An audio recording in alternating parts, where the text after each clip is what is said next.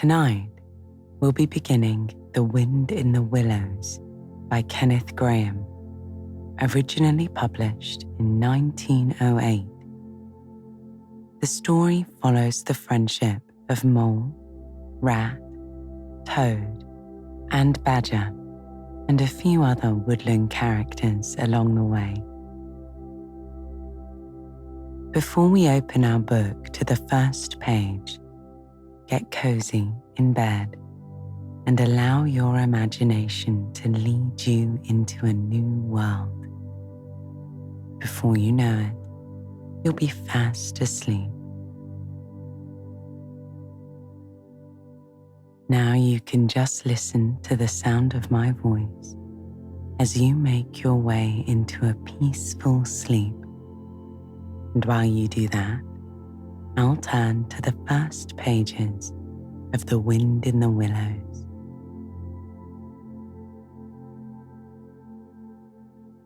Chapter 1. The Riverbank. The mole had been working very hard all the morning, spring cleaning his little home.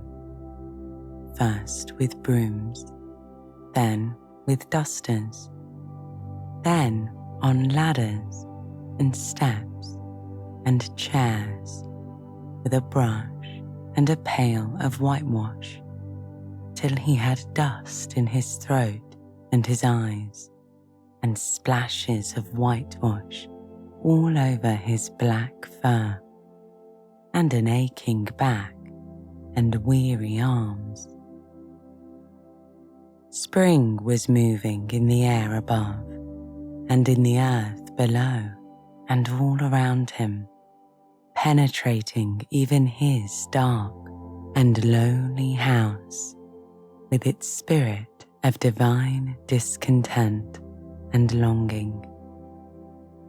It was small wonder then that he suddenly flung down his brush on the floor and said, "Bother," and "Oh, blow," and also "Hang spring cleaning," and bolted out of the house without even waiting to put on his coat.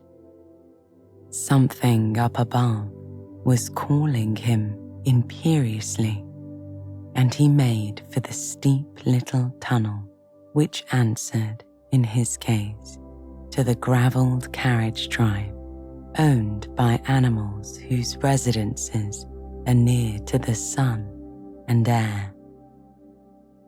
So he scraped and scratched and scrabbled, and then he scrabbled and scratched and scraped, working busily with his little paws and muttering to himself, "Up we go, till at last, pop, his snout came out into the sunlight, and he found himself rolling in the warm grass of a great meadow. "This is fine," he said to himself. "This is better than whitewashing." The sunshine struck hot on his fur. Soft breezes caressed his heated brow, and after the seclusion of the cellarage he had lived in so long, the carol of happy birds fell on his dulled hearing, almost like a shout. Jumping off all his 4 legs at once in the joy of living and the delight of spring without its cleaning, he pursued his way across the meadow till he reached the hedge on the further side. "Hold up," said an elderly rabbit at the gap. "Sixpence for the privilege of passing by the private road." He was bowled over in an instant by the impatient and contemptuous mole, who trotted along the side of the hedge, chaffing the other rabbits as they peeped hurriedly from their holes to see what the row was about. Onion sauce, he remarked teasingly, and was gone before they could think of a thoroughly satisfactory reply.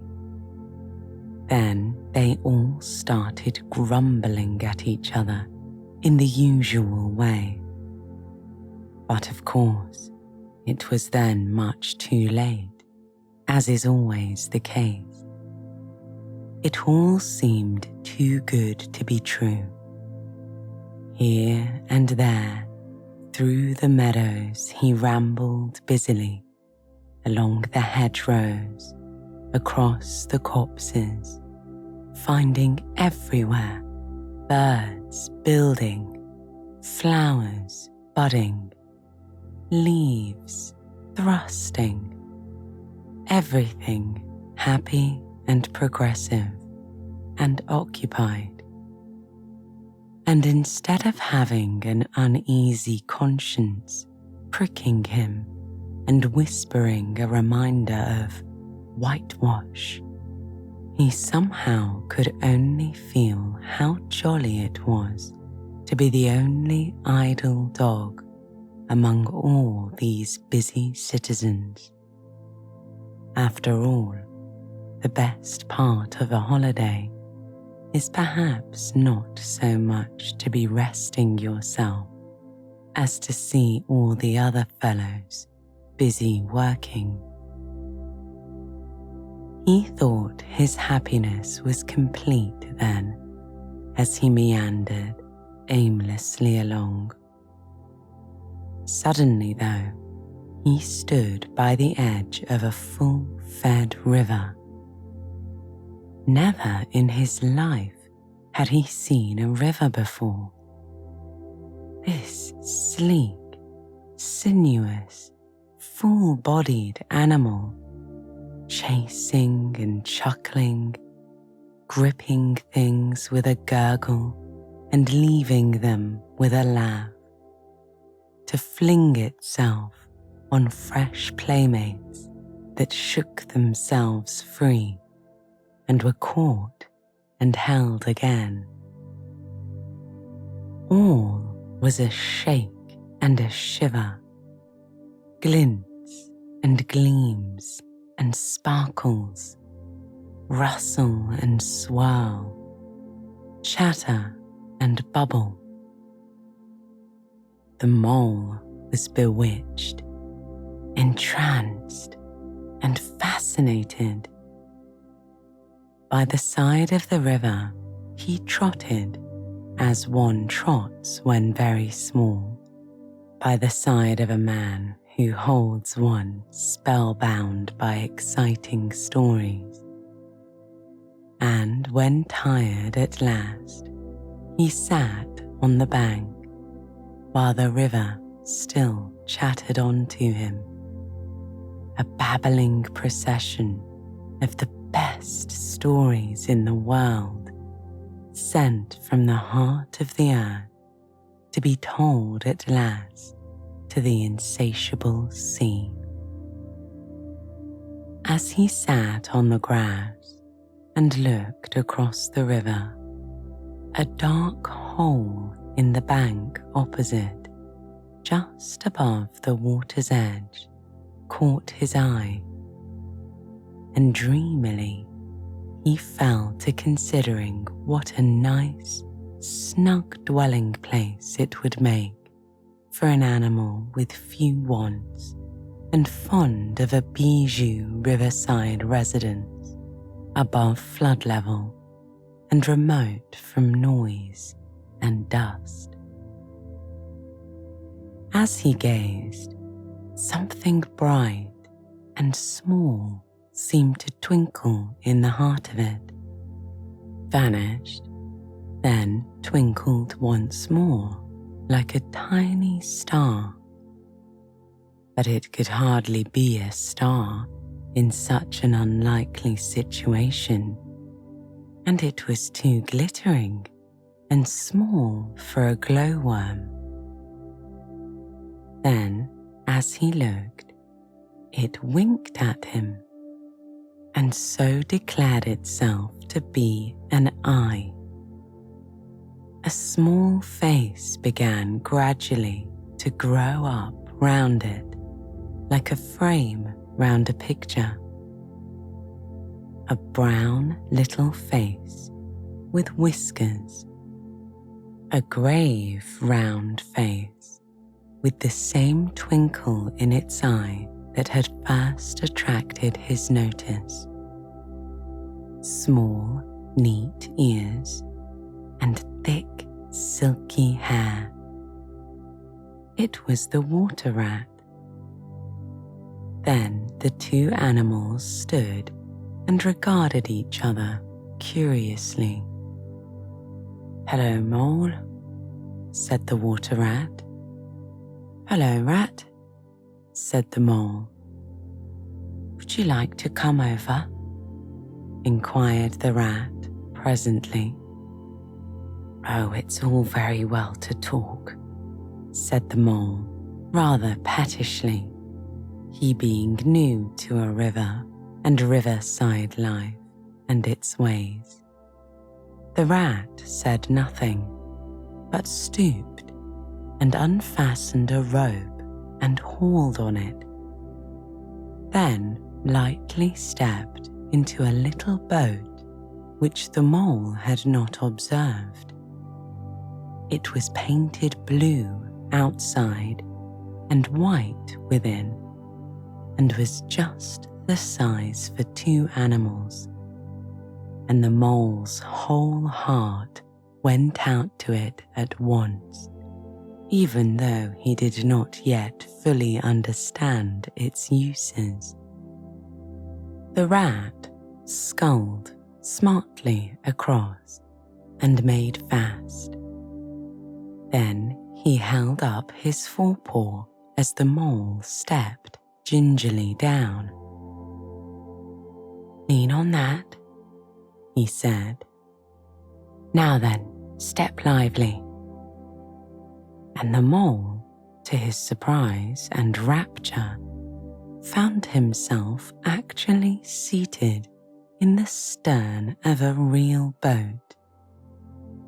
"It has been a wonderful day," said he, as the rat shoved off and took to the sculls again.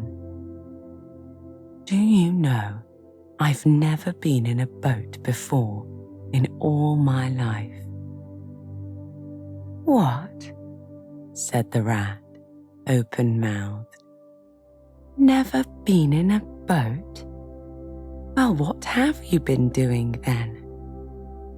Is it so nice as all that?" asked the Mole shyly, though he was quite prepared to believe it as he leaned back in his seat and surveyed the cushions, the oars, the rowlocks, and all the fascinating fittings, and felt the boat sway lightly under him. "Nice? It's the only thing," said the water rat solemnly as he leaned forward for his stroke. "Believe me, my young friend, there is nothing, absolute nothing, half so much worth doing as simply messing about in boats." "Look ahead, Rat," said the Mole suddenly. It was too late. The boat struck the bank full tilt. The dreamer, the joyous oarsman, lay on his back at the bottom of the boat, his heels in the air. The rat picked himself up with a pleasant laugh. "In or out of them, it doesn't matter," said the rat. "Nothing seems really to matter. That's the charm of it. Whether you get away or whether you don't. whether you arrive at your destination or whether you reach somewhere else, or whether you never get anywhere at all. You're always busy, and you never do anything in particular. And when you've done it, there's always something else to do. You can do it if you like, but you'd much better not. Look here, if you've really nothing else on hand this morning, supposing we drop down the river together and have a long day of it. The mole waggled his toes from sheer happiness and spread his chest with a sigh of full contentment and leaned back blissfully into the soft cushions. "What a day I'm having," he said. "Let us start at once." "Hold hard a minute then," said the rat. He looped the painter through a ring in his landing stage, climbed up into his hole above, and after a short interval reappeared, staggering under a fat wicker luncheon basket. "Shove that under your feet," he observed to the mole as he passed it down into the boat. Then he untied the painter and took the sculls again. "What's inside?" asked the mole, wriggling with curiosity. "There's cold chicken inside it," replied the rat briefly. "Cold ham, cold beef, gherkin salad, fresh rolls, cress sandwiches, spotted meat, ginger beer, lemonade, and soda water." "Oh, stop, stop," cried the mole in ecstasies. "This is too much." "Do you really think so?" inquired the rat seriously. "It's only what I take on these little excursions, and the other animals are always telling me I'm a mean beast and cut it very fine." The mole never heard a word he was saying, absorbed in the new life he was entering upon, intoxicated with the sparkle, the ripple, the scents and the sounds and the sunlight. He trailed a paw in the water and dreamed long, waking dreams. The water rat, like the good little fellow he was, sculled steadily on and forbore to disturb him. "I like your clothes awfully, old chap," he remarked after some half an hour or so had passed. "I'm going to get a black velvet suit myself some day, as soon as I can afford it." "I beg your pardon," said the mole, pulling himself together with an effort. "You must think me very rude, but all this is so new to me. So this is a river." "The river," corrected the rat. "And you really live by the river," said the mole. "What a jolly life." "By it, and with it, and on it, and in it," said the rat. "It's brother and sister to me, and aunts, and company, and food, and drink, and naturally washing.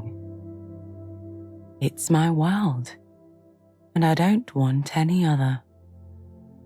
What it hasn't got is not worth having, and what it doesn't know is not worth knowing. Lord, the times we've had together, whether in winter or summer, spring or autumn, it's always got its fun and excitements. When the floods are on in February and my cellars and basement are brimming with drink, that's no good to me. And the brown water runs by my best bedroom window. Or again, when it all drops away and shows patches of mud that smell like plum cake.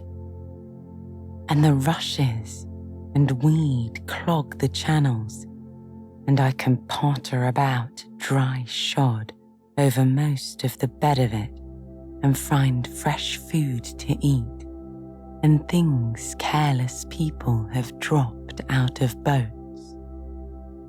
But isn't it a bit dull at times? The mole ventured to ask. Just you and the river, and no one else to pass a word with. No one else to pass a word with? Well, I mustn't be hard on you, said the rat with forbearance. You're new to it, and of course you don't know.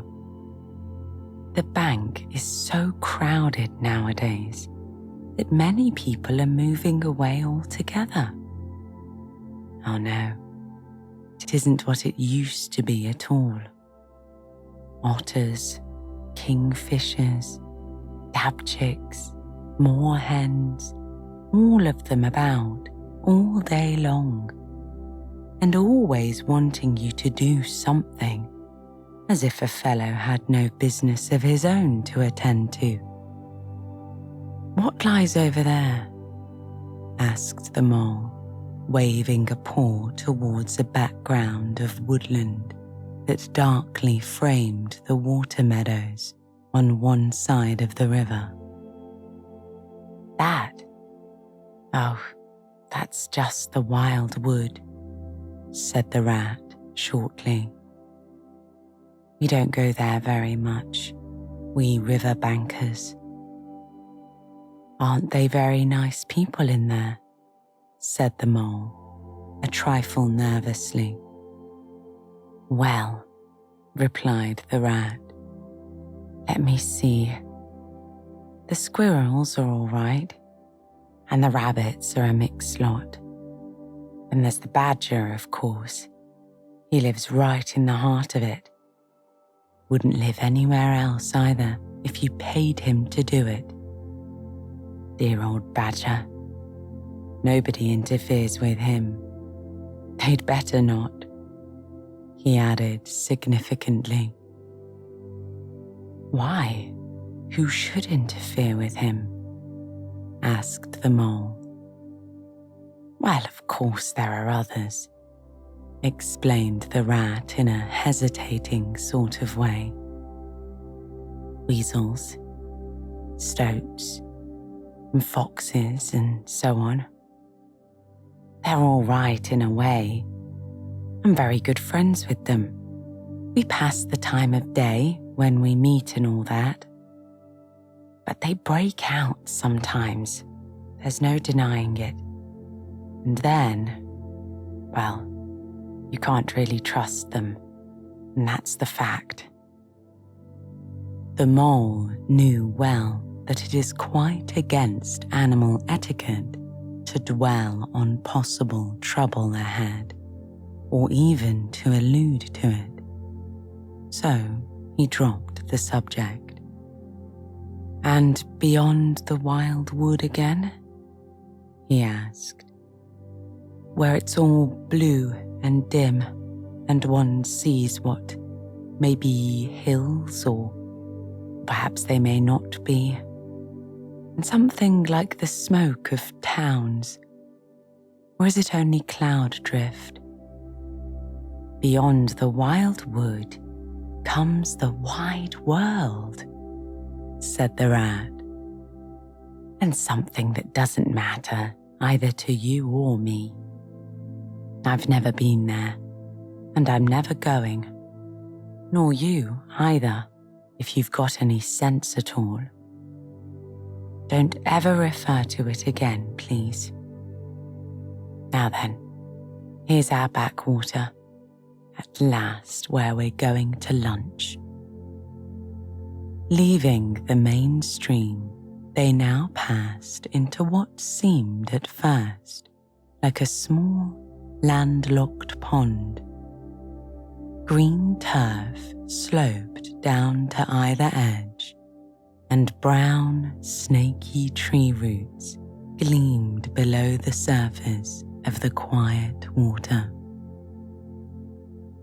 Ahead of them, the silvery shoulder and foamy tumble of a weir, arm in arm with a restless, dripping mill wheel that held up in its turn a grey-gabled mill house, filled the air with a soothing murmur of sound, dull and smothery, yet with little clear voices speaking up cheerfully out of it at intervals.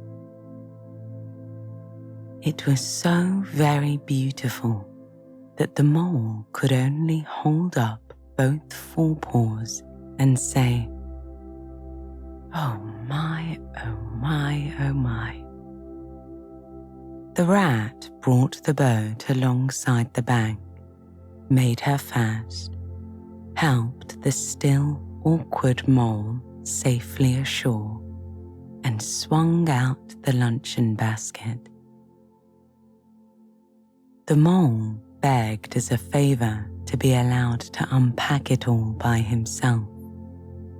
The rat was very pleased to indulge him and to sprawl at full length on the grass and rest, while his excited friend shook out the tablecloth and spread it, took out all the mysterious packets one by one, and arranged their contents in due order, still gasping, "Oh my, oh my," at each fresh revelation.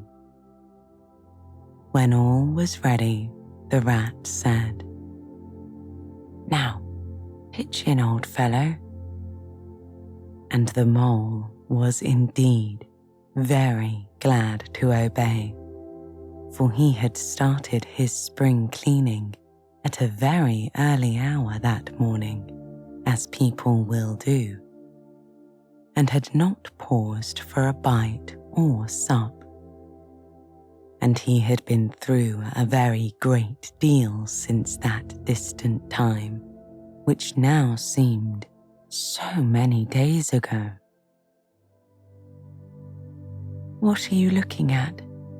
said the rat presently, when the edge of their hunger was somewhat dulled, and the mole's eyes were able to wander off the tablecloth a little. "I am looking," said the mole, "at a streak of bubbles that I see travelling along the surface of the water. That is a thing that strikes me as funny." "Bubbles?" said the rat, and chirruped cheerily in an inviting sort of way. A broad, glistening muzzle showed itself above the edge of the bank, and the otter hauled himself out and shook the water from his coat. "Greedy beggars," he observed, making for the food. "Why didn't you invite me, Ratty?" "This was an impromptu affair," explained the rat. "By the way, let me introduce my friend, Mr. Mole." "Proud, I'm sure," said the otter, and the two animals were friends forthwith. Such a rumpus everywhere, continued the otter. All the world seems out on the river today. I came up this backwater to try and get a moment's peace, and then stumbled upon you fellows. There was a rustle behind them, proceeding from a hedge wherein last year's leaves still clung thick, and a stripy head with high shoulders behind it peered forth on them. Come on, old badger, said the rat. The badger trotted forward a pace or two, then grunted, "Phew, company," and turned his back and disappeared from view. That's just the sort of fellow he is, observed the disappointed rat. Simply hates society. Now we shan't see any more of him today. Well, tell us, who's out on the river?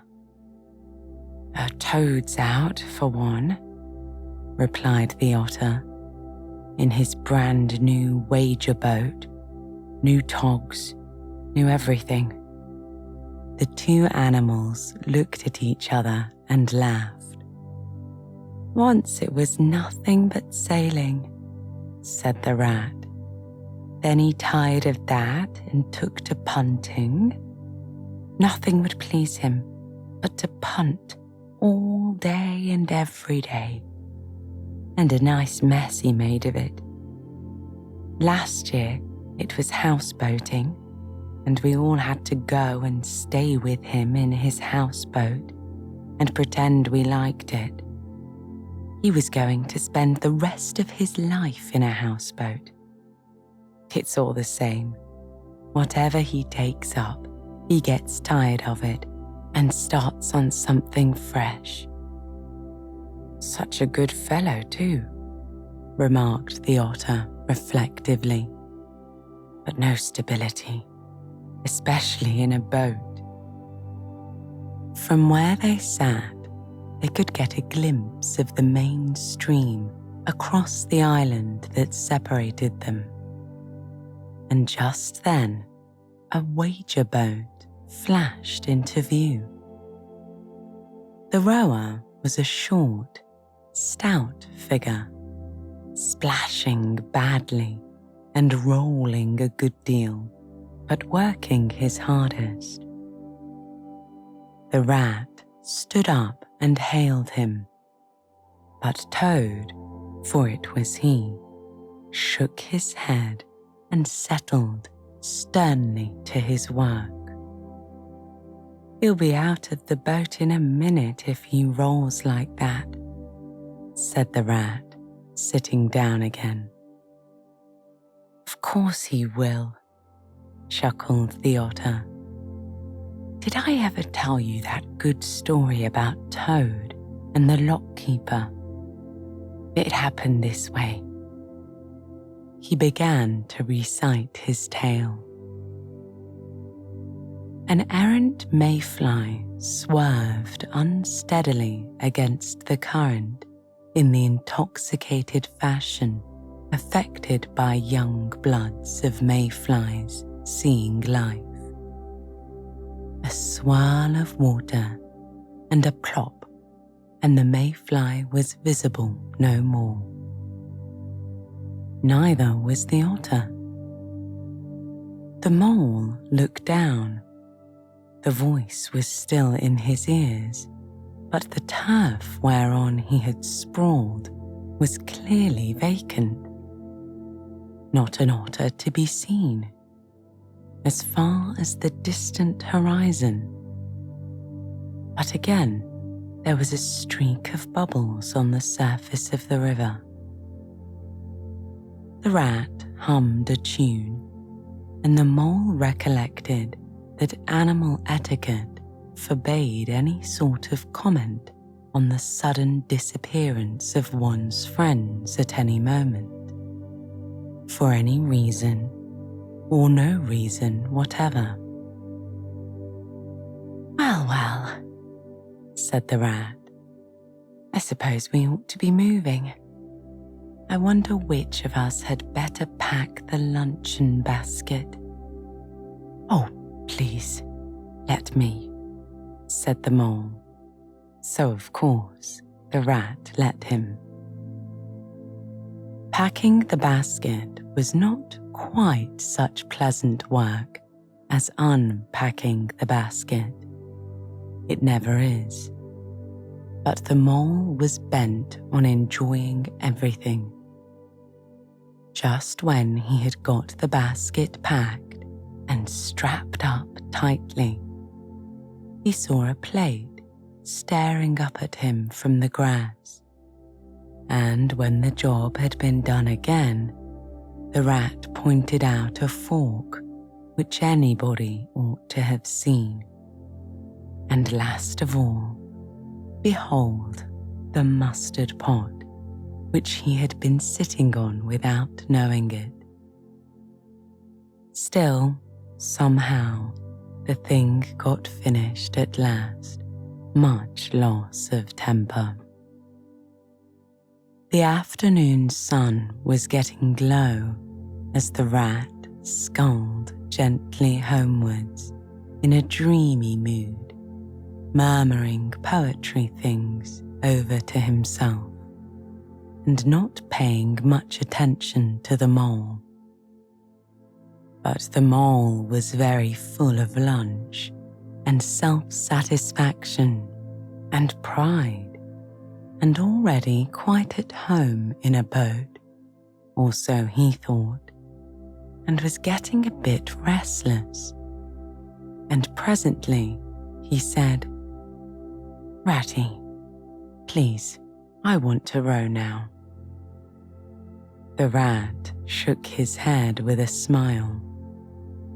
"Not yet, my young friend," he said. "Wait till you've had a few lessons. It's not so easy as it looks." The mole was quiet for a minute or two, but he began to feel more and more jealous of Rat, sculling so strongly and so easily along, and his pride began to whisper that he could do it every bit as well.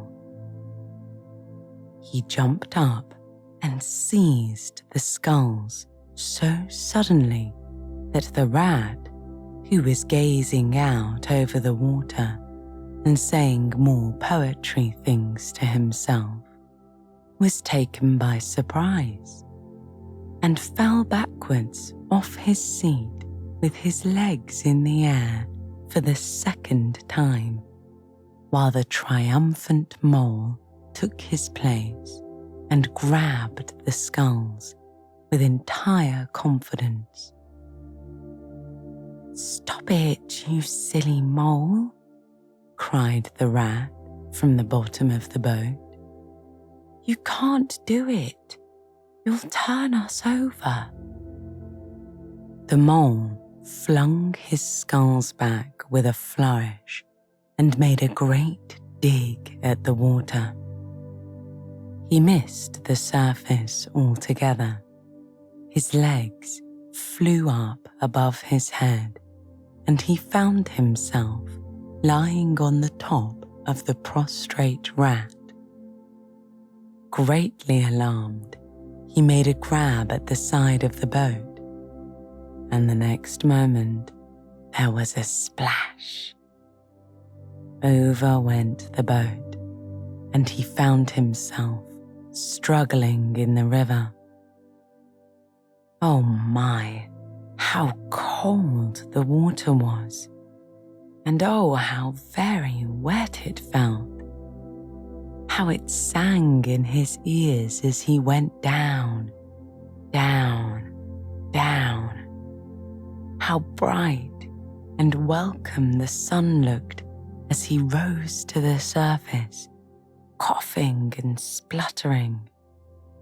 How black was his despair when he felt himself sinking again. Then A firm paw gripped him by the back of his neck. It was the rat, and he was evidently laughing.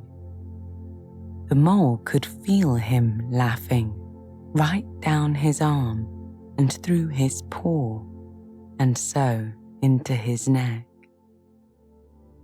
The rat got hold of a skull and shoved it under the mole's arm.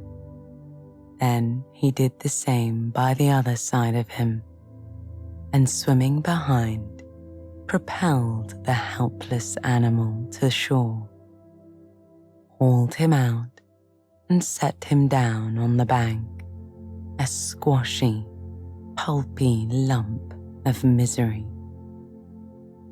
When the rat had rubbed him down a bit and wrung some of the wet out of him, he said, "Now then, old fellow, trot up and down the towing path as hard as you can till you're warm and dry again, while I dive for the luncheon basket." So the dismal mole, wet without and ashamed within, trotted about till he was fairly dry, while the rat plunged into the water again, recovered the boat, righted her, and made her fast, fetching his floating property to shore by degrees, and finally dived successfully for the luncheon basket and struggled to land with it. When all was ready for a start once more, the mole, limp and dejected, took his seat in the stern of the boat, and as they set off, he said in a low voice, broken with emotion, "Ratty, my generous friend, I am very sorry indeed for my foolish and ungrateful conduct. My heart quite fails me when I think how I might have lost that beautiful luncheon basket. Indeed, I have been a complete fool, and I know it. Will you overlook this at once and forgive me and let things go on as before?" "That's all right, bless you," responded the rat cheerily. "What's a little wet to a water rat? I'm more in the water than out of it most days. Don't you think any more about it. And look here, I really think you had better come and stay with me for a little time. It's very plain and rough, you know, not like Toad's house at all, but you haven't seen that yet. Still, I can make you comfortable, and I'll teach you to row and to swim, and you'll soon be as handy on the water as any of us." The mole was so touched by his kind manner of speaking that he could find no voice to answer him, and he had to brush away a tear or two with the back of his paw.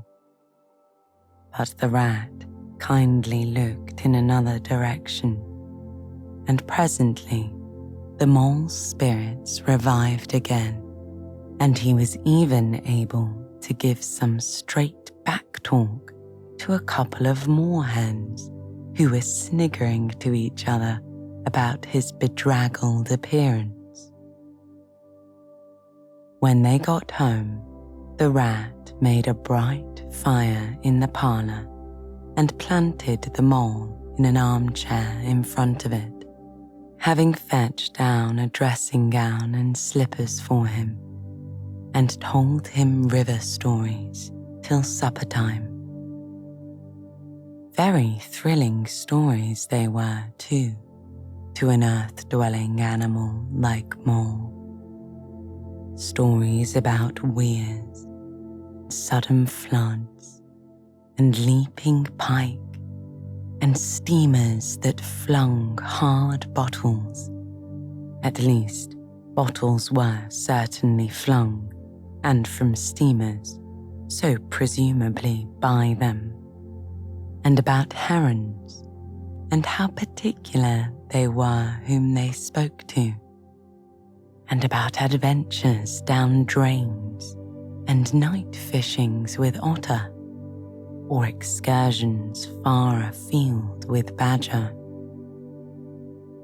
Supper was a most cheerful meal, but very shortly afterwards, a terribly sleepy mole had to be escorted upstairs by his considerate host to the best bedroom, where he soon laid his head on his pillow in great peace and contentment, knowing that his new-found friend, the river, was lapping the sill of his window.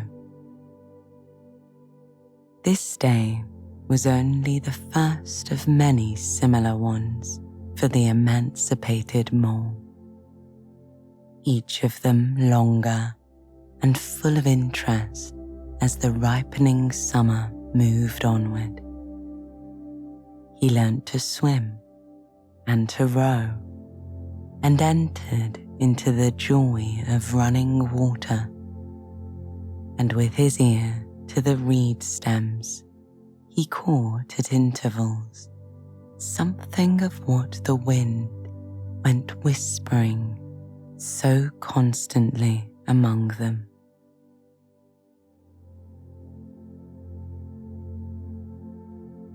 Chapter 2. The Open Road. "Ratty," said Mole suddenly one bright summer morning, "if you please, I want to ask you a favour." The rat was sitting on the riverbank, reciting a little poem. He had just composed it himself, so he was very taken up with it, and would not pay proper attention to Mole or anything else. Since early morning he had been swimming in the river in company with his friends the ducks, and when the ducks stood on their heads suddenly, as ducks will, he would dive down and tickle their necks just under where their chins would be, if ducks had chins, till they were forced to come to the surface again in a hurry, spluttering and angry and shaking their feathers at him, for it is impossible to say quite all you feel when your head is under water. At last they implored him to go away and attend to his own affairs and leave them to mind theirs. So the rat went away and sat on the riverbank in the sun and made up a poem about them, which went like this: "All along the backwater, through the rushes tall, ducks are a-dabbling, up tails all. Ducks' tails, drakes' tails, yellow feet a-quiver, yellow bills all out of sight, busy in the river. Slushy green undergrowth, where the roach swim.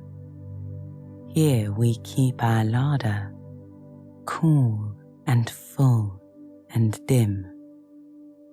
Everyone for what he likes, we like to be, heads down, tails up, dabbling free.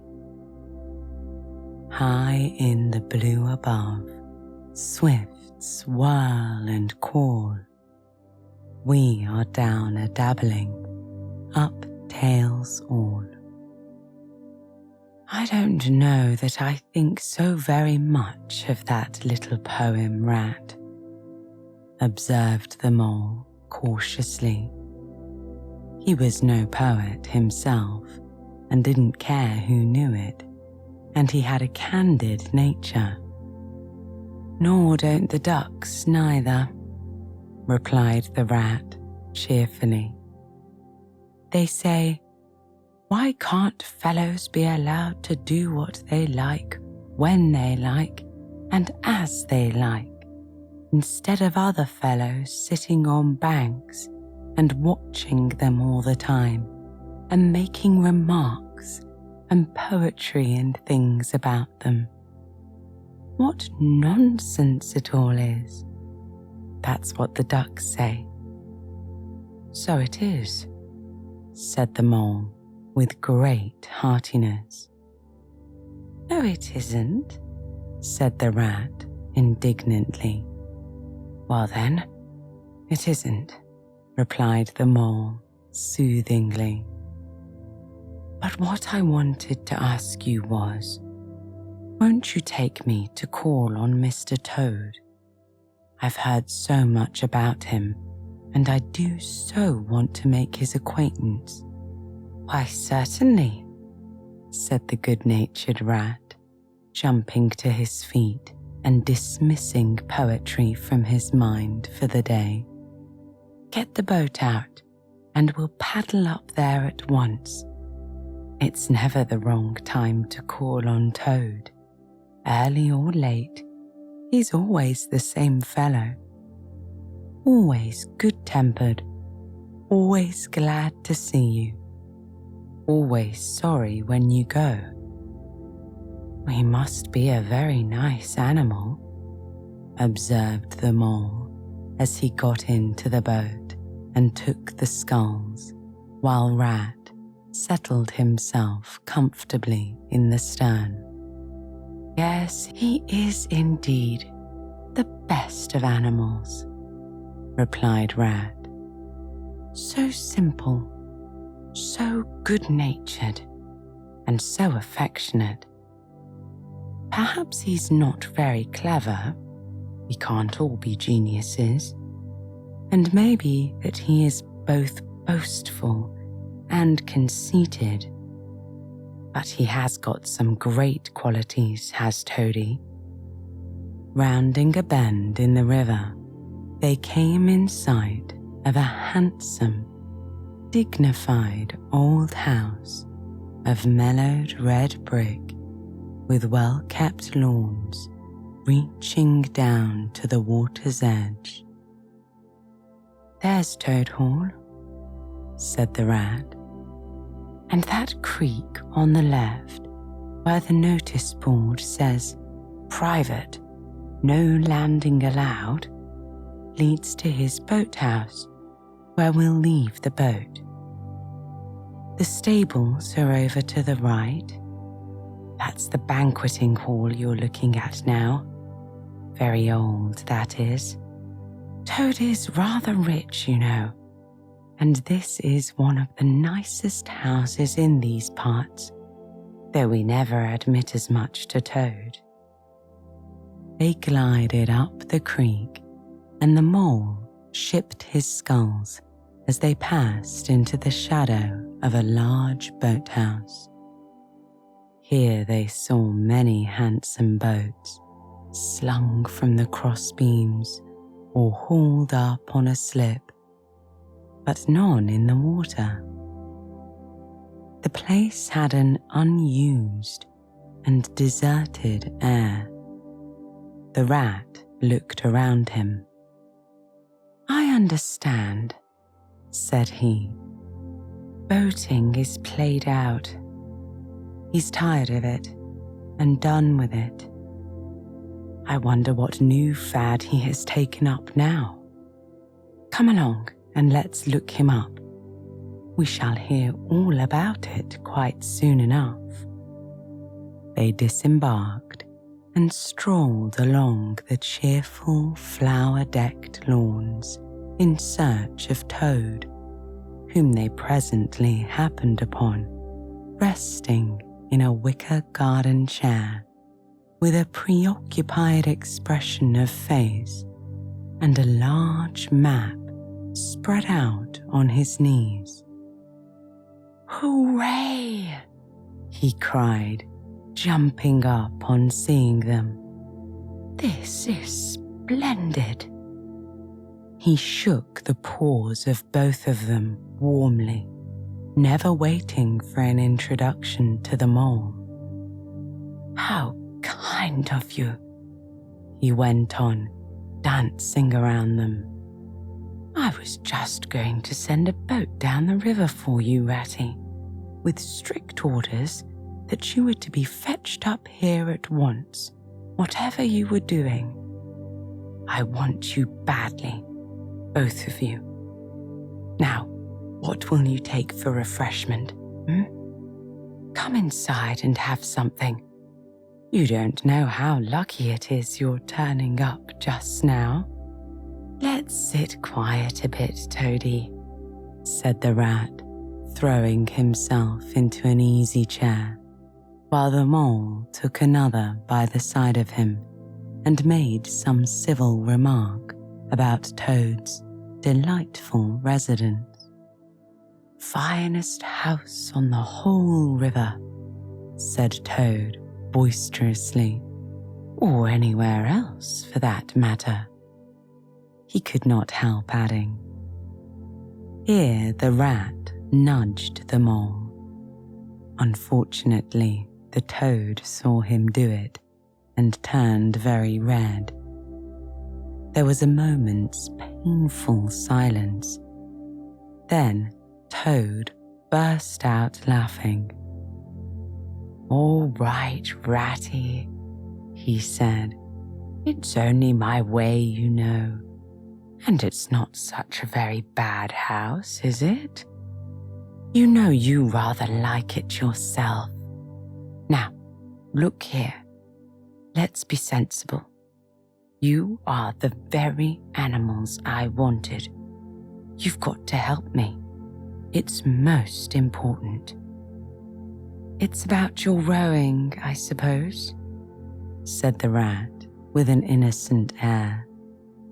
"You're getting on fairly well, though you splash a good bit still. With a great deal of patience and any quantity of coaching, you may yet get the hang of it." "Oh, boating," said the toad in great disgust. "Silly, boyish amusement. I've given that up long ago.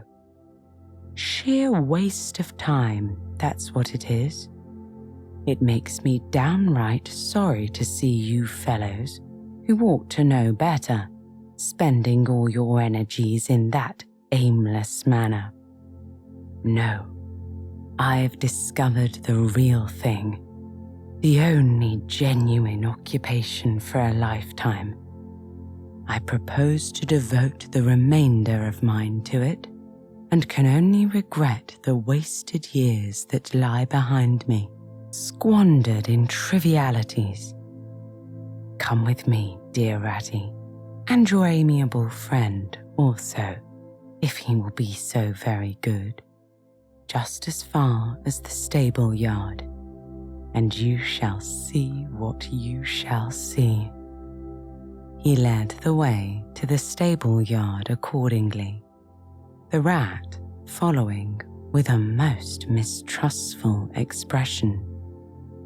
And there, drawn out of the coach house into the open, they saw a caravan, shining with newness, painted a canary yellow, picked out with green and red wheels. "There you are," cried Toad, straddling and expanding himself. "There's real life for you, embodied in that little cart. The open road, the dusty highway, the heath, the common, the hedgerows, the rolling downs, camps, villages, towns, cities. Here today, up and off to somewhere else tomorrow. Travel, change, interest, excitement. the whole world before you and a horizon that's always changing.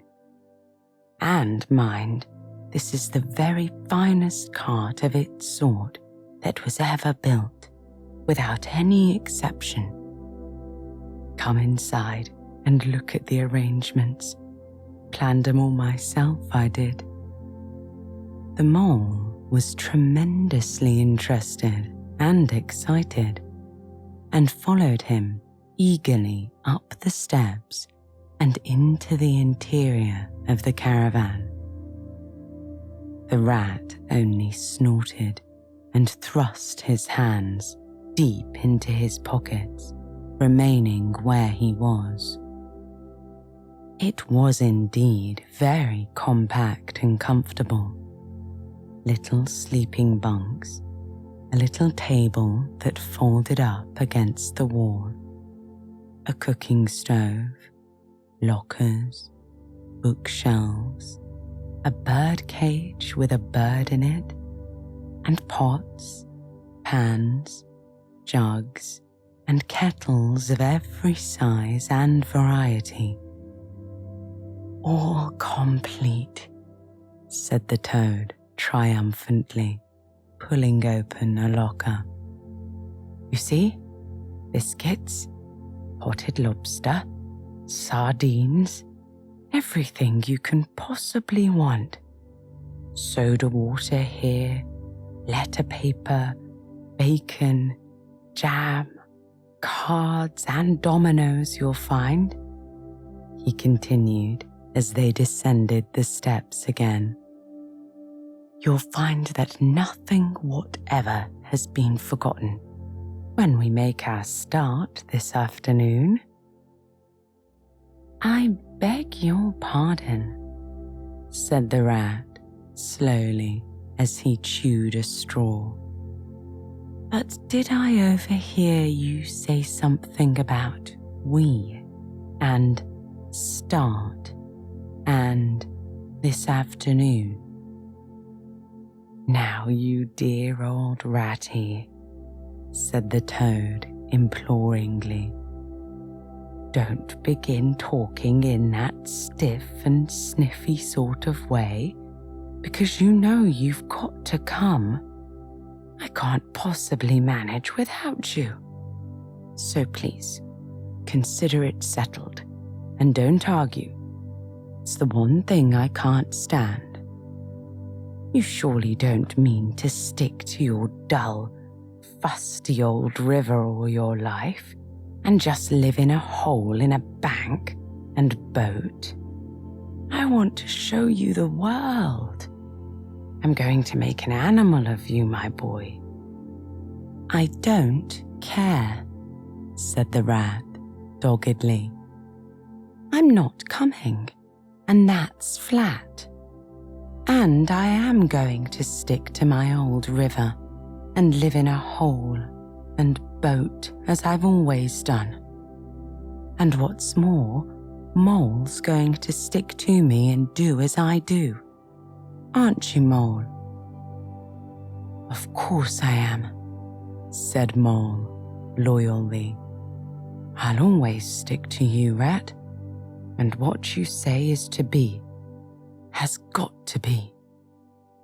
All the same, it sounds as if it might have been, well, rather fun, you know, he added wistfully. Poor Mole. The life adventurous was so new a thing to him, and so thrilling, and this fresh aspect of it was so tempting, and he had fallen in love at first sight with the canary-coloured cart and all its little fitments. The rat saw what was passing in his mind and wavered. He hated disappointing people, and he was fond of the mole, and would do almost anything to oblige him. Toad was watching both of them closely. Come along in and have some lunch, he said diplomatically. and we'll talk it over. We needn't decide anything in a hurry. Of course, I don't really care. I only want to give pleasure to you fellows. Live for others. That's my motto in life. During luncheon, which was excellent, of course, as everything at Toad Hall always was, the toad simply let himself go. Disregarding the rat, he proceeded to play upon the inexperienced mole as on a harp. Naturally a voluble animal, and always mastered by his imagination, he painted the prospects of the trip and the joys of the open life and the roadside in such glowing colours that the mole could hardly sit in his chair for excitement. Somehow, it soon seemed taken for granted by all three of them that the trip was a settled thing. And the rat, though still unconvinced in his mind, allowed his good nature to override his personal objections. He could not bear to disappoint his two friends, who were already deep in schemes and anticipations, planning out each day's separate occupation for several weeks ahead.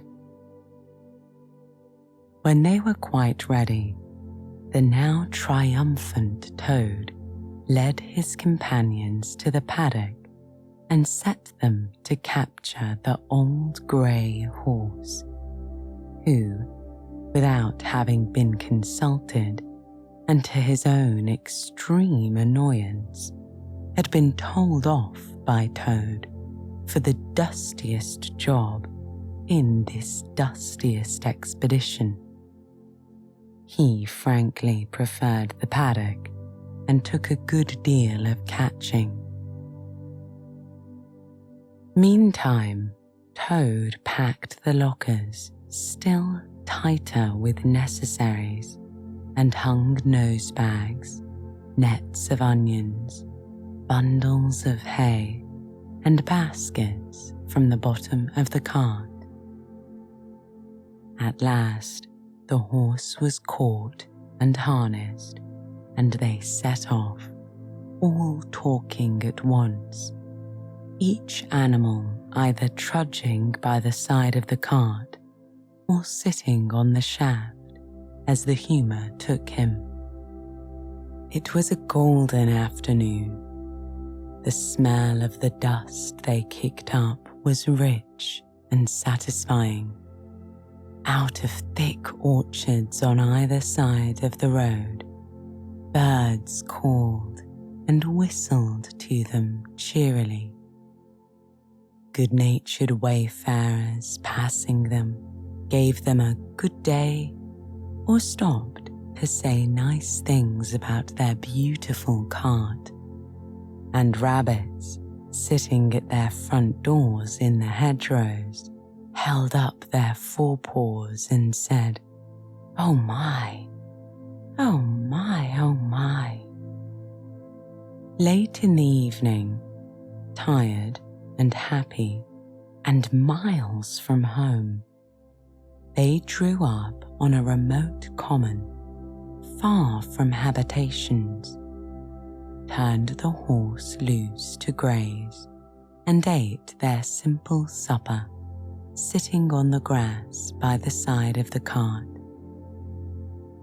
Toad talked big about all he was going to do in the days to come, while stars grew fuller and larger all around them, and a yellow moon, appearing suddenly and silently from nowhere in particular, came to keep them company and listen to their talk.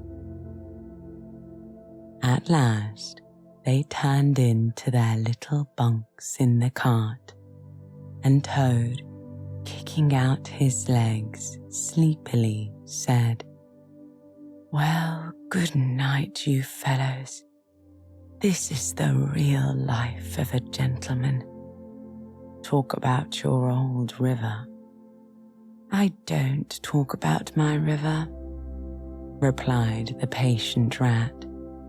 "You know I don't, Toad. But I think about it," he added, pathetically in a lower tone. "I think about it all the time." The mole reached out from under his blanket, felt for the rat's paw in the darkness, and gave it a squeeze. "I'll do whatever you like, Ratty," he whispered. "Shall we run away tomorrow morning, quite early, very early, and go back to our dear old hole on the river?" "Oh no, we'll see it out," whispered back the rat. "Thanks awfully, but I ought to stick by Toad till this trip is ended. It wouldn't be safe for him to be left to himself. It won't take very long. His fads never do. Good night." The end was indeed nearer than even the rat suspected. After so much open air and excitement, the toad slept very soundly, and no amount of shaking could rouse him out of bed the next morning.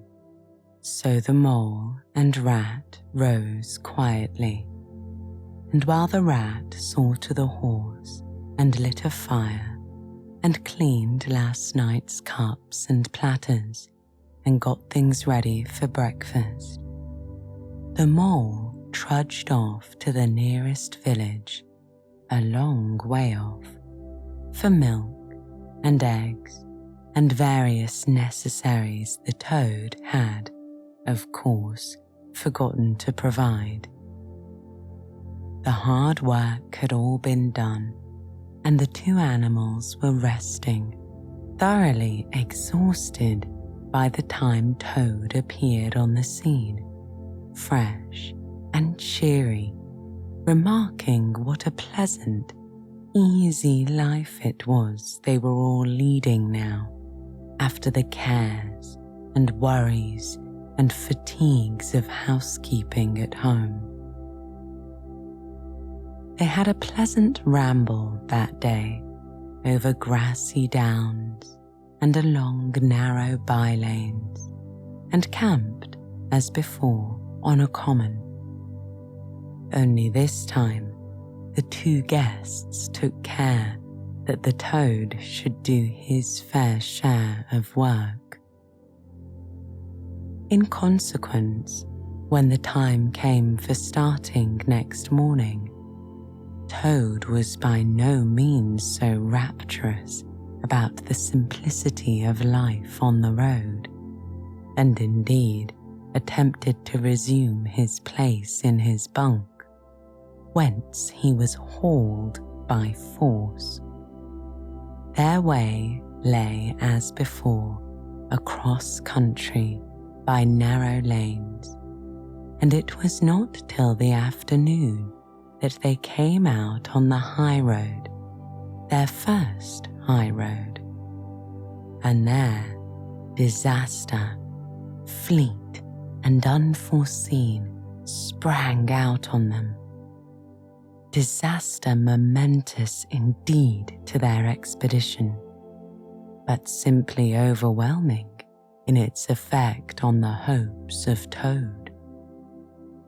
They were strolling along the high road easily.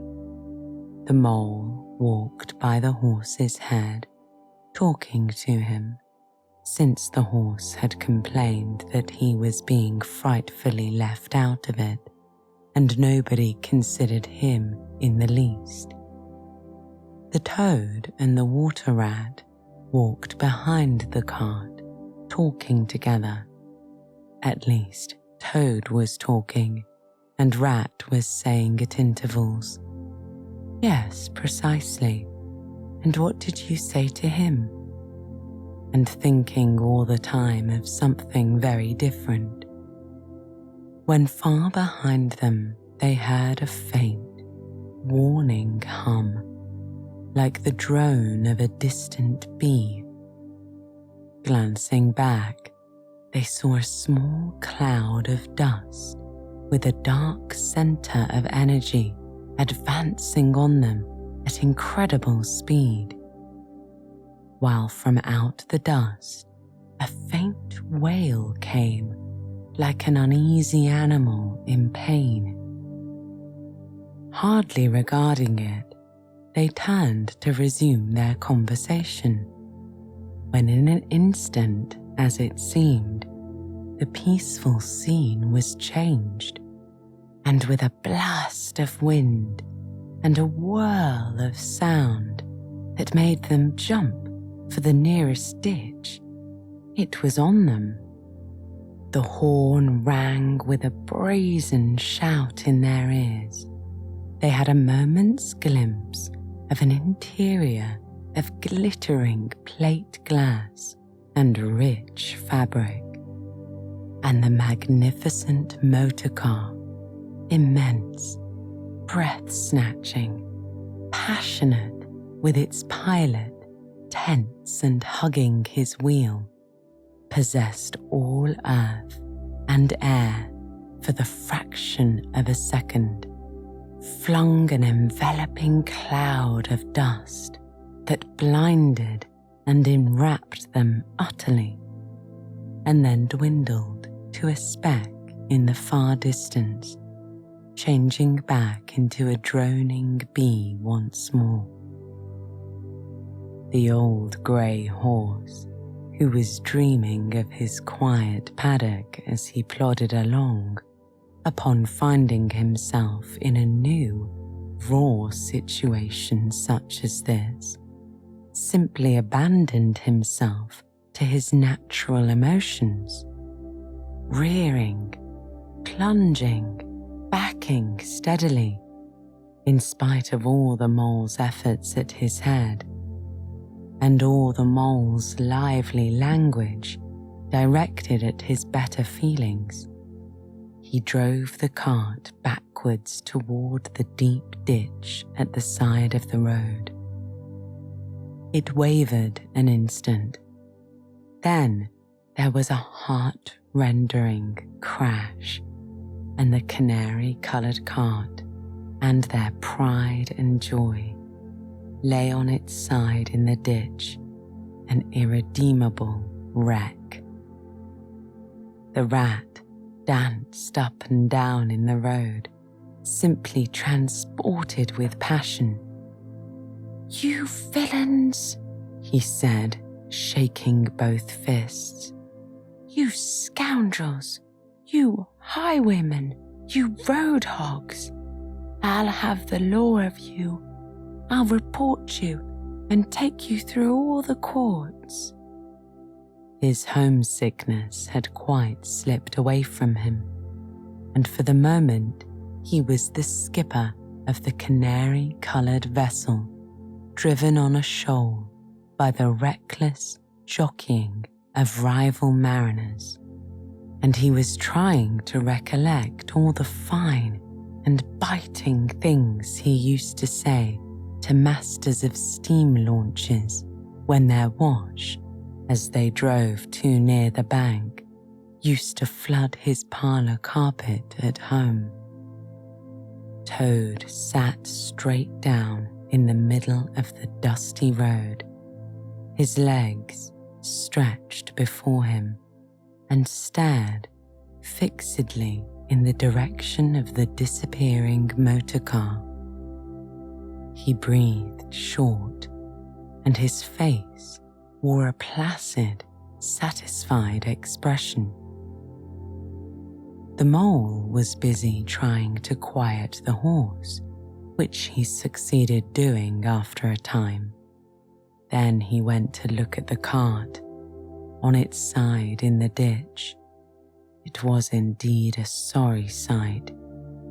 Panels and windows smashed, axles hopelessly bent, one wheel off, sardine tins scattered over the wide world, and the bird in the birdcage sobbing pitifully and calling to be let out.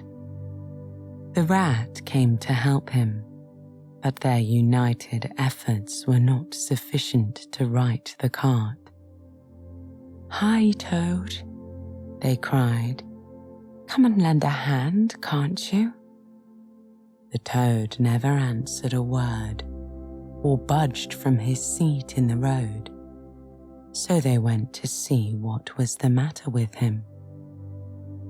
They found him in a sort of trance, a happy smile on his face and his eyes still fixed on the dusty wake of their destroyer. The rat shook him by the shoulder. "Are you coming to help us, Toad?" he demanded sternly. "Glorious, stirring light," murmured Toad, never offering to move. "The poetry of motion, the real way to travel, the only way to travel. Here today, in next week tomorrow, villages skipped, towns and cities jumped, always somebody else's horizon. Oh, bliss! Oh my, oh my!" "Oh, stop being a fool, Toad," said the mole despairingly. "And to think I never knew," went on the toad in a dreamy monotone. "All those wasted years that lie behind me, I never knew, never even dreamt. But now that I know, now that I fully realize, oh, what a flowery track lies spread before me henceforth. What dust clouds shall spring up behind me as I speed on my reckless way. What carts I shall fling carelessly into the ditch in the wake of my magnificent onset. Horrid little carts, common carts, canary-coloured carts. What are we to do with him?" asked the mole of the water rat. "Nothing at all," replied the rat firmly, "because there is really nothing to be done. You see, I know him from of old. He is now possessed. He's got a new craze, and it always takes him that way in the first stage. He'll continue like that for days now, like an animal walking in a happy dream, quite useless for all practical purposes. Never mind him. Let's go and see what there is to be done about the cart." A careful inspection showed them that even if they succeeded in righting it by themselves, the cart would travel no longer. The axles were in a hopeless state, and the missing wheel was shattered into pieces. The rat knotted the horse's reins over his back and took him by the head, carrying the birdcage and its hysterical occupant in the other hand.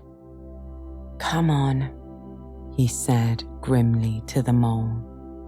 "It's 5 or 6 miles to the nearest town, and we shall just have to walk it. The sooner we make a start, the better." "But what about Toad?" asked the mole anxiously as they set off together. "We can't leave him here, sitting in the middle of the road by himself, in the distracted state he's in. It's not safe. Supposing another thing were to come along." "Oh, bother Toad," said the rat with exasperation. "I've done with him.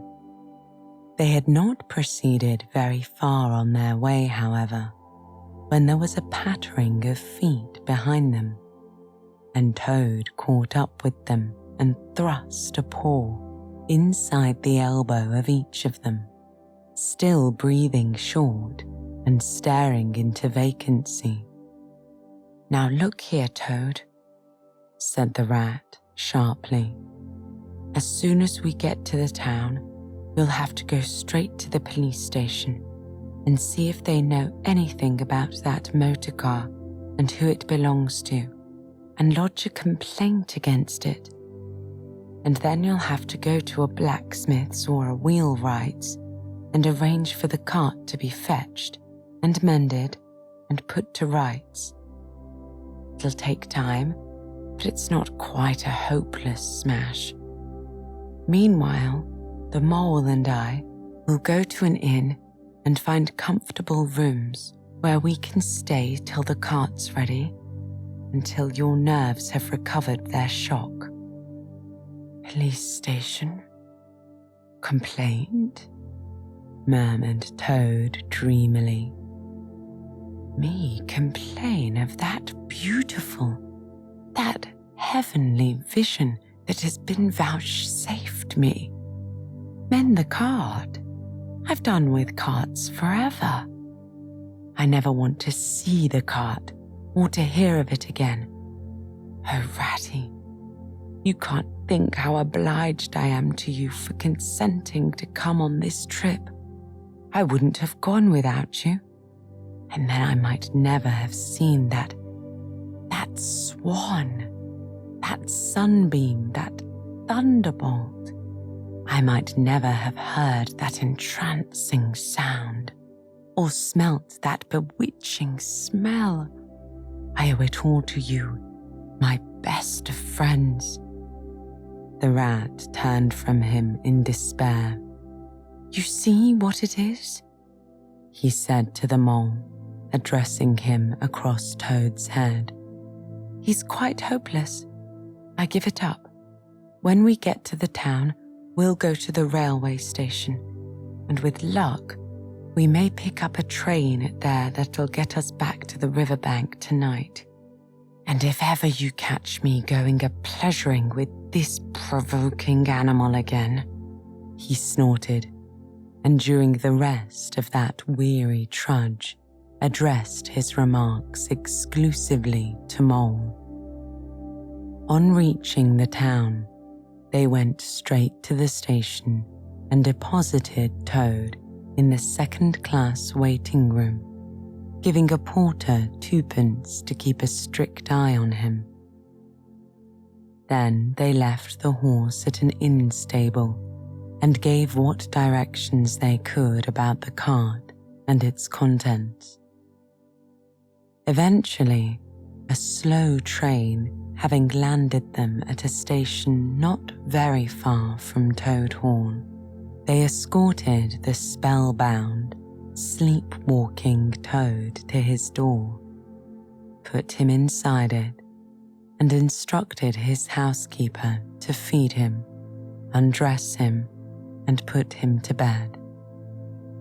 Then they got out their boat from the boathouse, sculled down the river home, and at a very late hour sat down to supper in their own cosy riverside parlour, to the rat's great enjoyment and contentment.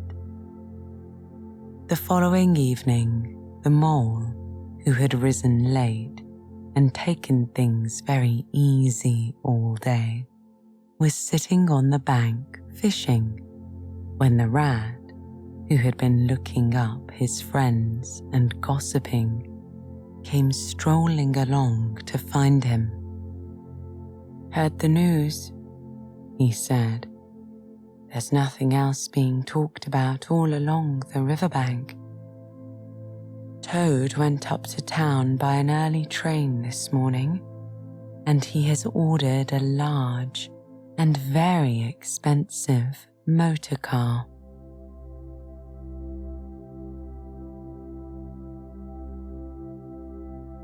Chapter 3. the wild wood. The mole had long wanted to make the acquaintance of the badger. He seemed by all accounts to be such an important personage, and, though rarely visible, to make his unseen influence felt by everybody about the place. But whenever Mole mentioned his wish to the water rat, he always found himself put off. "It's all right," the rat would say. "Badger'll turn up some day or other. He's always turning up, and then I'll introduce you.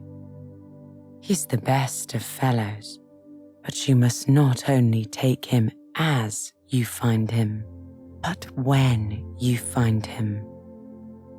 "Couldn't you ask him here to dinner or something?" said the mole. "He wouldn't come," replied the rat simply. "Badger hates society and invitations and dinner and all that sort of thing." "Well then, supposing we go and call on him?" suggested the mole. "Oh, I'm sure he wouldn't like that at all," said the rat. "He's so very shy. He'd be sure to be offended. I've never even ventured to call on him at his own home myself, though I know him so well. Besides, we can't. It's quite out of the question, because he lives in the very middle of the wild wood." "Well, supposing he does," said the mole. "You told me the wild wood was all right, you know." "Oh, I know. So it is," replied the rat evasively. "But I think we won't go there just now. Not just yet. It's a long way, and he wouldn't be at home at this time of year anyhow. And he'll be coming along someday if you'll wait quietly." The mole had to be content with this. But the badger never came along, and every day brought its amusements, and it was not till summer was long over, and cold and frost and merry ways kept them much indoors, and the swollen river raced past outside their windows with a speed that mocked at boating of any sort or kind, that he found his thoughts dwelling again with much persistence on the solitary grey badger, who lived his own life by himself in his hole in the middle of the wild wood. In the winter time, the rat slept a great deal, retiring early and rising late. During his short day, he sometimes scribbled poetry or did other small domestic jobs about the house. And of course, there were always animals dropping in for a chat, and consequently, there was a good deal of storytelling and comparing notes on the past summer and all its doings. Such a rich chapter it had been when one came to look back on it all, with illustrations so numerous and so very highly coloured. The pageant of the riverbank had marched steadily along, unfolding itself in scene pictures that succeeded each other in stately procession. Purple loosestrife flowers arrived early, shaking luxuriant, tangled locks along the edge of the mirror, whence its own face laughed back at it willow herb, tender and wistful like a pink sunset cloud, was not slow to follow. Comfrey, the purple hand in hand with the white, crept forth to take its place in the line. And at last, one morning, the diffident and delaying dog-rose stepped delicately on the stage, and one knew, as if string music had announced it in stately chords, that June at last was here. One member of the company was still awaited, the shepherd boy for the nymphs to woo, the knight for whom the ladies waited at the window, the prince that was to kiss the sleeping summer back to life and love. But when meadow sweet, debonair and odorous in amber jerkin, moved graciously to his place in the group, then the play was ready to begin. And what a play it had been! Drowsy animals, snug in their holes, while wind and rain were battering at their doors, recalled still keen mornings an hour before sunrise, when the white mist, as yet undispersed, clung closely along the surface of the water. Then the shock of the early plunge, the scamper along the bank, and the radiant transformation of earth, air, and water, when suddenly the sun was with them again, and grey was gold, and colour was born, and sprang out of the earth once more. They recalled the languorous siesta of hot midday, deep in the green undergrowth, the sun striking through in tiny golden shafts and spots, the boating and bathing of the afternoon, the rambles along dusty lanes and through yellow cornfields, and the long, cool evening at last, when so many threads were gathered up, so many friendships rounded, and so many adventures planned for the morrow. There was plenty to talk about on those short winter days when the animals found themselves round the fire. Still, the mole had a good deal of spare time on his hands, and so one afternoon, when the rat in his armchair before the blaze was alternately dozing and trying over rhymes that wouldn't fit, he formed the resolution to go out by himself and explore the wild wood, and perhaps strike up an acquaintance with Mr. Badger. It was a cold, still afternoon, with a hard, steely sky overhead, when he slipped out of the warm parlour into the open air. The country lay bare and entirely leafless around him. He thought that he had never seen so far and so intimately into the insides of things as on that winter day when nature was deep in her annual slumber and seemed to have kicked the clothes off.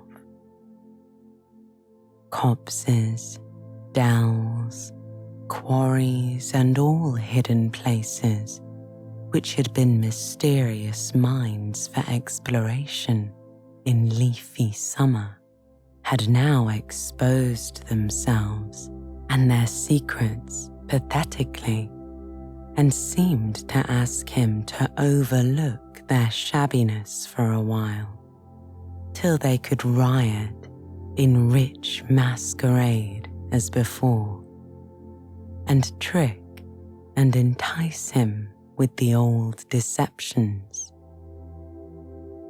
It was pitiful in a way, and yet cheering, even exhilarating.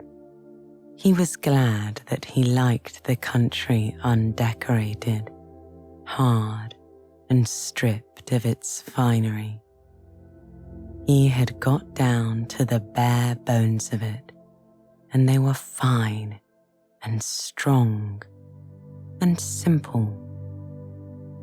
He did not want the warm clover and the play of seeding grasses, the screens of quickset, the billowy drapery of beech and elm seemed best away, and with great cheerfulness of spirit he pushed on towards the wild wood, which lay before him, low and threatening, like a black reef in some still southern sea.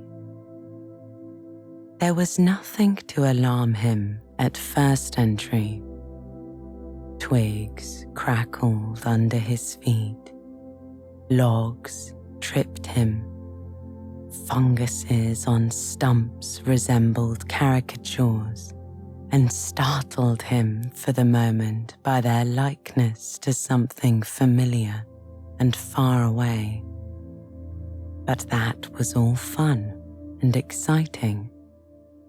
It led him on, and he penetrated to where the light was less, and trees crouched nearer and nearer, and holes made ugly mouths at him on either side. Everything was very still now. The dusk advanced on him steadily, rapidly, gathering in behind and before, and the light seemed to be draining away like floodwater. Then the faces began. It was over his shoulder, and indistinctly that he first saw a face, a little, evil, wedge-shaped face, looking out at him from a hole. When he turned and confronted it, the thing had vanished. He quickened his pace, telling himself cheerfully not to be imagining things, or there would simply be no end to it. He passed another hole, and another, and another, and then, yes, no, yes, certainly, a little narrow face with hard eyes had flashed up for an instant from a hole and was gone. He hesitated, braced himself up for an effort, and strode on. Then suddenly, and as if it had been so all the time, every hole, far and near, and there were hundreds of them, seemed to possess its face, coming and going rapidly, all fixing on him glances of malice and hatred, all hard-eyed and evil and sharp. If he could only get away from the holes in the banks, he thought, there would be no more faces. He swung off the path and plunged into the untrodden places of the wood. Then the whistling began. very faint and shrill it was, and far behind him when first he heard it. But somehow it made him hurry forward. Then, still very faint and shrill, it sounded far ahead of him and made him hesitate and want to go back. As he halted in indecision, it broke out on either side and seemed to be caught up and passed on throughout the whole length of the wood to its farthest limit. They were up and alert and ready, evidently, whoever they were. And he was alone and unarmed and far from any help, and the night was closing in. Then the pattering began. He thought it was only falling leaves at first, so slight and delicate was the sound of it. Then, as it grew, it took a regular rhythm, and he knew it for nothing else but the pattering of little feet, still a very long way off. Was it in front or behind? It seemed to be first one and then the other, then both. It grew and it multiplied till from every quarter, as he listened anxiously, leaning this way and that, it seemed to be closing in on him. As he stood still to hearken, a rabbit came, running hard towards him through the trees. He waited, expecting it to slacken pace or to swerve from him into a different course. Instead, the animal almost brushed him as it dashed past, his face set and hard, his eyes staring. "Get out of this, you fool! Get out!" The mole heard him mutter as he swung round a stump and disappeared down a friendly burrow. The pattering increased till it sounded like sudden hail on the dry leaf carpet spread around him. The whole wood seemed running now, running hard, hunting, chasing, closing in round something or somebody. In panic, he began to run too, aimlessly, he knew not where. He ran up against things, he fell over things and into things, he darted under things and dodged round things.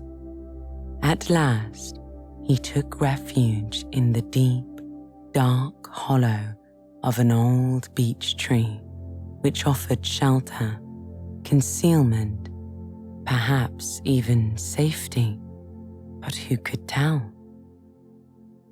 Anyhow, he was too tired to run any further and could only snuggle down into the dry leaves which had drifted into the hollow and hope he was safe for a time.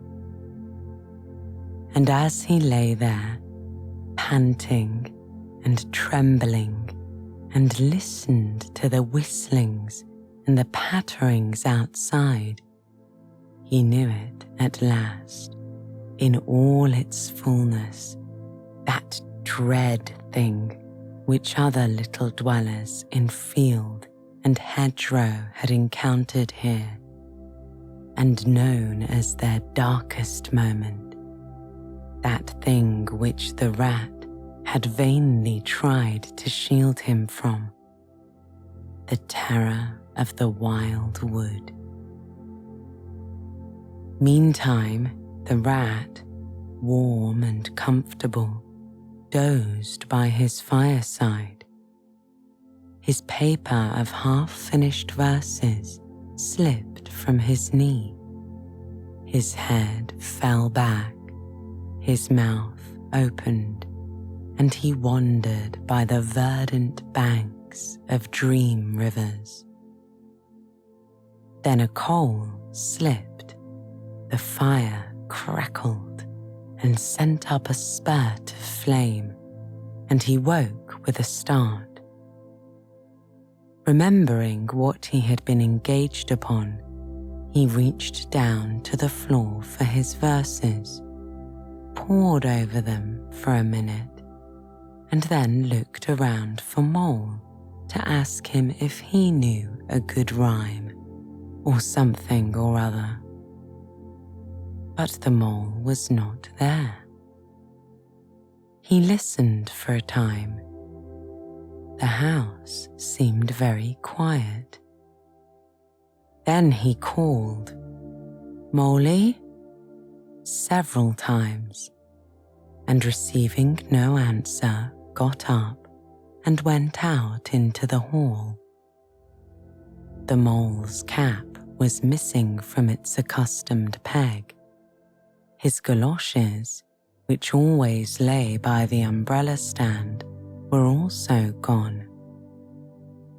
The rat left the house and carefully examined the muddy surface of the ground outside, hoping to find the Mole's tracks. There they were, sure enough. The galoshes were new, just bought for the winter, and the pimples on the soles were fresh and sharp. He could see the imprints of them in the mud, running along, straight and purposeful, leading direct to the wild wood. The rat looked very grave and stood in deep thought for a minute or two. Then he re-entered his house, strapped a belt around his waist, shoved a pair of pistols into it, took up a stout stick that stood in a corner of the hall, and set off for the wild wood at a smart pace. It was already getting towards dusk when he reached the first fringes of trees and plunged in, without hesitation, into the wood, looking anxiously on either side for any sign of his friend. Here and there, wicked little faces popped out of holes, but vanished immediately at the sight of the valorous animal.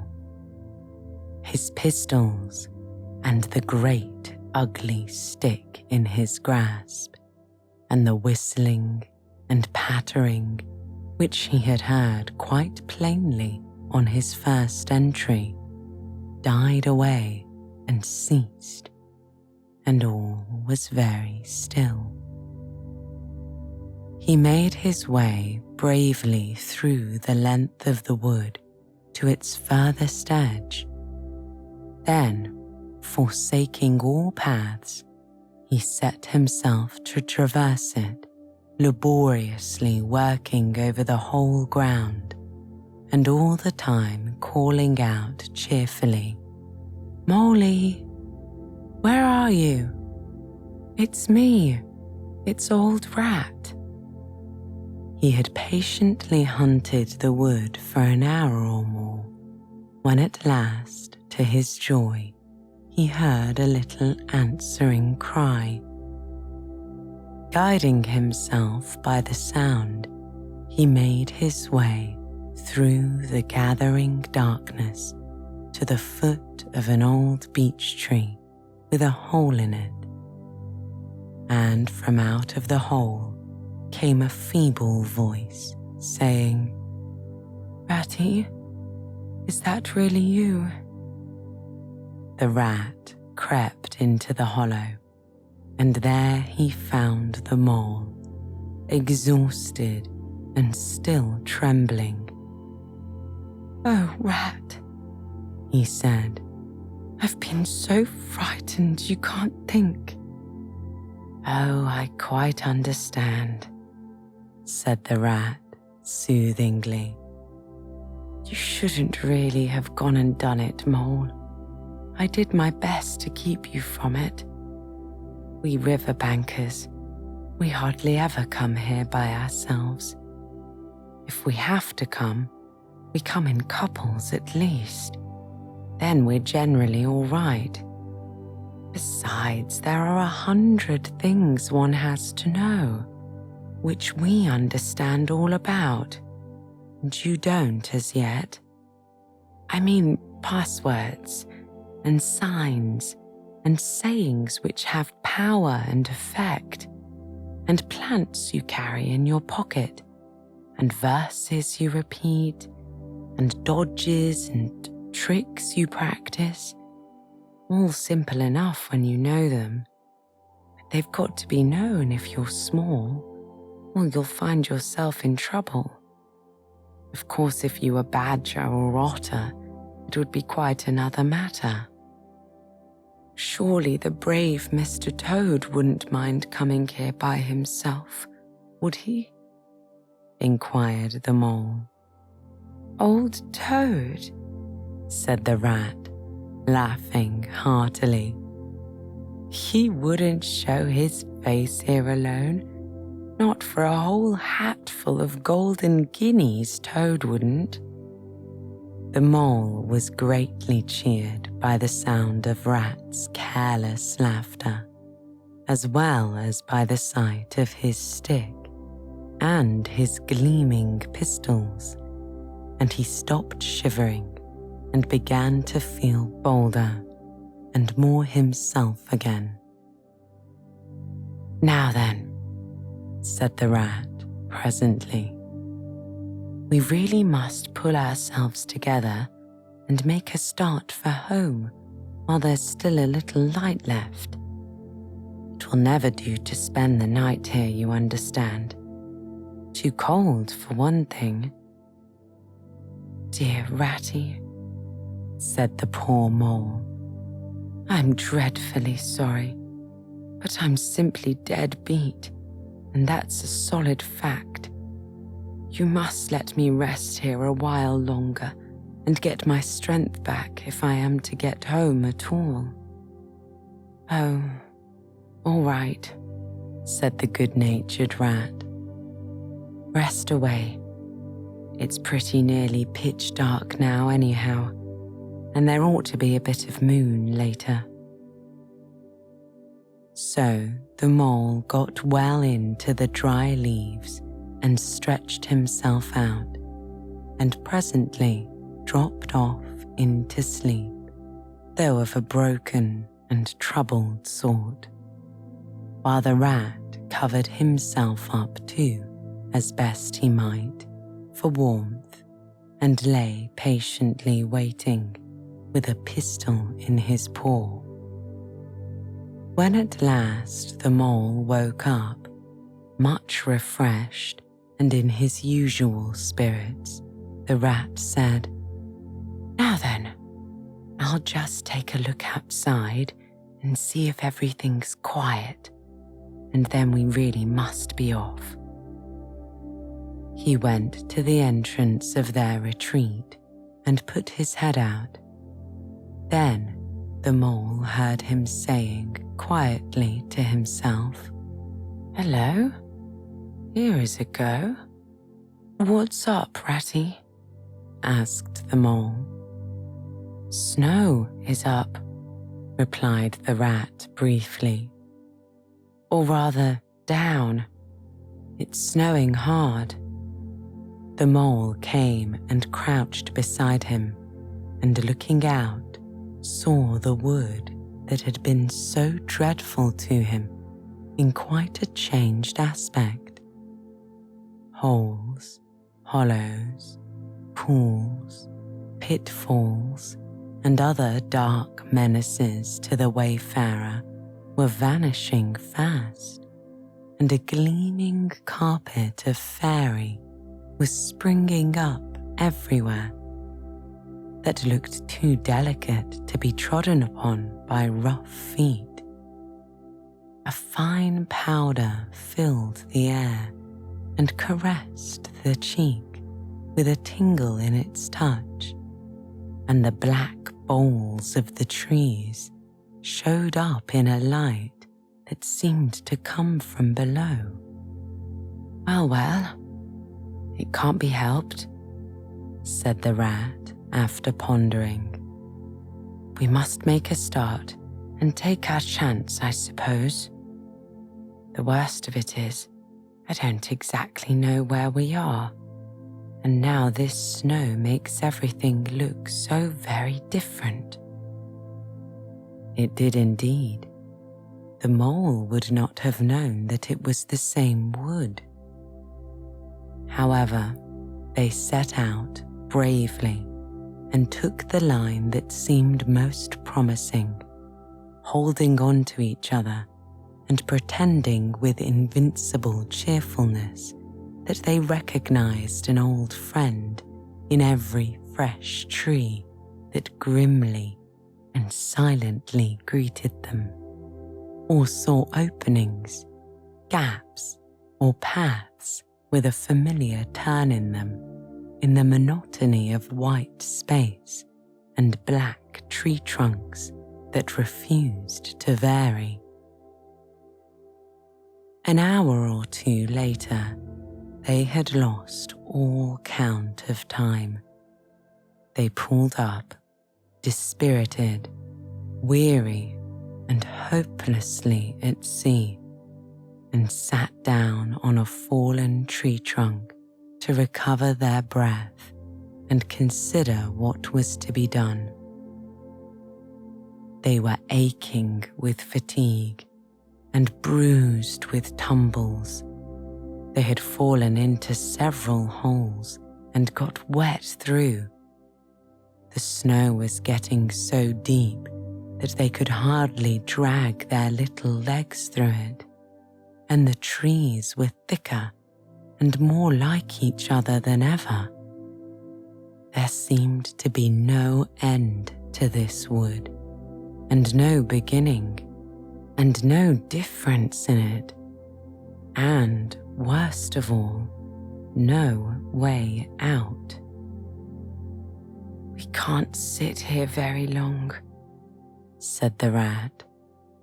"We shall have to make another push for it and do something or other.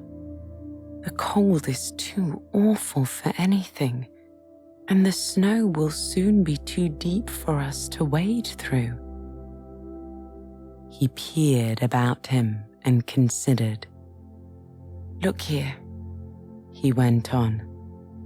"This is what occurs to me.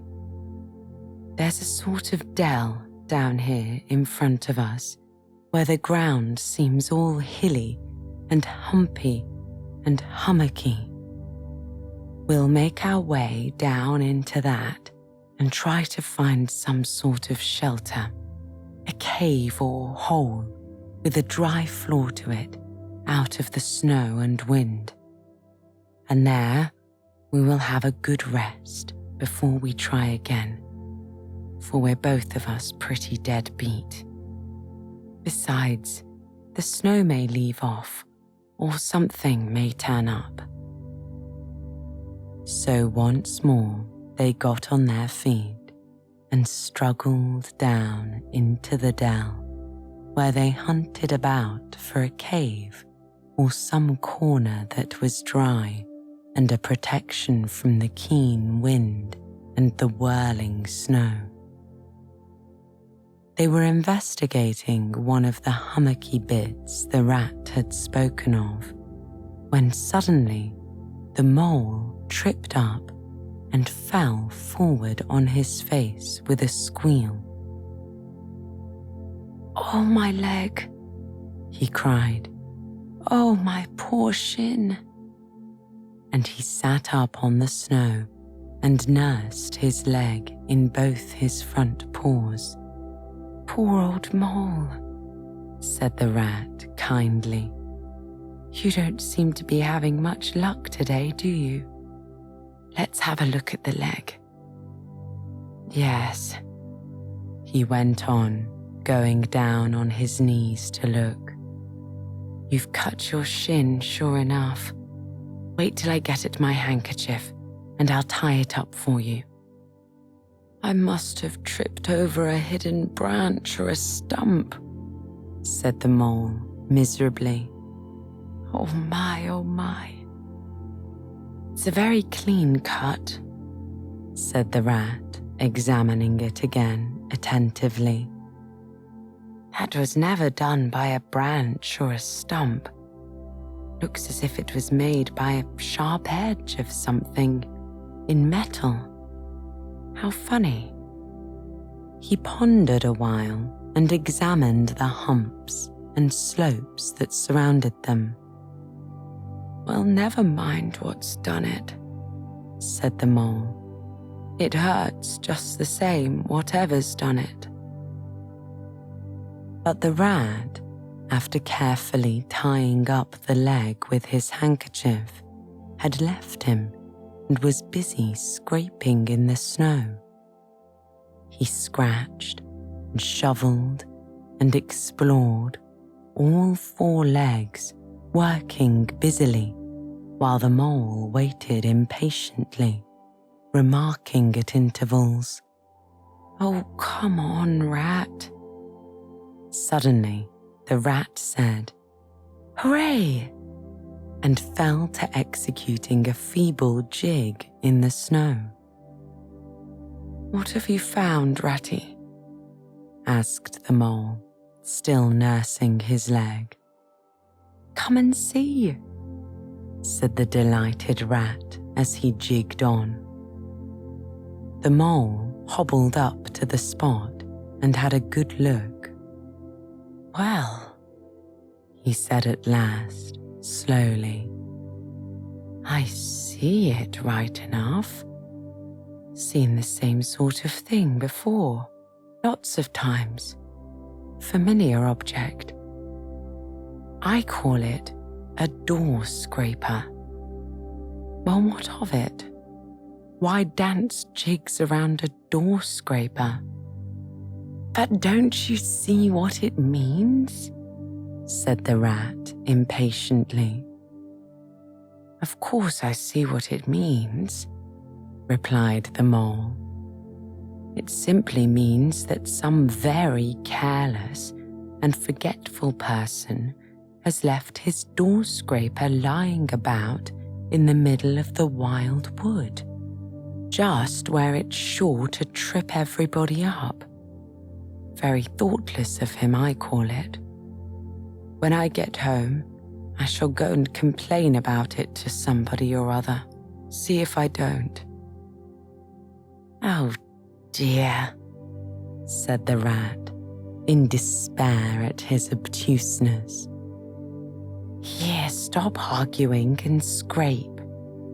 And he set to work again and made the snow fly in all directions around him. After some further toil, his efforts were rewarded, and a very shabby doormat lay exposed to view. "There! What did I tell you?" said the rat in great triumph. "Absolutely nothing whatever," replied the mole with perfect truthfulness. "Well now," he went on, "you seem to have found another piece of domestic litter, done for and thrown away. I suppose you're perfectly happy. Better go ahead and dance your jig round that if you've got to and get it over with. Then perhaps we can go on and not waste any more time over rubbish heaps. Can we eat a doormat? Or sleep under a doormat? Or sit on a doormat and sledge home over the snow on it, you exasperating rodent?" "Do you mean to say," said the excited rat, "that this doormat doesn't tell you anything?" "Really, rat," said the mole, quite pettishly.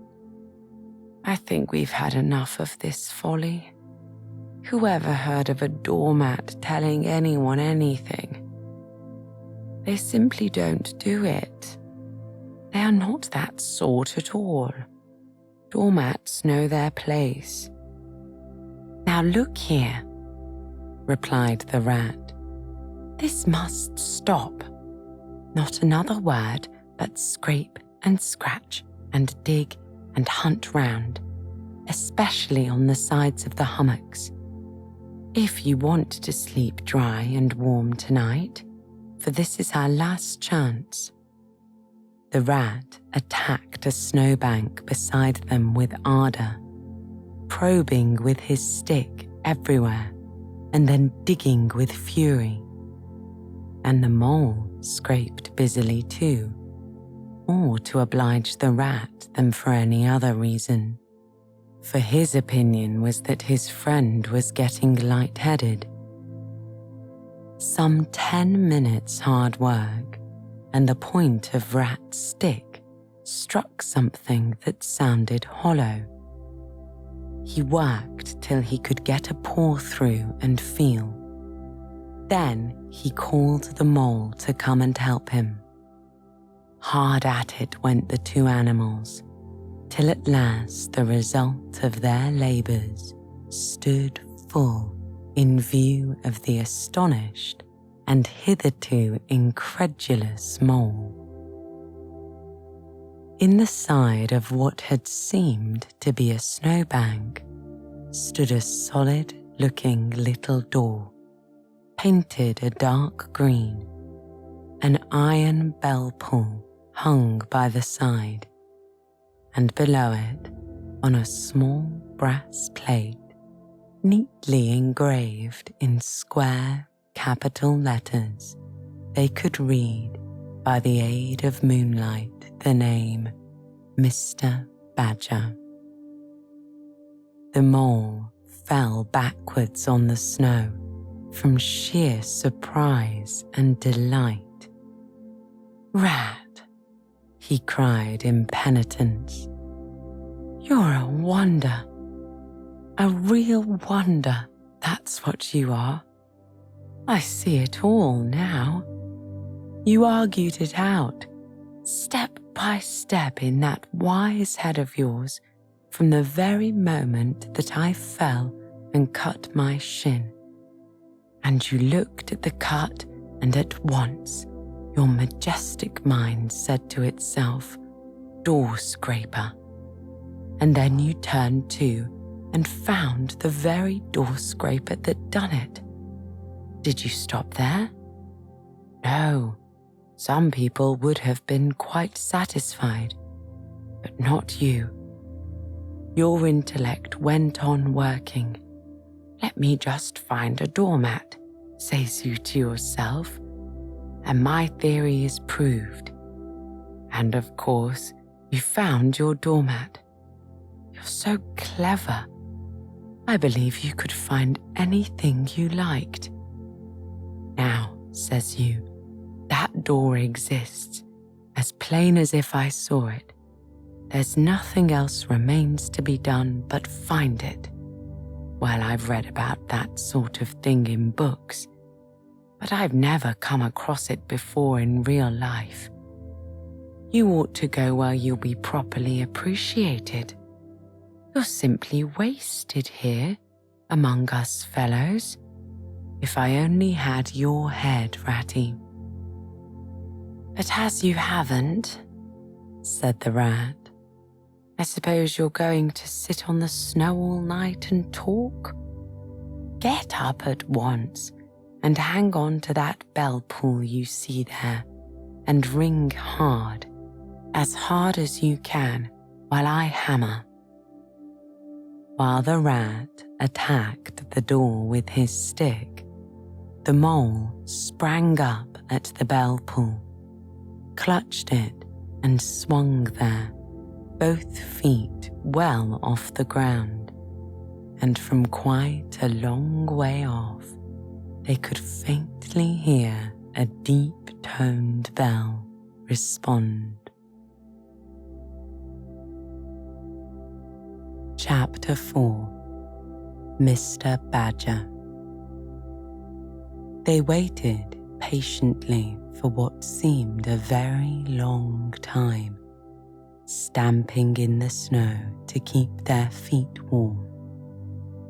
At last, they heard the sound of slow, shuffling footsteps approaching the door from the inside.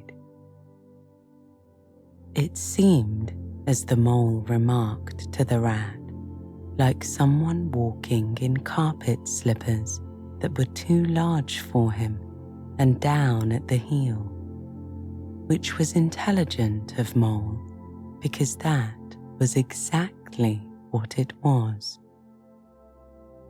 There was the noise of a bolt shot back, and the door opened a few inches, enough to show a long snout and a pair of sleepy, blinking eyes. "Now the very next time this happens," said a gruff and suspicious voice, "I shall be exceedingly angry. Who is it this time, disturbing people on such a night? Speak up." "Badger," cried the rat. "Let us in, please. It's me, Rat, and my friend Mole. We've lost our way in the snow." "What? Ratty, my dear little man?" exclaimed the Badger in quite a different voice. "Come along in, both of you at once. Why, you must be perished. Well, I never. Lost in the snow, and in the wild wood too, at this time of night. But come in with you."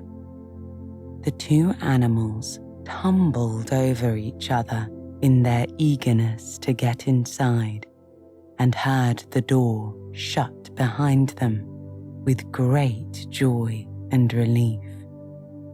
The Badger, who wore a long dressing gown and whose slippers were indeed very down at the heel, carried a flat candlestick in his paw and had probably been on his way to bed when their summons sounded.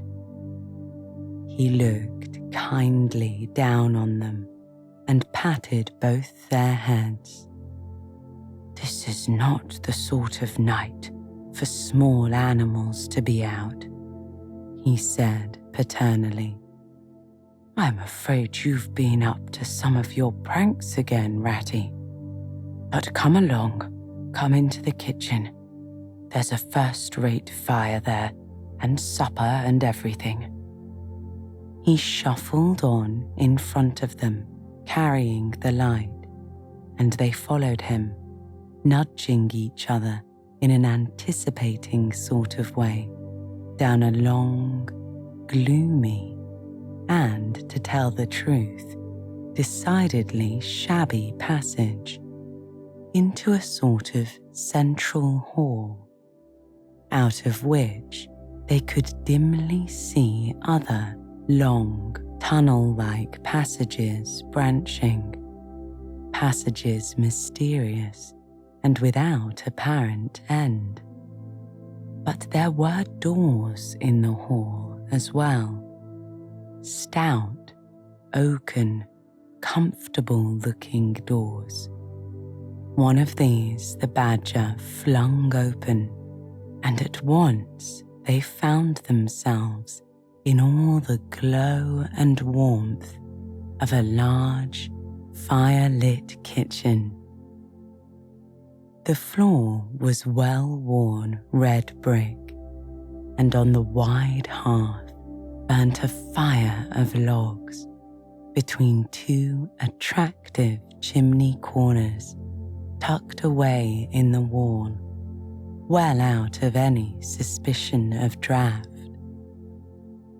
A couple of high-backed benches facing each other on either side of the fire gave further sitting accommodations for the socially disposed. In the middle of the room stood a long table of plain boards placed on trestles with benches down each side. At one end of it, where an armchair stood, pushed back, were spread the remains of the badger's plain but ample supper. Rows of spotless plates winked from the shelves of the dresser at the far end of the room, and from the rafters overhead hung hams, bundles of dried herbs, nets of onions, and baskets of eggs. It seemed a place where heroes could fitly feast after victory, where weary harvesters could line up in scores along the table and keep their harvest home with mirth and song, or where 2 or 3 friends of simple tastes could sit about as they pleased and eat and smoke their pipes and talk in comfort and contentment.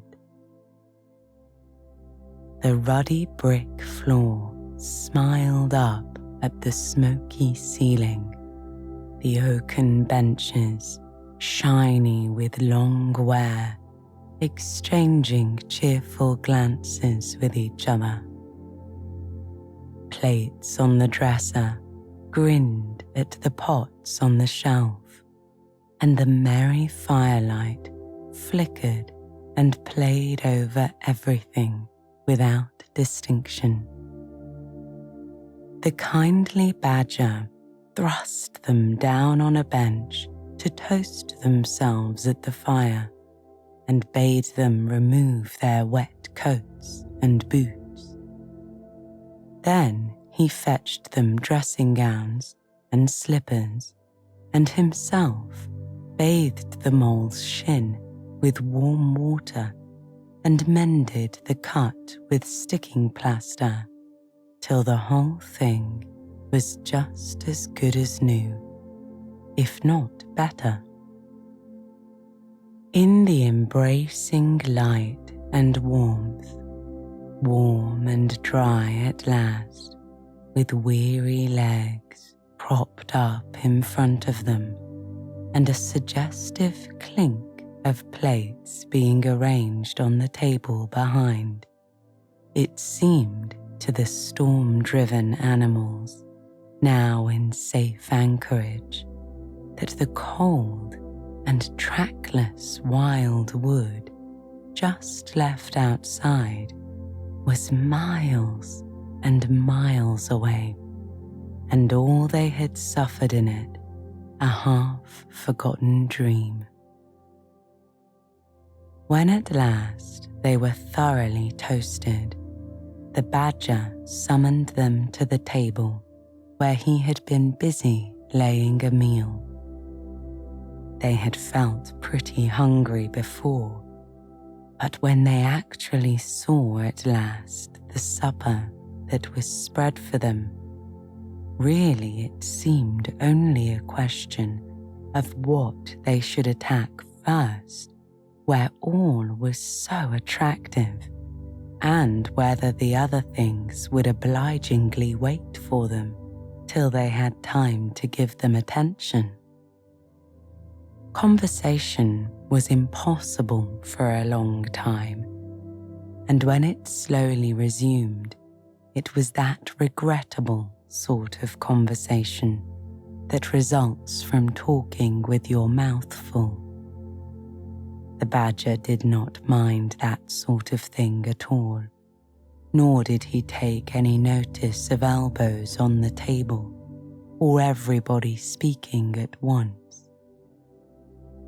As he did not go into society himself, he had got an idea that these things belonged to the things that didn't really matter. We know, of course, that he was wrong and took too narrow a view, because they do matter very much, though it would take too long to explain why. He sat in his armchair at the head of the table and nodded gravely at intervals as the animals told their story. And he did not seem surprised or shocked at anything, and he never said, "I told you so," or "just what I always said," or remarked that they ought to have done so and so, or ought not to have done something else. The mole began to feel very friendly towards him. When supper was really finished at last, and each animal felt that his skin was now as tight as was decently safe, and that by this time he didn't care a hang for anybody or anything, they gathered round the glowing embers of the great wood fire, and they thought how jolly it was to be sitting up so late and so independent and so full. After they had chatted for a time about things in general, the badger said heartily, "Now then, tell us the news from your part of the world. How's old Toad going on?"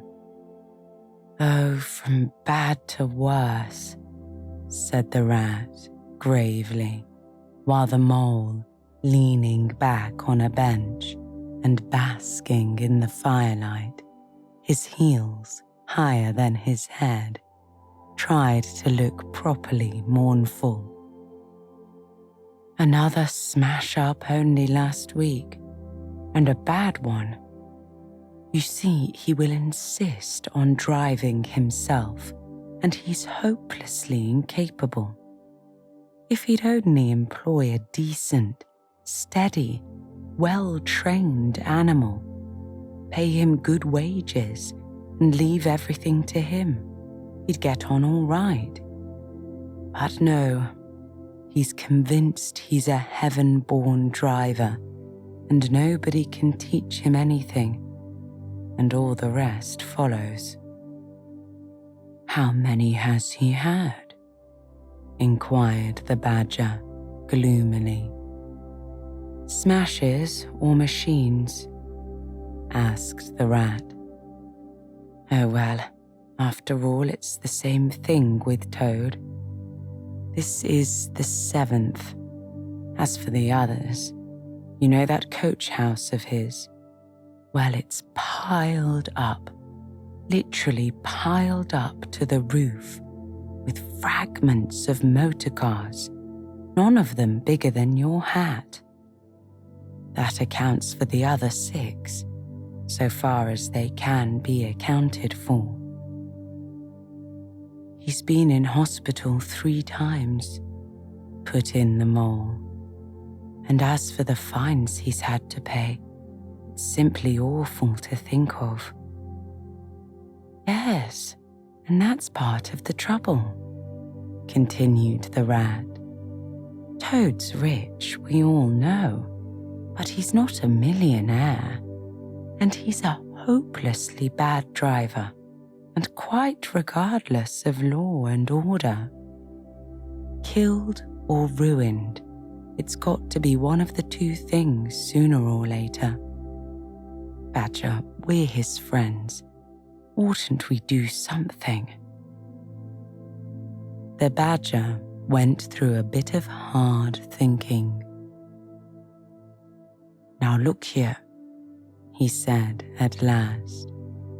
"Of course you know I can't do anything now." His 2 friends assented, quite understanding his point.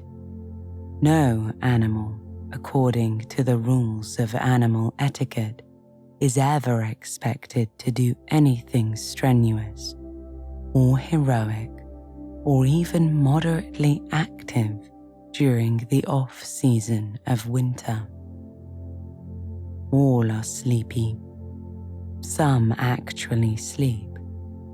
All are weather-bound more or less, and all are resting from arduous days and nights during which every muscle in them has been severely tested and every energy kept at full stretch.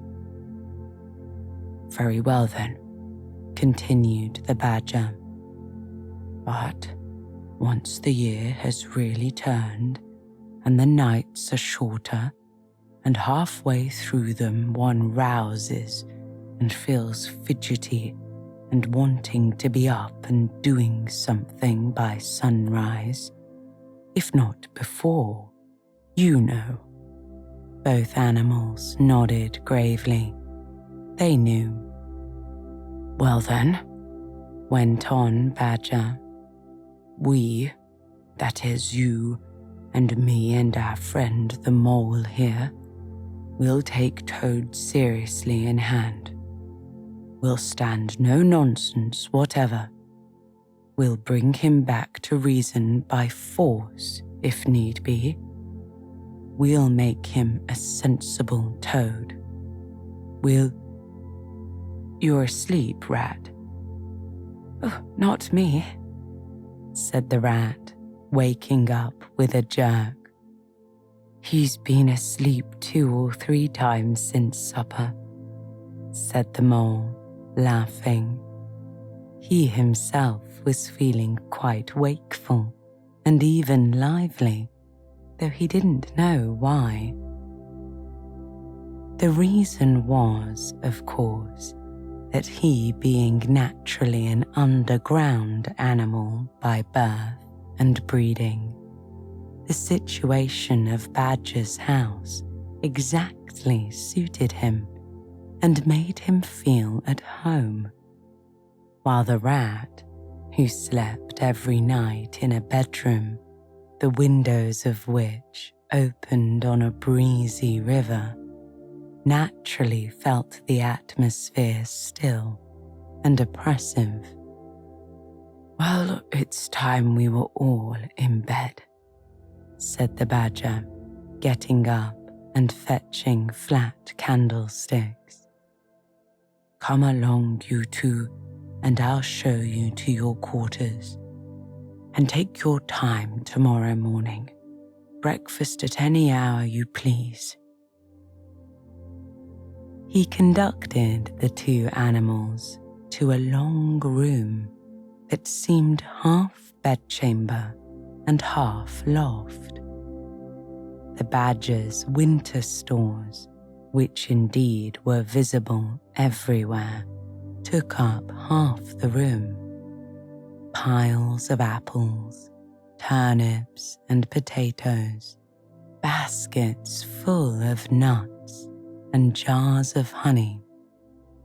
But the 2 little white beds on the remainder of the floor looked soft and inviting, and the linen on them, though coarse, was clean and smelt beautifully of lavender. And the mole and the water rat, shaking off their garments in some 30 seconds, tumbled in between the sheets in great joy and contentment. In accordance with the kindly badger's injunctions, the 2 tired animals came down to breakfast very late the next morning and found a bright fire burning in the kitchen and 2 young hedgehogs sitting on a bench at the table, eating oatmeal porridge out of wooden bowls. The hedgehogs dropped their spoons, rose to their feet, and ducked their heads respectfully as the two entered. "There, sit down, said the rat pleasantly, "and go on with your porridge. Where have you youngsters come from? Lost your way in the snow, I suppose?" "Yes, please, sir," said the elder of the two hedgehogs respectfully. "Me and little Billy here, we was trying to find our way to school. Mother would have us go, was the weather ever so, and of course we lost ourselves, sir. And Billy, he got frightened and took and cried, being young and faint-hearted. And at last we happened up against Mr. Badger's back door and made so bold as to knock, sir, for Mr. Badger. He's a kind-hearted gentleman, as everyone knows." "I understand," said the rat, cutting himself some rashers from a side of bacon, while the mole dropped some eggs into a saucepan. "And what's the weather like outside? You needn't sir me quite so much," he added. "Oh, terrible bad, sir. Terrible deep the snow is," said the hedgehog. "No getting out for the likes of you gentlemen today." "Where is Mr. Badger?" inquired the mole as he warmed the coffee pot before the fire.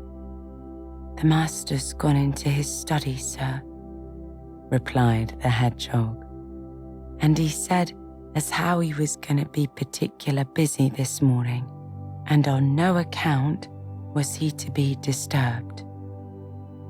This explanation, of course, was thoroughly understood by everyone present. The fact is, as already set forth, when you live a life of intense activity for 6 months in the year, and of comparative or actual somnolence for the other 6, during the latter period, you cannot be continually pleading sleepiness when there are people about or things to be done. The excuse gets monotonous. The animals knew well that Badger, having eaten a hearty breakfast, had retired to his study and settled himself in an armchair with his legs up on another and a red cotton handkerchief over his face, and was being busy in the usual way at this time of the year. The front doorbell clanged loudly. The rat, who was very greasy with buttered toast, sent Billy, the smaller hedgehog, to see who it might be. There was a sound of much stamping in the hall, and presently Billy returned in front of the otter, who threw himself on the rat with an embrace and a shout of affectionate greeting. "Get off," spluttered the rat with his mouth full. "Thought I should find you here all right," said the otter cheerfully. "They were all in a great state of alarm along the riverbank when I arrived this morning. Rat never been home all night, nor mole either. Something dreadful must have happened, they said. And the snow had covered up all your tracks, of course. But I knew that when people were in any fix, they mostly went to Badger, or else Badger got to know of it somehow. So I came straight off here, through the wild wood and the snow. My, it was fine, coming through the snow as the red sun was rising and showing against the black tree trunks.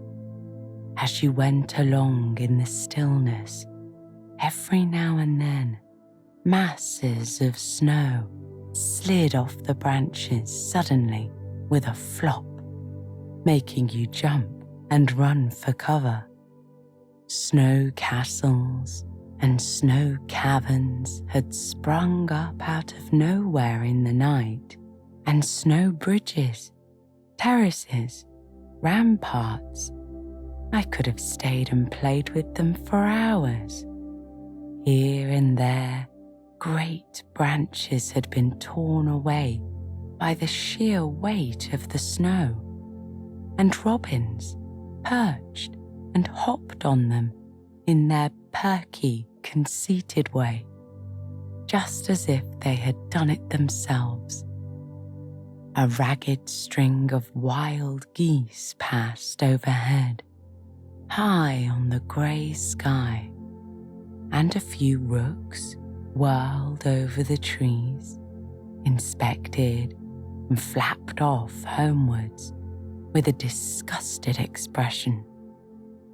But I met no sensible being to ask the news of.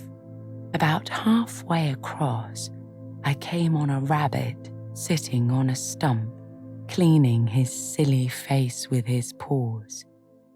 He was a pretty scared animal when I crept up behind him and placed a heavy forepaw on his shoulder. I had to ask once or twice to get any sense out of it at all.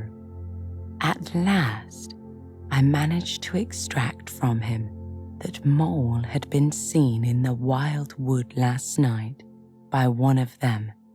It was the talk of the burrows, he said. How Mole, Mr. Rat's particular friend, was in a bad fix, how he had lost his way, and, as the rabbit said, they were up and out hunting and were harrying him round and round. Then why didn't any of you do something? I asked. You mayn't be blessed with brains, but there are hundreds and hundreds of you, big and stout fellows, as fat as butter, and your burrows running in all directions, and you could have taken him in and made him safe and comfortable, or tried to, at all events.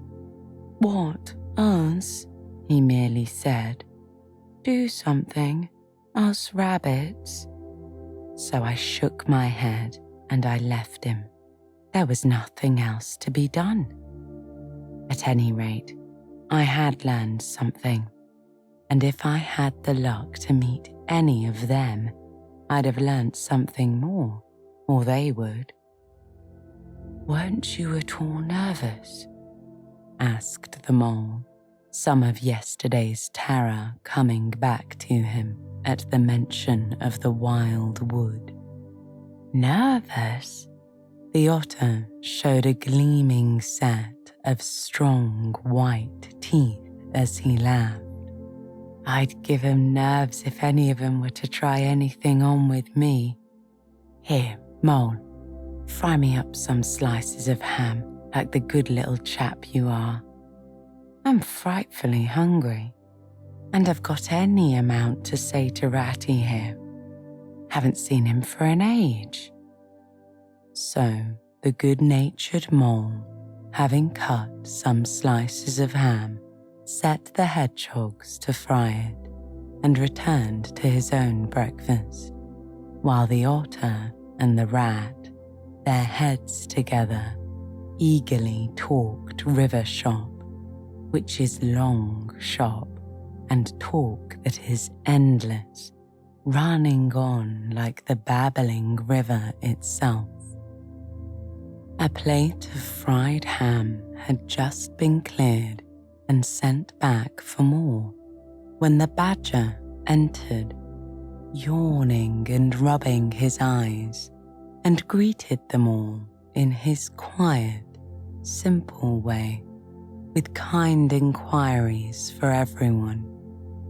It must be getting on for luncheon time, he remarked to the otter. Better stop and have it with us. You must be hungry this cold morning. "Rather," replied the otter, winking at the mole.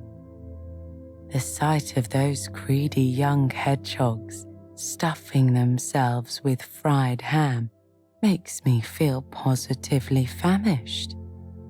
The hedgehogs, who were just beginning to feel hungry again after their porridge, and after working so hard at their frying, looked timidly up at Mr. Badger, but were too shy to say anything. "Here, you two youngsters be off home to your mother," said the Badger kindly. "I'll send someone with you to show you the way. You won't want any dinner today, I'll be bound." He gave them 6pence apiece and a pat on the head, and they went off with much respectful swinging of caps and touching of forelocks. Presently, they all sat down to luncheon together. The mole found himself placed next to Mr. Badger, and as the other two were still deep in river gossip, from which nothing could divert them, he took the opportunity to tell Badger how comfortable and homelike it all felt to him. "Once well underground," he said, "you know exactly where you are. Nothing can happen to you, and nothing can get at you. You're entirely your own master, and you don't have to consult anybody or mind what they say. Things go on all the same overhead, and you let 'em and don't bother about 'em. When you want to, up you go, and there the things are, waiting for you." The Badger simply beamed at him. "That's exactly what I say," he replied. "There's no security or peace and tranquility except underground. And then, if your ideas get larger and you want to expand, why a dig and a scrape and there you are. If you feel your house is a bit too big, you stop up a hole or two, and there you are again. No builders, no tradesmen, no remarks passed on you by fellows looking over your wall, and above all, no weather. Look at Rat now. A couple of feet of flood water, and he's got to move into hired lodgings. Uncomfortable, inconveniently situated, and horribly expensive. Take Toad. I say nothing against Toad Hall, quite the best house in these parts as a house. But supposing a fire breaks out, where's Toad? Supposing tiles are blown off, or walls sink or crack, or windows get broken, where's Toad? Supposing the rooms are drafty. I hate a draft myself. Where's Toad? No, up and out of doors is good enough to roam about and get one's living in. But underground to come back to at last, that's my idea of home." The mole assented heartily, and the Badger, in consequence, got very friendly with him. "When lunch is over," he said, "I'll take you round this little place of mine. I can see you'll appreciate it. You understand what domestic architecture ought to be, you do." After luncheon, accordingly, when the other two had settled themselves into the chimney corner and had started a heated argument on the subject of eels, the Badger lighted a lantern and bade the mole follow him. Crossing the hall, they passed down one of the principal tunnels. The wavering light of the lantern gave glimpses on either side of the rooms, both large and small. Some mere cupboards, others nearly as broad and imposing as Toad's dining hall. A narrow passage at right angles led them into another corridor, and here the same thing was repeated. The mole was staggered at the size, the extent, the ramifications of it all, at the length of the dim passages, the solid vaultings of the crammed store chambers, the masonry everywhere, the pillars, the arches, the pavements. "How on earth, Badger," he said at last, "did you ever find time and strength to do all this? It's astonishing." "It would be astonishing indeed," said the Badger simply, "if I had done it. But as a matter of fact, I did none of it, only cleaned out the passages and chambers as far as I had need of them. There's lots more of it, all round about. I see you don't understand, and I must explain it to you. Well, very long ago, on the spot where the wild wood waves now, before ever it had planted itself and grown up to what it now is, there was a city of people, you know. Here, where we are standing, they lived and walked and talked and slept and carried on their business. Here they stabled their horses and feasted. From how they rode out to fight or drove out to trade. They were powerful people and rich and great builders. They built to last, for they thought their city would last forever. But what has become of them all? Asked the mole. Who can tell? Said the Badger. People come, they stay for a while, they flourish, they build, and they go. It is their way, but we remain. There were badgers here, I've been told, long before that same city ever came to be, and now there are badgers here again. We are an enduring lot, and we may move out for a time, but we wait, are patient, and back we come, and so it will ever be. Well, and when they went at last, those people, said the mole.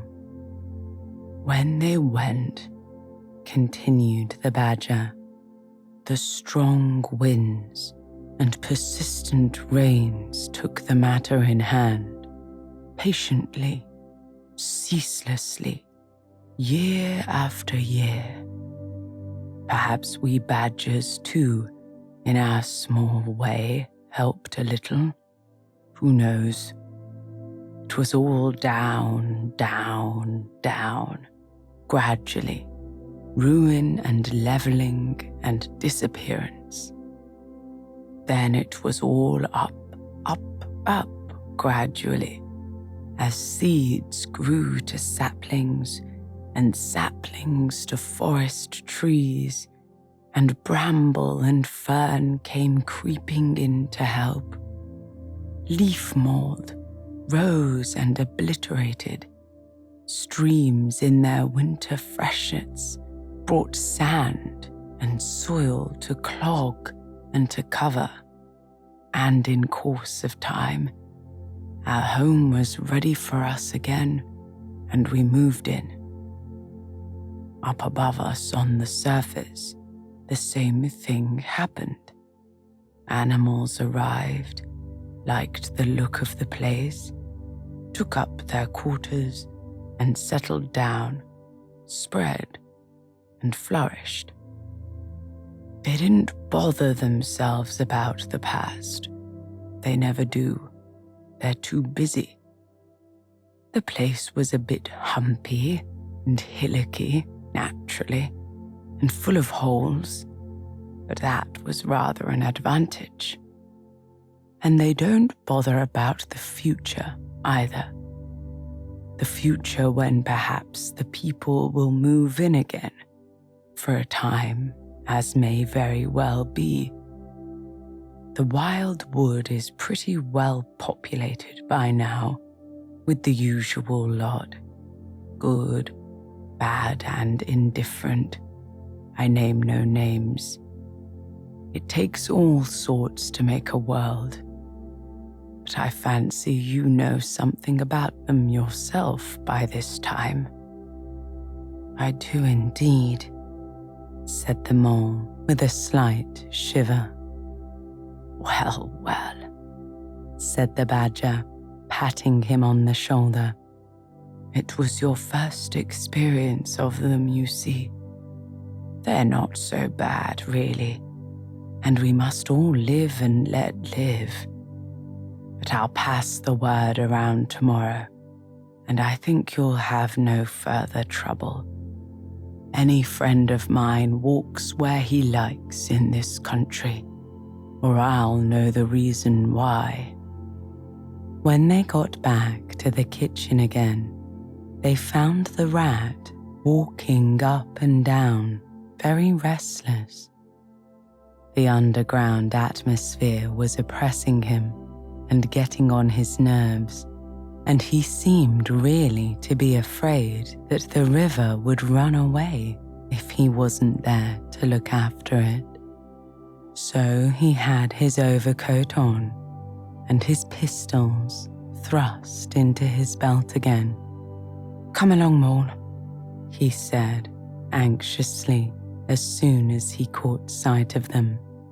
We must get off while it's daylight. Don't want to spend another night in the wild wood again. It'll be all right, my fine fellow, said the otter. I'm coming along with you, and I know every path blindfolded, and if there's a head that needs to be knocked, you can confidently rely upon me to knock it. You really needn't fret, Ratty, added the badger placidly. My passages run further than you think, and I've bolt holes to the edge of the wood in several directions, though I don't care for everybody to know about them. When you really have to go, you shall leave by one of my shortcuts. Meantime, make yourself easy and sit down again. The rat was nevertheless still anxious to be off and attend to his river. So the badger, taking up his lantern again, led the way along a damp and airless tunnel that wound and dipped, part vaulted, part hewn through solid rock for a weary distance that seemed to be miles. At last, daylight began to show itself confusedly through the tangled growth overhanging the mouth of the passage. And the badger, bidding them a hasty goodbye, pushed them hurriedly through the opening, making everything look as natural as possible again, with creepers, brushwood, and dead leaves, and retreated. They found themselves standing on the very edge of the wild wood, rocks and brambles and tree roots behind them, confusedly heaped and tangled, and in front a great space of quiet fields, hemmed by lines of hedges black on the snow, and far ahead a glint of the familiar old river, while the wintry sun hung red and low on the horizon. The otter, as knowing all the paths, took charge of the party, and they trailed out on a beeline for the distant stile. Pausing there a moment and looking back, they saw the whole mass of the wild wood, menacing, dense, compact, grimly set in vast white surroundings. Simultaneously, they turned and made swiftly for home, for firelight and the familiar things it played on, for the voice sounding cheerily outside their window of the river that they knew and trusted in all its moods, that never made them afraid with any amazement. As he hurried along, eagerly anticipating the moment when he would be home again among the things he knew and liked, the mole saw clearly that he was an animal of tilled field and hedgerow, linked to the ploughed furrow, the frequented pasture, the lane of evening lingerings, the cultivated garden plot. For others, the asperities, the stubborn endurance, or the clash of actual conflict that went with nature in the rough. He must be wise, must keep to the pleasant places in which his lines were laid, and which held adventure enough in their way to last a lifetime.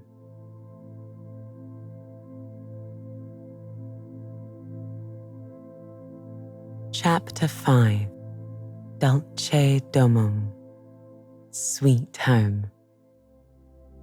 The sheep ran huddling together against the hurdles, blowing out thin nostrils and stamping with delicate forefeet, their heads thrown back and light steam rising from the crowded sheep pen into the frosted air as the two animals hastened by in high spirits with much chatter and laughter. They were returning across country after a long day's outing with Otter, hunting and exploring on the wide uplands where certain streams tributary to their own river had their first small beginnings. The shades of the short winter day were closing in on them, and they still had some distance to go.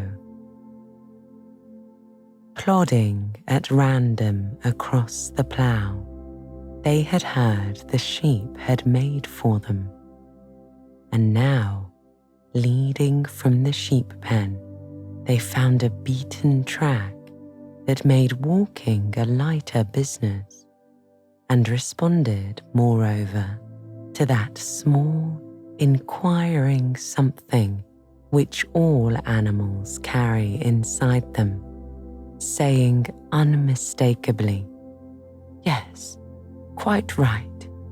This way leads home." "It looks as if we were coming to a village," said the mole, somewhat dubiously, slackening his pace as the track that had in time become a path and had then developed into a lane now handed them over to the charge of a well-metalled road. The animals did not hold with villages, and their own highways, thickly frequented as they were, took an independent course, regardless of church, post office, or public house. "Oh, never mind," said the rat.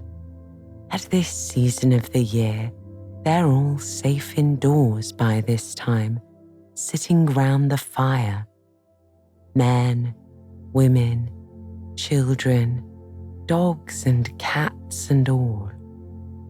We shall slip through all right without any bother or unpleasantness, and we can have a look at them through their windows if you like, and see what they're doing." The rapid nightfall of mid-December had quite beset the little village as they approached it on soft feet over a first thin fall of powdery snow. Little was visible but squares of a dusky orange-red on either side of the street, where the firelight or lamplight of each cottage overflowed through the casements into the dark world without. Most of the low-latticed windows were innocent of blinds, and, to the lookers-in from outside, the inmates gathered round the tea table, absorbed in handiwork, or talking with laughter and gesture, had each that happy grace which is the last thing the skilled actor shall capture, the natural grace which goes with perfect unconsciousness of observation. Moving at will from one theatre to another, the two spectators, so far from home themselves, had something of wistfulness in their eyes as they watched a cat being stroked, a sleepy child picked up and huddled off to bed, or a tired man stretch and knock out his pipe on the end of a smouldering log. But it was from one little window, with its blind drawn down, a mere blank transparency on the night and the larger stressful world outside. Nature shut out and forgotten, that the sense of home and the little curtained world within walls most pulsated.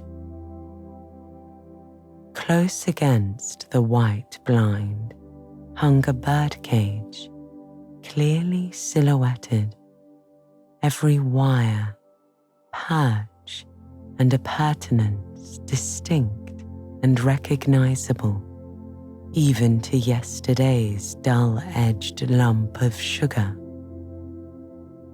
On the middle perch, the fluffy occupant, head tucked well into feathers, seemed so near to them as to be easily stroked had they tried. Even the delicate tips of his plumped-out plumage were outlined clearly on the illuminated screen.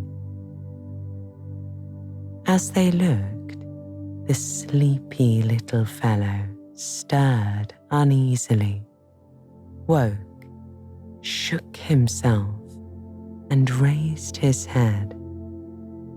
They could see the gape of his tiny beak as he yawned in a bored sort of way, looked around, and then settled his head into his back again, while the ruffled feathers gradually subsided into perfect stillness. Then a gust of bitter wind took them in the back of the neck. A small sting of frozen sleet on the skin woke them as from a dream, and they knew their toes to be cold and their legs to be tired, and their own home distant a weary way. Once beyond the village, where the cottages ceased abruptly, on either side of the road they could smell through the darkness the friendly fields again, and they braced themselves for the last long stretch, the home stretch, the stretch that we know is bound to end sometime in the rattle of the door latch, the sudden firelight, and the sight of familiar things greeting us as long absent travellers from far oversea. They plodded along steadily and silently, each of them thinking his own thoughts. The moles ran a good deal on supper, as it was pitch dark, and it was all a strange country for him as far as he knew, and he was following obediently in the wake of the rat, leaving the guidance entirely to him. As for the rat, he was walking a little way ahead, as his habit was, his shoulders humped, his eyes fixed on the straight, grey road in front of him, so he did not notice poor Mole when suddenly the summons reached him and took him like an electric shock. We others, who have long lost the more subtle of the physical senses, have not even proper terms to express an animal's intercommunications with his surroundings, living or otherwise, and have only the word smell, for instance, to include the whole range of delicate thrills which murmur in the nose of the animal day and night, summoning, warning, enticing, inciting, repelling. It was one of these mysterious fairy calls from out the void that suddenly reached Mole in the darkness, making him tingle through and through with its very familiar appeal, even while yet he could not clearly remember what it was. He stopped, dead in his tracks, his nose searching here and there in efforts to recapture the fine filament, the telegraphic current that had so strongly moved him. A moment, and he had caught it again, and with it this time came recollection in fullest flood. Home. That was what they meant. Those caressing appeals, those soft touches wafting through the air, those invisible little hands pulling and tugging all one way. Why, it must be quite close by him at that moment, his old home, that he had hurriedly forsaken and never sought again that day when he first found the river. And now it was sending out its scouts and its messengers to capture him and bring him in. Since his escape on that bright morning, he had hardly given it a thought. So absorbed had he been in his new life, in all its pleasures, its surprises, its fresh and captivating experiences.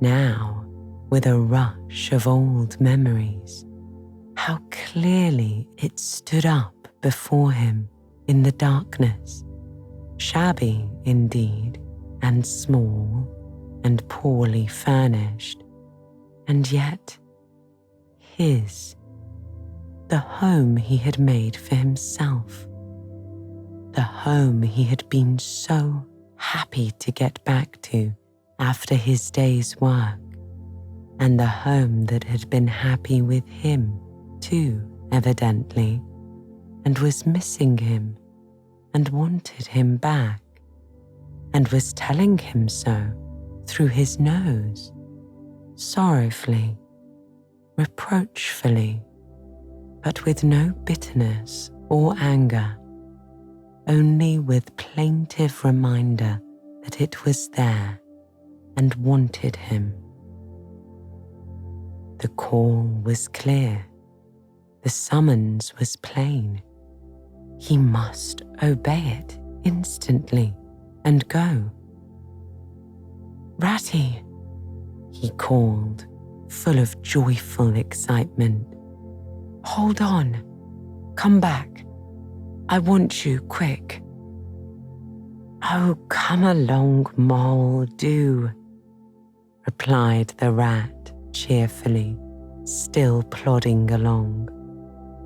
"Please stop, Ratty," pleaded the poor mole in anguish of heart. "You don't understand. It's my home, my old home. I've just come across the smell of it, and it's close by here, really quite close. And I must go to it. I must. Oh, come back, Ratty, please. Please come back." The rat was by this time very far ahead, too far to hear clearly what the mole was calling, too far to catch the sharp note of painful appeal in his voice, and he was much taken up with the weather, for he too could smell something suspiciously like approaching snow. "Mole, we mustn't stop now, really," he called back. "We'll come for it tomorrow, whatever it is you've found. But I daren't stop now.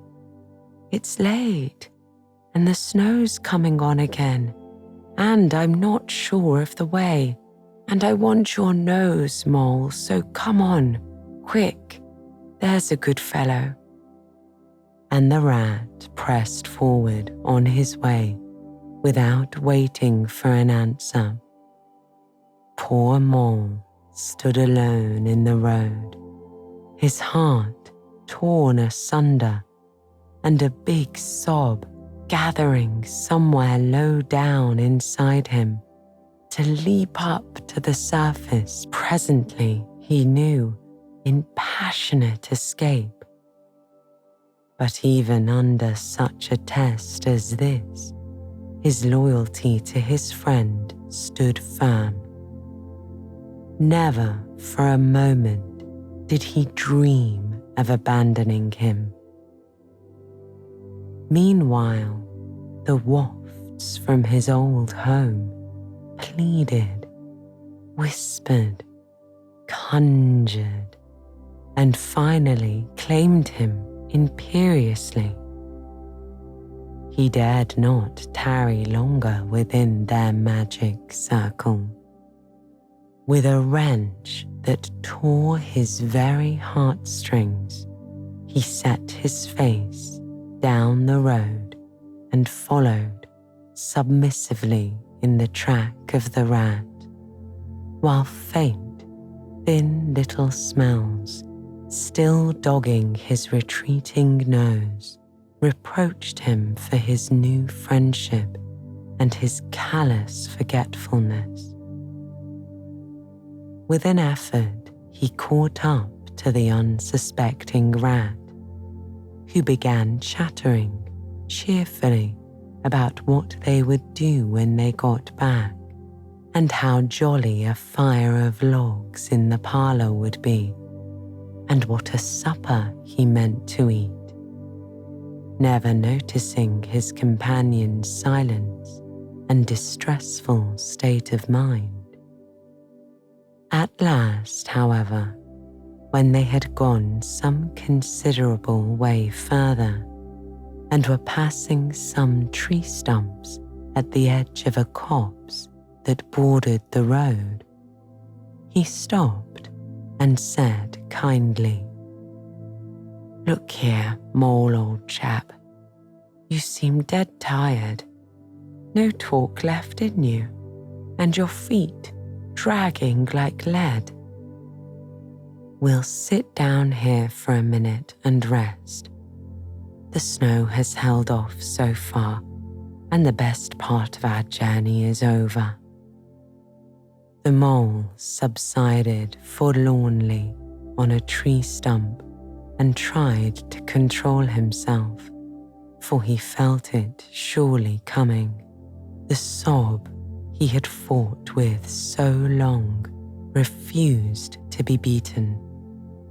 Up and up, it forced its way into the air, and then another, and another, and others thick and fast, till poor Mole at last gave up the struggle and cried freely and helplessly and openly, now that he knew it was all over, and he had lost what he could hardly be said to have found. The rat, astonished and dismayed at the violence of the mole's paroxysm of grief, did not care to speak for a while. At last he said very quietly and sympathetically, "What is it, old fellow? Whatever can be the matter? Tell us your trouble and let me see what I can do." Poor Mole found it difficult to get any words out between the upheavals of his chest that followed one upon another so quickly and held back speech and choked as it came. "I know it's a shabby, dingy little place," he sobbed forth at last, brokenly. "Not like your cosy quarters, or Toad's beautiful hall, or Badger's great house, but it was my own little home, and I was fond of it, and I went away and forgot all about it, and then I smelt it suddenly on the road when I called and you wouldn't listen, Rat, and everything came back to me with a rush, and I wanted it. Oh dear. And when you wouldn't turn back, Ratty, I had to leave it, though I was smelling it all the time. I thought my heart would break. We might have gone and had a look at it, Ratty. Only one look. It was close by. But you wouldn't turn back, Ratty. You wouldn't turn back. Oh dear. Recollection brought fresh waves of sorrow, and sobs again took full charge of him, preventing further speech. The rat stared straight in front of him, saying nothing, only patting Mole gently on the shoulder. After a time, he muttered gloomily, "I see it all now. What a plain pig I have been." He waited till Mole's sobs became gradually less stormy and more rhythmical. He waited till at last sniffs were frequent and sobs only intermittent. Then he rose from his seat and, remarking carelessly, "Well now, we'd really better be getting on, old chap," set off up the road again, over the toilsome way they had come. "Wherever are you going to, Ratty?" said the tearful Mole, looking up in alarm.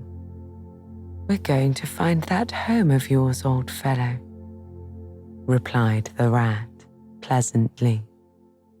"So you had better come along, for it'll take some finding, and we shall want your nose." "Oh, come back, Ratty, do," said the Mole, getting up and hurrying after him. "It's no good, I tell you. It's too late and too dark, and the place is too far off, and the snow's coming, and I never meant to let you know I was feeling that way about it. It was all an accident and a mistake. And think of the riverbank and your supper." "Hang riverbank and supper too," said the rat heartily. "I tell you, I'm going to find this place now if I stay out all night. So cheer up, old chap, and take my arm, and we'll very soon be back there again." Still snuffling, pleading, and reluctant, Mole suffered himself to be dragged back along the road by his imperious companion, who, by a flow of cheerful talk and anecdote, endeavoured to beguile his spirits back and make the weary way seem shorter. When at last it seemed to the rat that they must be nearing that part of the road where Mole had been held up, he said, "Now, no more talking. Down to business. Use your nose and give your mind to it." They moved on in silence for some little way, when suddenly the rat was conscious, through the arm that was linked in Mole's, of a faint sort of electric thrill that was passing down that animal's body. Instantly, he disengaged himself, fell back a pace, and waited, all attention. The signals were coming through. Mole stood a moment, rigid, while his uplifted nose, quivering slightly, felt the air. Then a short, quick run forward, a fault, a check, a try back, and then a slow, steady, confident advance. The rat, much excited, kept close to his heels as the Mole, with something of the air of a sleepwalker, crossed a dry ditch, scrambled through a hedge, and nosed his way over a field, open and trackless and bare in the faint starlight. Suddenly, without giving warning, he dived, but the rat was on alert and promptly followed him down the tunnel to which his unerring nose had faithfully led him. It was close and airless, and the earthy smell was strong, and it seemed a long time to Rat ere the passage ended, and he could stand erect and stretch and shake himself. The mole struck a match, and by its light the Rat saw that they were standing in an open space, neatly swept and sanded underfoot. Directly facing them was Mole's little front door, with the words Mole End painted in Gothic lettering over the bell pull at the side. Mole reached down a lantern from a nail on the wall and lit it, and the Rat, looking round him, saw that they were in a sort of forecourt. A garden seat stood on one side of the door, and on the other a roller, for the mole, who was a tidy animal when at home, could not stand having his ground kicked up by other animals into little runs that ended in earth heaps. On the walls hung wire baskets with ferns in them, alternating with brackets carrying plaster statuary, Garibaldi and the infant Samuel, and Queen Victoria, and other heroes of modern Italy. Down on one side of the forecourt ran a skittle alley with benches along it and little wooden tables marked with rings that hinted at beer mugs. In the middle was a small, round pond containing goldfish and surrounded by a cockle shell border. Out of the centre of the pond rose a fanciful sculpture, clothed in more cockle shells and topped by a large, silvered glass ball that reflected everything all wrong and had a very pleasing effect. Mole's face beamed at the sight of all these objects so dear to him. He hurried Rat through the door, lit a lamp in the hall, and took one glance round his old home. He saw the dust lying thick on everything, saw the cheerless, deserted look of the long neglected house and its narrow, meagre dimensions, its worn and shabby contents, and collapsed again on a hall chair, his nose to his paws. "Oh, Ratty," he cried dismally. "Why ever did I do it?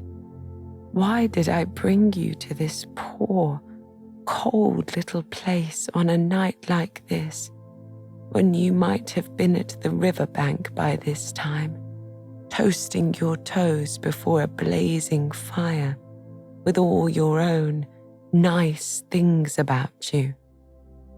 Rat paid no heed to his doleful self-reproaches. He was running here and there, opening doors, inspecting rooms and cupboards, and lighting lamps and candles and sticking them up everywhere. "What a capital little house this is," he called out cheerily.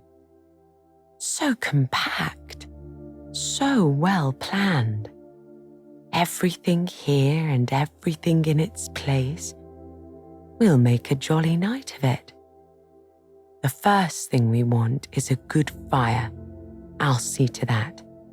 I always know where to find things. So this is the parlour? Splendid. Your own idea, those little sleeping bunks in the wall?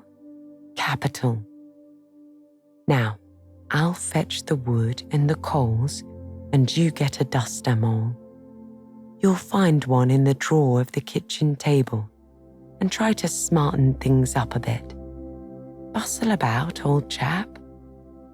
Encouraged by his inspiriting companion, the Mole roused himself and dusted and polished with energy and heartiness, while the Rat, running to and fro with armfuls of fuel, soon had a cheerful blaze roaring up the chimney.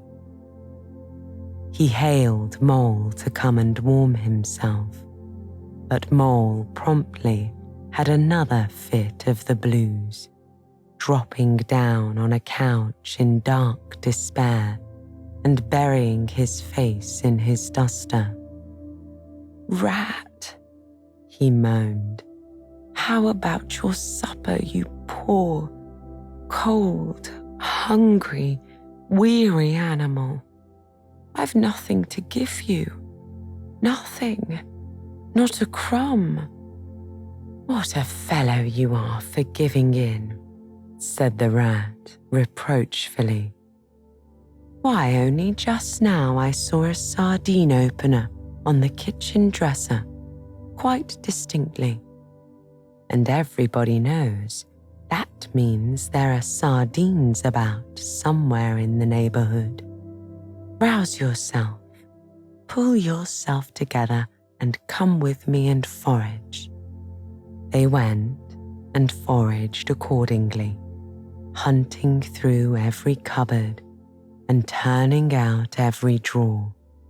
The result was not so depressing after all, though of course it might have been better. There was a tin of sardines, a box of Captain's biscuits, nearly full, and a German sausage encased in silver paper. There's a banquet for you, observed the Rat as he arranged the table. I know some animals who would give their ears to be sitting down to supper with us tonight. No bread, groaned the Mole sadly. No butter, no foie gras, no champagne, continued the Rat, grinning. And that reminds me, what's that little door at the end of the passage?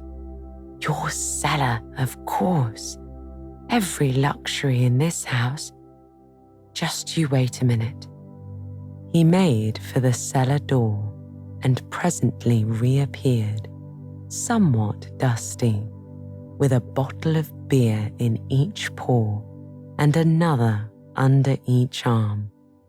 Self-indulgent beggar you seem to be, Mole, he observed. Deny yourself nothing. This is really the jolliest little place I ever was in. Now, wherever did you pick up those prints? Make the place look so home-like they do. No wonder you're so fond of it, Mole. Tell us all about it and how you came to make it what it is. The Rat busied himself fetching plates and knives and forks and mustard, which he mixed in an egg cup, while the Mole, his bosom still heavy with the stress of his recent emotion, related, somewhat shyly at first, but with more freedom as he warmed to his subject, how this was planned and how that was thought out, and how this was got through a windfall from an aunt, and how that was a wonderful find and a bargain, and this other thing was bought out of laborious savings, and a certain amount of going without. His spirits finally quite restored, he must needs go and caress his possessions and take a lamp and show off their points to his visitor and expatiate on them, quite forgetful of the supper they both so much needed. Rat, who was desperately hungry but strove to conceal it, nodded seriously, examined each with a puckered brow, and said, "Wonderful," and "most remarkable" at intervals, when the chance for an observation was given him. At last, the rat succeeded in decoying him to the table, and had just got seriously to work with the sardine opener when sounds were heard from the forecourt outside. Sounds like the scuffling of small feet in the gravel and a confused murmur of tiny voices.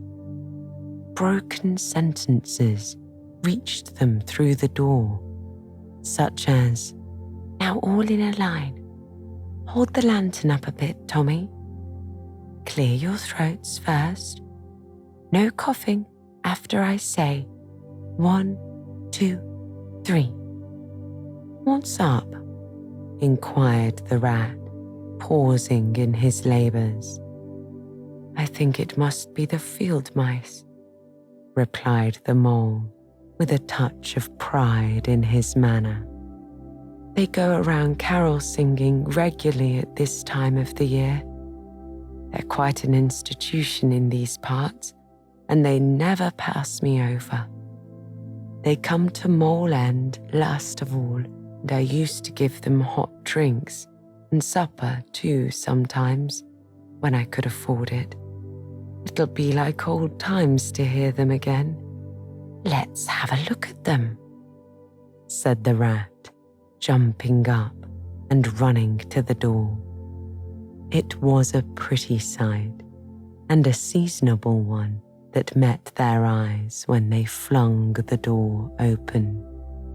In the forecourt, lit by the dim rays of a horn lantern, some 8 or 10 little field mice stood in a semicircle, red worsted comforters around their throats, their forepaws thrust deep into their pockets, their feet jigging for warmth.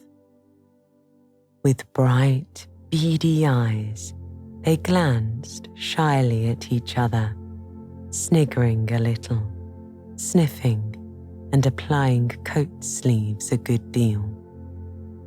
As the door opened, one of the elder ones that carried the lantern was just saying, "Now then, 1, 2, 3, and forthwith their shrill little voices uprose on the air, singing one of the old-time carols that their forefathers composed in fields that were fallow and held by frost, or when snowbound in chimney corners, and handed down to be sung in the miry street to lamplit windows at Yule time. And this is how it went. Villagers all, this frosty tide, let your doors swing open wide, though wind may follow and snow beside, yet draw us in by your fire to bide. Joy shall be yours in the morning. Here we stand in the cold and the sleet, blowing fingers and stamping feet. Come far away you to greet, you by the fire, and we in the street, bidding you joy in the morning. For ere 1/2 of the night was gone, sudden a star has led us on, raining bliss and benison, bliss tomorrow and more anon, joy for every morning. The voices ceased. The singers, bashful but smiling, exchanged sidelong glances, and silence followed, but for a moment only. Then, from up above and far away, down the tunnel they had so lately travelled, was borne to their ears in a faint musical hum the sound of distant bells ringing a joyful and clangorous peal. "Very well sung, boys," said the rat heartily. "And now come along in, all of you, and warm yourselves by the fire and have something hot." "Yes, come along, field mice," said the mole eagerly. "This is quite like old times. Shut the door after you. Pull up that bench to the fire." And then, plumping down on a seat in despair, with tears welling in his eyes, he said, "Oh, Ratty, whatever are we doing? We've nothing to give them." "You leave all that to me," said the masterful rat. "Here, you with the lantern, come over this way. I want to talk to you. Now, tell me, are there any shops open at this hour of the night?" "Why, certainly, sir," replied the field mouse respectfully. "At this time of the year, our shops keep open to all sorts of hours." "Then look here," said the rat. "You go off at once, you and your lantern, and get me this." Here much muttered conversation ensued, and the mole only heard bits of it, such as, "A pound of that will do. No, only the best. If you can't get it there, try somewhere else. Yes, of course, homemade, no tinned stuff. Well then, do the best you can." Finally, there was a chink of coin passing from paw to paw. The field mouse was provided with an ample basket for his purchases, and off he hurried, he and his lantern. The rest of the field mice, perched in a row on the bench, their small legs swinging, gave themselves up to enjoyment of the fire and toasted their chilblains till they tingled, while the mole, failing to draw them into easy conversation, plunged into family history and made each of them recite the names of his numerous brothers, who were too young, it appeared, to be allowed to go out a-carolling this year, but looked forward very shortly to winning the parental consent. The rat, meanwhile, was busy examining the label on one of the beer bottles. "I perceive this to be Old Burton," he remarked approvingly. "Sensible mole. The very thing. Now we shall be able to mull some ale. Get things ready, mole, while I draw the corks." It did not take long to prepare the brew and thrust the tin heater well into the red heart of the fire. And soon every field mouse was sipping and wiping his eyes and laughing and forgetting he had ever been cold in all his life, for a little mulled ale goes a long way.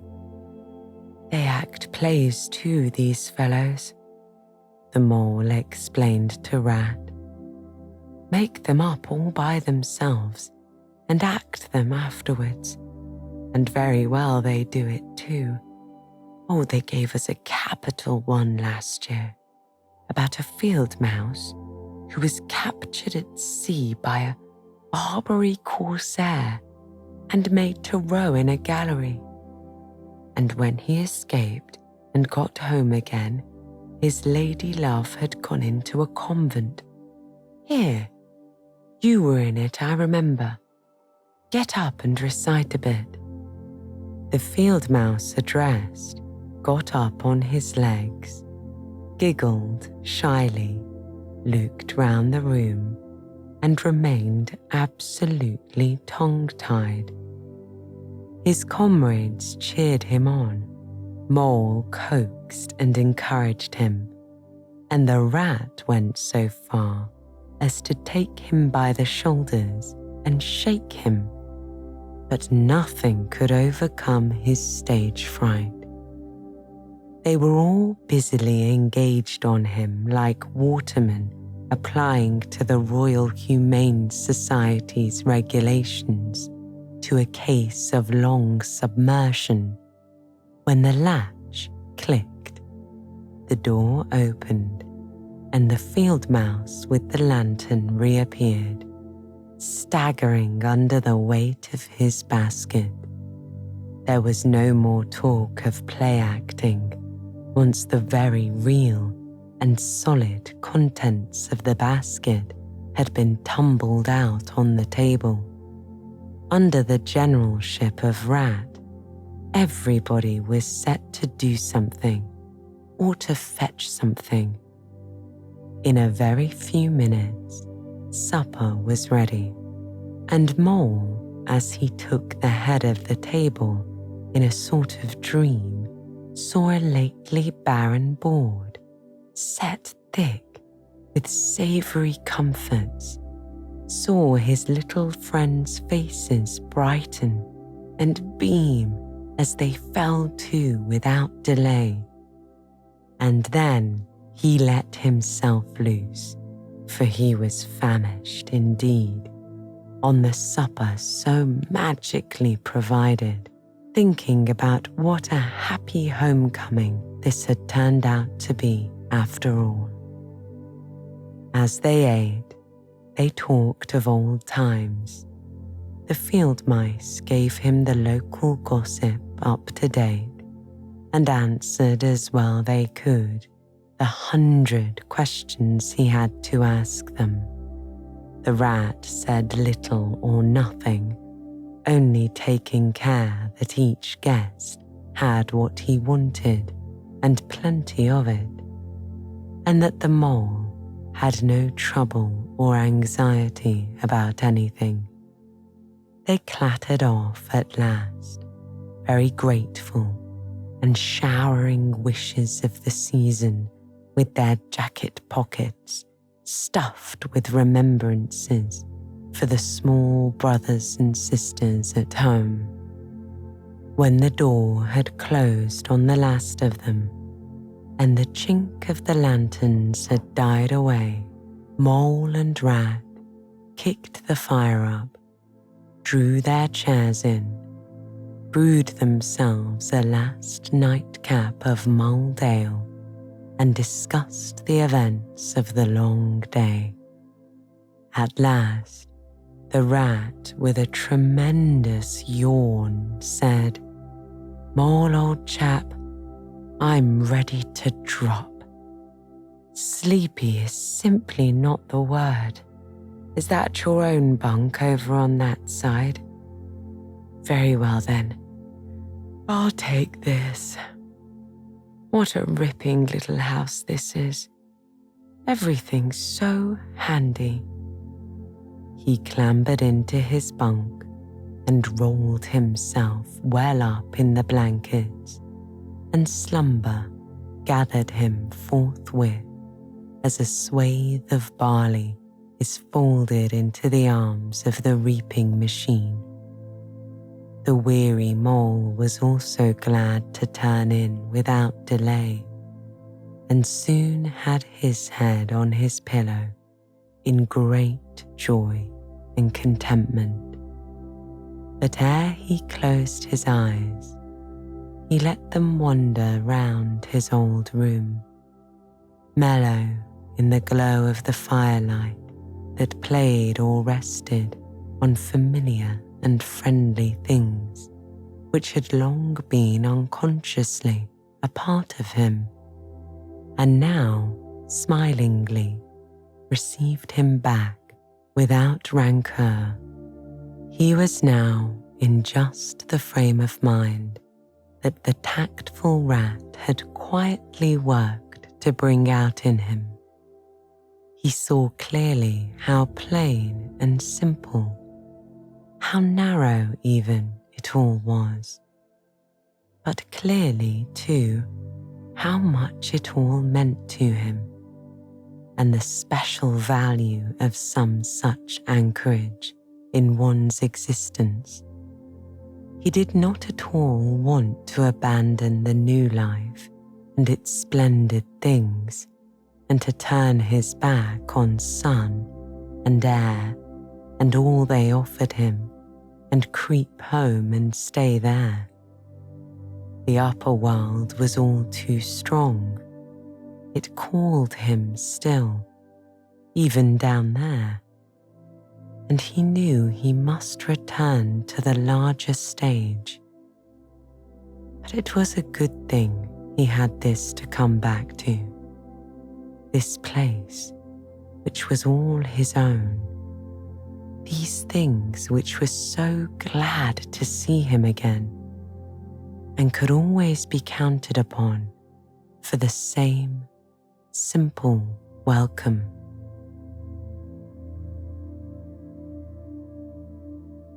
Chapter 6. Mr. Toad. It was a bright morning in the early part of summer. The river had resumed its wonted banks and its accustomed pace, and a hot sun seemed to be pulling everything green and bushy and spiky up out of the earth towards him, as if by strings. The mole and the water rat had been up since dawn, very busy on matters connected with boats and the opening of the boating season, painting and varnishing, mending paddles, repairing cushions, hunting for missing boat hooks, and so on, and were finishing breakfast in their little parlour and eagerly discussing their plans for the day, when a heavy knock sounded at the door. "Bother," said Rat, all over egg. "See who it is, Mole, like a good chap, since you've finished." The Mole went to attend the summons, and the Rat heard him utter a cry of surprise. Then he flung the parlour door open and announced with much importance the arrival of Mr. Badger. This was a wonderful thing indeed, that Badger should pay a formal call on them, or indeed anybody. He generally had to be caught if you wanted him badly, as he slipped quietly along the hedgerow of an early morning or late evening, or else hunted up in his own house in the middle of the wood, which was a serious undertaking. The Badger strode heavily into the room and stood looking at the two animals with an expression full of seriousness. The Rat let his egg spoon fall on the tablecloth and sat open-mouthed. "The hour has come," said the Badger, at last with great solemnity. "What hour?" asked the rat uneasily, glancing at the clock on the mantelpiece. "Whose hour, you should rather say," replied the badger. "Why, Toad's hour. The hour of Toad. I said I would take him in hand as soon as the winter was well over, and I'm going to take him in hand today." "Toad's hour, of course," said the mole delightedly. "I remember now. We'll teach him to be a sensible toad." "This very morning," continued the badger, taking an armchair.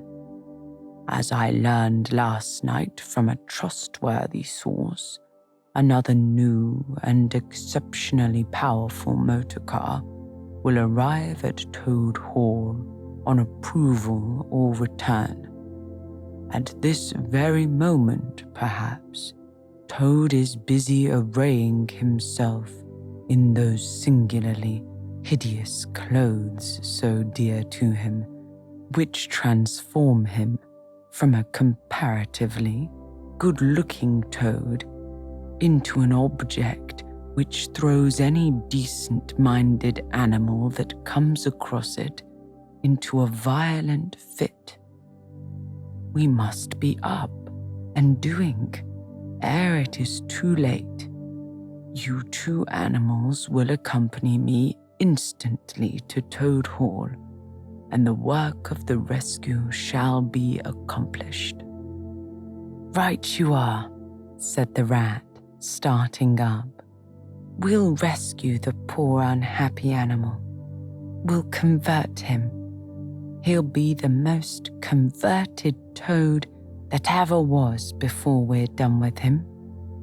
They set off up the road on their mission of mercy, Badger leading the way. Animals, when in company, walk in a proper and sensible manner, in single file, instead of sprawling all across the road and being of no use or support to each other in case of sudden trouble or danger.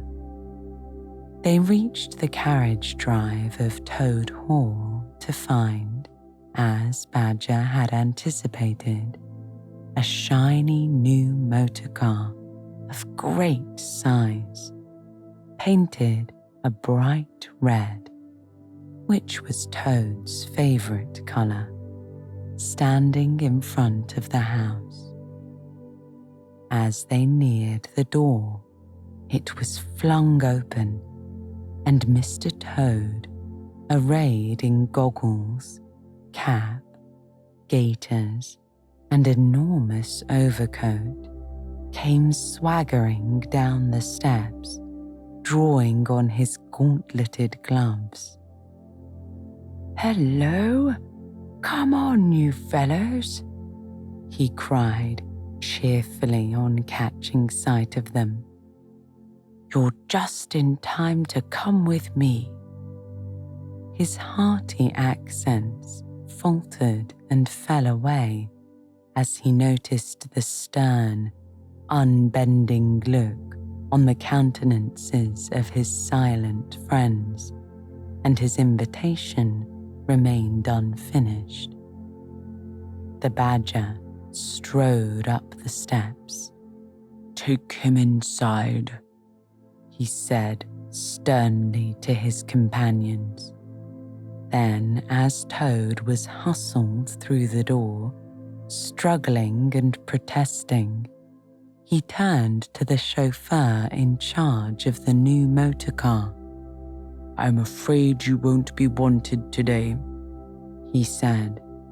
"Mr. Toad has changed his mind. He will not require the car. Please understand that this is final. You needn't wait." Then he followed the others inside and shut the door. "Now then," he said to the toad when the four of them stood together in the hall. "First of all, take those ridiculous things off." "I shan't," replied Toad with great spirit. "What is the meaning of this gross outrage? I demand an instant explanation." "Take them off him then, you two," ordered the badger briefly. They had to lay Toad out on the floor, kicking and calling all sorts of names before they could get to work properly. Then the rat sat on him, and the mole got his motor clothes off him bit by bit, and they stood him up on his legs again. A good deal of his blustering spirit seemed to have evaporated with the removal of his fine costume. Now that he was merely Toad and no longer the terror of the highway, he giggled feebly and looked from one to the other appealingly, seeming quite to understand the situation. "You knew it must come to this sooner or later, Toad," the badger explained. "You've disregarded all the warnings we've given you. You've gone on squandering the money your father left you, and you're getting us animals a bad name in the district by your furious driving and your smashes and your rows with the police. Independence is all very well, but we animals never allow our friends to make fools of themselves beyond a certain limit. And that limit you have reached. Now, you're a good fellow in many respects, and I don't want to be too hard on you. I'll make one more effort to bring you to reason. You will come with me into the parlor, and there you will hear some facts about yourself, and we'll see whether you'll come out of that room the same Toad that you went in." He took Toad firmly by the arm, led him into the parlor, and closed the door behind them. "That's no good," said the rat. "Talking to Toad'll never cure him. He'll say anything." They made themselves comfortable in armchairs and waited patiently.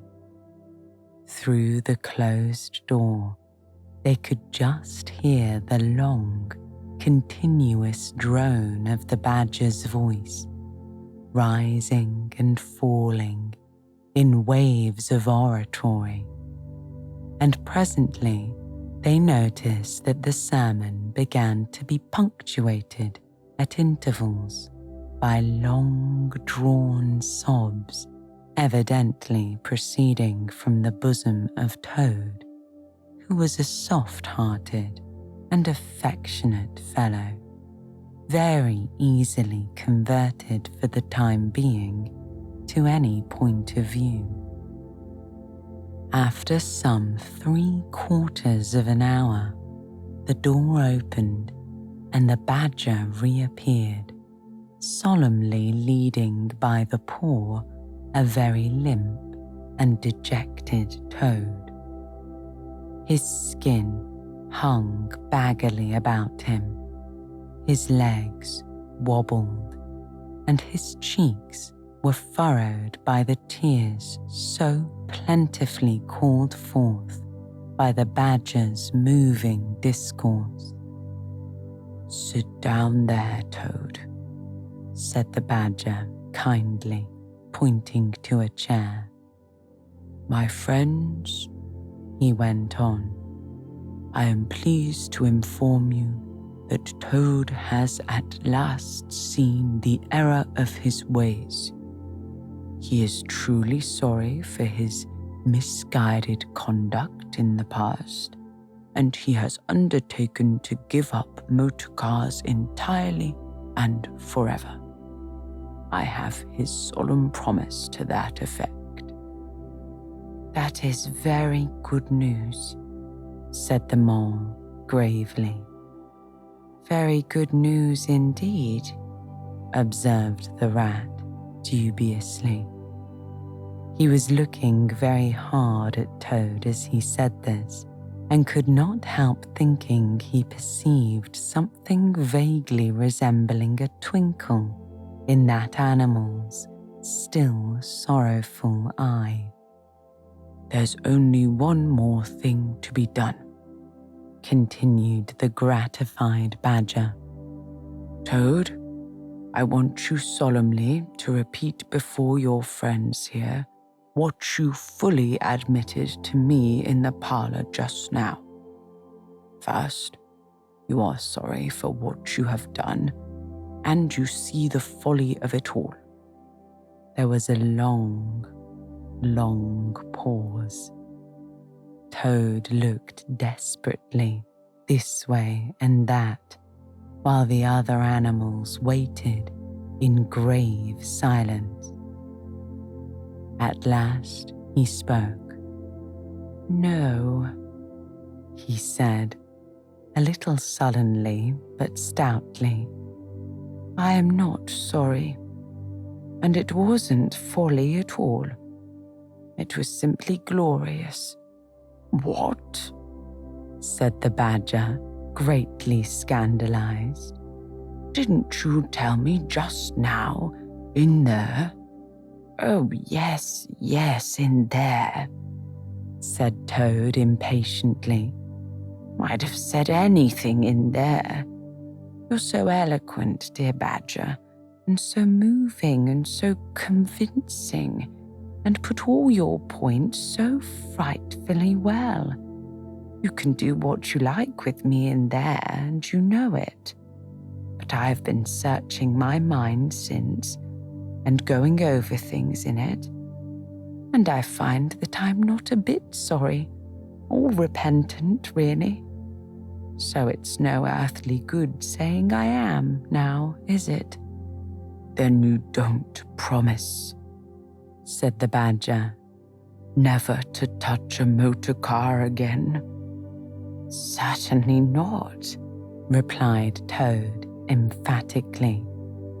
"On the contrary, I faithfully promise that the very first motor car I see, off I go in it." "Told you so, didn't I?" observed the rat to the mole. "Very well then," said the badger firmly, rising to his feet. "Since you won't yield to persuasion, we'll try what force we can do. I feared it would come to this all along. You've often asked us three to come and stay with you, Toad, in this handsome house of yours. Well, now we are going to. When we've converted you to a proper point of view, we may quit, but not before. Take him upstairs, you two, and lock him up in his bedroom while we arrange matters between ourselves." "It's for your own good, Toady, you know," said the rat kindly, as Toad, kicking and struggling, was hauled up the stairs by his two faithful friends. "Think what fun we shall all have together, just as we used to, when you've got quite over this painful attack of yours. We'll take great care of everything for you till you're well, Toad," said the mole. "And we'll see your money isn't wasted as it has been. No more of these regrettable incidents with the police, Toad," said Rat, as they thrust him into his bedroom. "And no more weeks in hospital, being ordered about by nurses, Toad," added the mole, turning the key on him. They descended the stair Toad shouting at them through the keyhole, and the three friends then met in conference on the situation. "It's going to be a tedious business," said the Badger, sighing. "I've never seen Toad so determined. However, we will see it out. He must never be left an instant unguarded. We shall have to take it in turns to be with him till the poison has worked itself out of his system." They arranged watches accordingly. Each animal took it in turns to sleep in Toad's room at night, and they divided the day up between them. At first, Toad was undoubtedly very trying to his careful guardians. When his paroxysms possessed him, he would arrange bedroom chairs in rude resemblance of a motor car and would crouch on the foremost of them, bent forward and staring fixedly ahead, making uncouth and ghastly noises till the climax was reached, when, turning a complete somersault, he would lie prostrate amidst the ruins of the chairs, apparently completely satisfied for the moment. As time passed, however, these painful displays grew gradually less frequent, and his friends strove to divert his mind into fresh channels. But his interest in other matters did not seem to revive, and he grew apparently languid and depressed. One fine morning, the rat, whose turn it was to go on duty, went upstairs to relieve Badger, whom he found fidgeting to be off and stretch his legs in a long ramble round his wood and down his earths and burrows. "Toad's still in bed," he told the rat outside the door. "Can't get much out of him except to leave him alone. He wants nothing. Perhaps he'll be better presently. It may pass off in time. Don't be unduly anxious," and so on. "Now you look out, Rat. When Toad's quiet and submissive and playing at being the hero of a Sunday school prize, then he's at his artfulest. There's sure to be something up. I know him. Well now, I must be off." "How are you today, old chap?" inquired the rat cheerfully as he approached Toad's bedside. He had to wait some minutes for an answer. At last, a feeble voice replied, "Thank you so much, dear Ratty. So good of you to inquire. But first, tell me how you are yourself and the excellent Mole." "Oh, we're all right," replied the rat. "Mole," he added incautiously, "is going out for a run round with Badger. They'll be out till luncheon time, so you and I will spend a pleasant morning together, and I'll do my best to amuse you. Now jump up, there's a good fellow, and don't lie moping there on a fine morning like this." "Dear, kind rat," murmured Toad, "how little you realize my condition, and how very far I am from jumping up now, if ever. But do not trouble about me. I hate being a burden to my friends, and do not expect to be one much longer. Indeed, I almost hope not." "Well, I hope not too, said the rat heartily. You've been a fine bother to us all this time, and I'm glad to hear it's going to stop. And in weather like this, and the boating season just beginning, it's too bad of you, Toad. It isn't the trouble we mind, but you're making us miss such an awful lot. I'm afraid it is the trouble you mind, though, replied the Toad languidly. I can quite understand it. It's natural enough. You're tired of bothering about me. I mustn't ask you to do anything further. I'm a nuisance, I know. You are indeed, said the rat. But I tell you, I'd take any trouble on earth for you if only you'd be a sensible animal. If I thought that, Ratty, murmured Toad, more feebly than ever, then I would beg you, for the last time probably, to step round to the village as quickly as possible. Even now it may be too late, and fetch the doctor. But don't you bother. It's only a trouble, and perhaps we may as well let things take their course. Why? What do you want a doctor for? Inquired the rat, coming closer and examining him. He certainly lay very flat and still, and his voice was weaker, and his manner much changed. Surely you have noticed of late, murmured Toad. Oh, but no, why should you? Noticing things is only a trouble. Tomorrow, indeed, you may be saying to yourself, oh, if only I had noticed sooner. If only I had done something.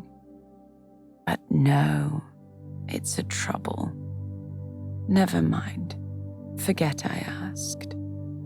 Look here, old man, said the rat, beginning to get rather alarmed.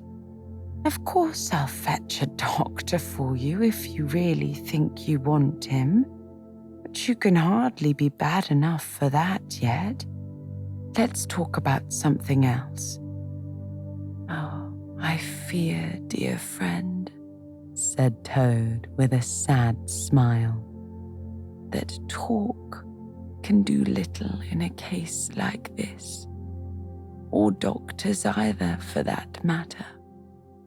Still, one must grasp at the slightest straw. And by the way, while you are about it, I hate to give you additional trouble, but I happen to remember that you will pass the door. Would you mind at the same time asking the lawyer to step up? It would be a convenience to me, and there are moments, perhaps I should say there is a moment, when one must face disagreeable tasks at whatever cost to exhausted nature. A lawyer?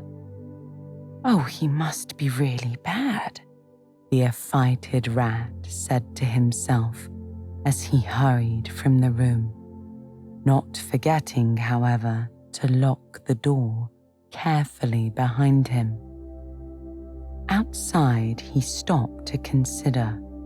The other two were far away, and he had no one to consult. It's best to be on the safe side, he said on reflection. I've known Toad fancy himself frightfully bad before, without the slightest reason, but I've never heard him ask for a lawyer. If there's nothing really the matter, the doctor will tell him he's an old fool and cheer him up, and that will be something gained. I'd better humour him and go. It won't take very long. So he ran off to the village on his errand of mercy, The toad, who had hopped lightly out of bed as soon as he heard the key turn in the lock, watched him eagerly from the window till he disappeared down the carriage drive. Then, laughing heartily, he dressed as quickly as possible in the smartest suit he could lay hands on at the moment, filled his pockets with cash, which he took from a small drawer in the dressing table, and next, knotting the sheets from his bed together and tying one end of the improvised rope round the central mullion of the handsome Tudor window which formed such a feature of his bedroom, he scrambled out, slid lightly to the ground, and, taking the opposite direction to the rat, marched off light-heartedly, whistling a merry tune. It was a gloomy luncheon for Rat when the badger and the mole at length returned, and he had to face them at table with his pitiful and unconvincing story.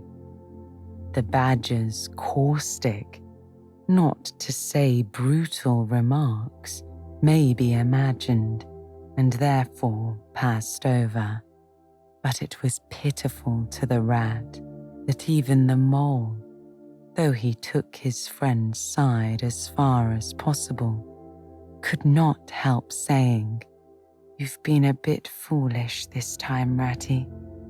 Toad, too, of all animals." "He did it awfully well," said the crestfallen rat. "He did you awfully well," rejoined the badger hotly. "However, talking won't mend matters. He's got clear away for the time, that's certain. And the worst of it is, he'll be so conceited with what he'll think is his cleverness that he may commit any folly. One comfort is, we're free now, and needn't waste any more of our precious time doing sentry duty.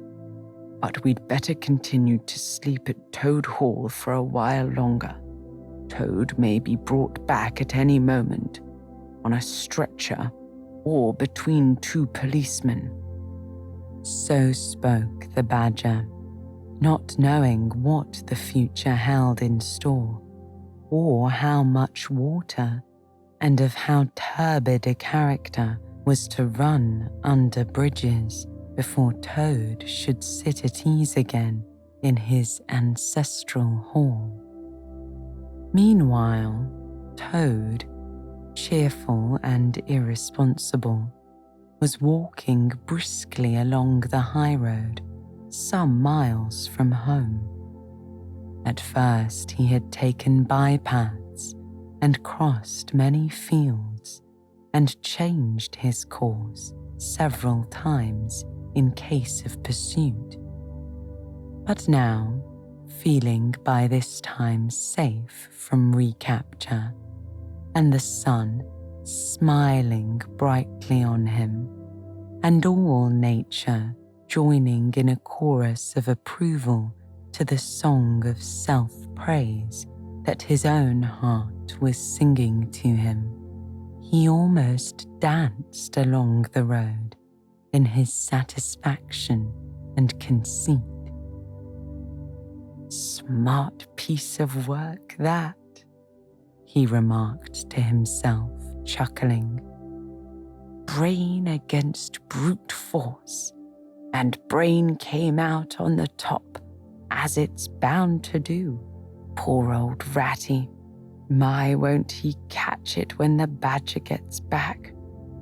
A worthy fellow, Ratty, with many good qualities, but very little intelligence and absolutely no education. I must take him in hand some day and see if I can make something of him. Filled full of conceited thoughts such as these, he strode along, his head in the air, till he reached a little town where the sign of the Red Lion, swinging across the road halfway down the main street, reminded him that he had not breakfasted that day and that he was exceedingly hungry after his long walk. He marched into the inn, ordered the best luncheon that could be provided at so short a notice, and sat down to eat it in the coffee room. He was about halfway through his meal when an only too familiar sound approaching down the street made him start and fall a-trembling all over. The sound of a motor car horn drew nearer and nearer. The car could be heard to turn into the inn yard and come to a stop, and Toad had to hold on to the leg of the table to conceal his overmastering emotion. Presently, the party entered the coffee room, hungry, talkative, and cheerful, voluble on their experiences of the morning and the merits of the chariot that had brought them along so well. Toad listened eagerly, all ears for a time. At last he could stand it no longer. He slipped out of the room quietly, paid his bill at the bar, and as soon as he got outside, sauntered round quietly to the inn yard. "There cannot be any harm," he said to himself, "in my only just looking at it." The car stood in the middle of the yard, quite unattended, the stable helps and other hangers-on being all at their dinner.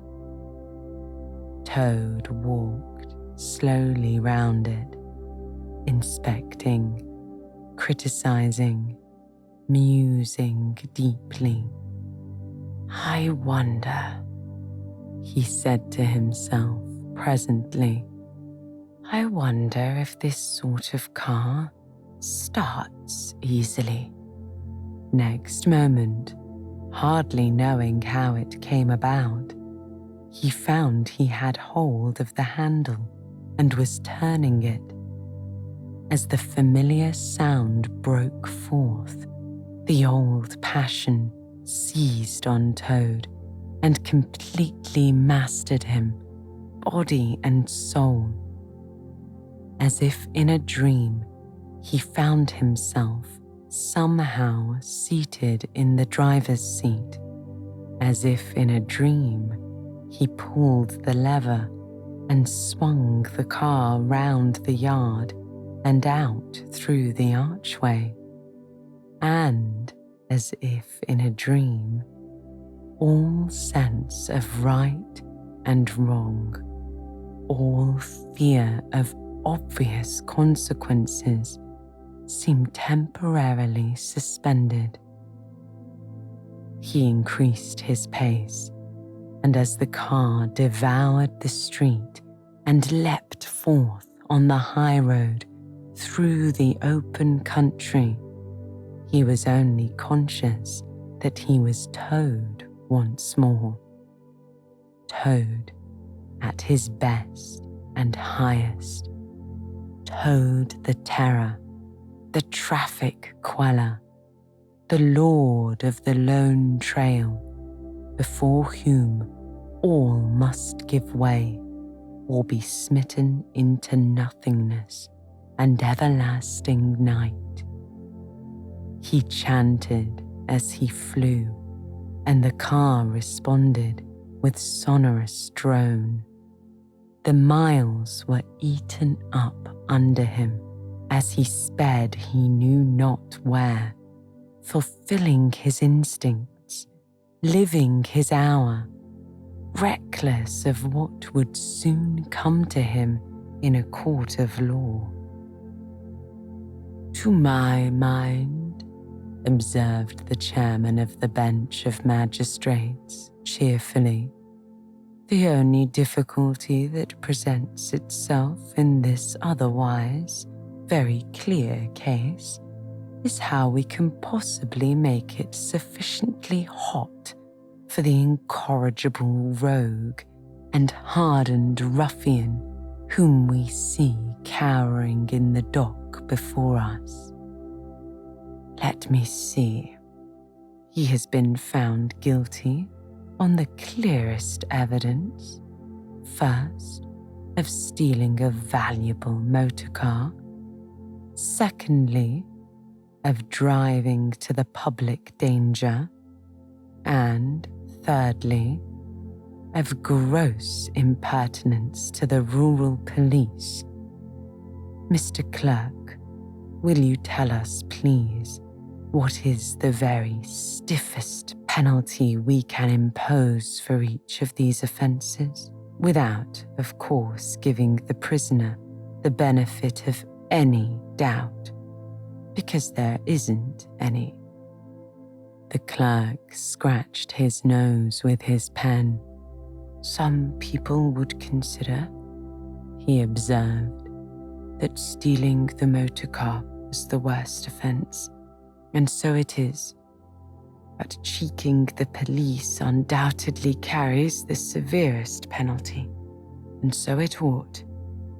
Supposing you were to say 12 months for the theft, which is mild, and 3 years for the furious driving, which is lenient, and 15 years for the cheek, which was a pretty bad sort of cheek, judging by what we've heard from the witness box, even if you only believe 1/10 part of what you heard, and I never believe more myself, those figures, if added together correctly, tot up to 19 years. "First rate," said the chairman. "So you had better make it around 20 years and be on the safe side," concluded the clerk. "An excellent suggestion," said the chairman approvingly. "Prisoner, pull yourself together and try to stand up straight. It's going to be 20 years for you this time, and mind, if you appear before us again upon any charge whatever, we shall have to deal with you very seriously." Then the brutal minions of the law fell upon the hapless toad, loaded him with chains, and dragged him from the courthouse, shrieking, praying, protesting, and across the marketplace where the playful populace, who are always as severe upon detected crime as they are sympathetic and helpful when one is merely wanted, assailed him with jeers, carrots, and popular catchwords. They dragged him past hooting schoolchildren, their innocent faces lit up with the pleasure they ever derive from the sight of a gentleman in difficulties, across the hollow-sounding drawbridge, below the spiky portcullis, under the frowning archway of the grim old castle, whose ancient towers soared high overhead, past guardrooms full of grinning soldiery off duty, past sentries who coughed in a horrid, sarcastic way, because that is as much sentry on his post dare to do to show his contempt and abhorrence of crime, up time-worn winding stairs, past men-at-arms in helmet and suit of steel, darting threatening looks through their visors, across courtyards where mastiffs strained at their leash and pawed the air to get at him, past ancient warders, their halberds leant against the wall, dozing over a pasty and a flagon of brown ale, and on, past the rack chamber and the thumbscrew room, past the turning that led to the private scaffold, till they reached the door of the grimmest dungeon that lay in the heart of the innermost keep. There, at last, they paused, where an ancient jailer sat, fingering a bunch of mighty keys. "Odds bodikins," said the sergeant of police, taking off his helmet and wiping his forehead. "Rouse the old man and take over from us this vile toad, a criminal of deepest guilt and matchless artfulness and resource. Watch and ward him with all thy skill, and mark thee well, greybeard. Should aught untoward befall, thy old head shall answer for his, and a plague on both of them." The jailer nodded grimly, laying his withered hand on the shoulder of the miserable toad. The rusty key creaked in the lock.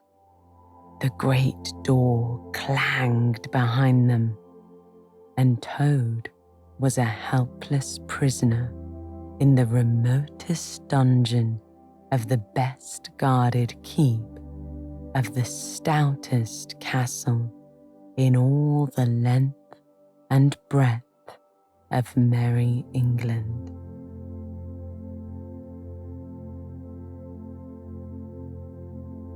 Chapter 7.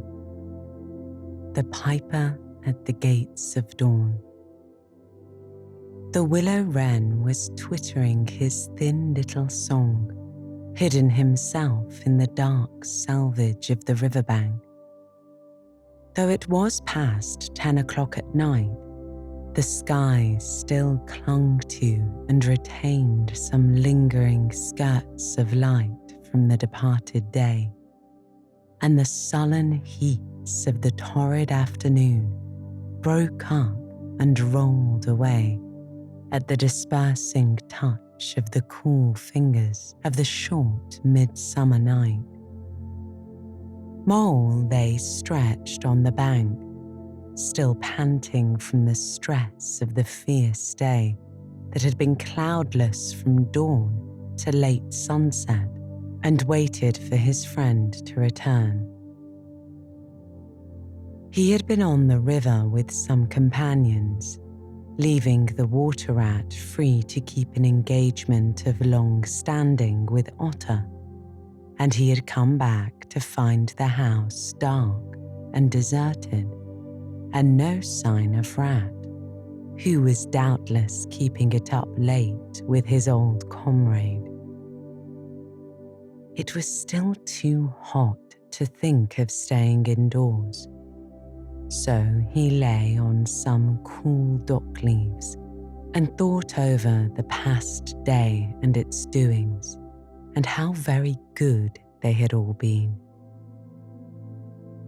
The rat's light footfall was presently heard approaching over the parched grass.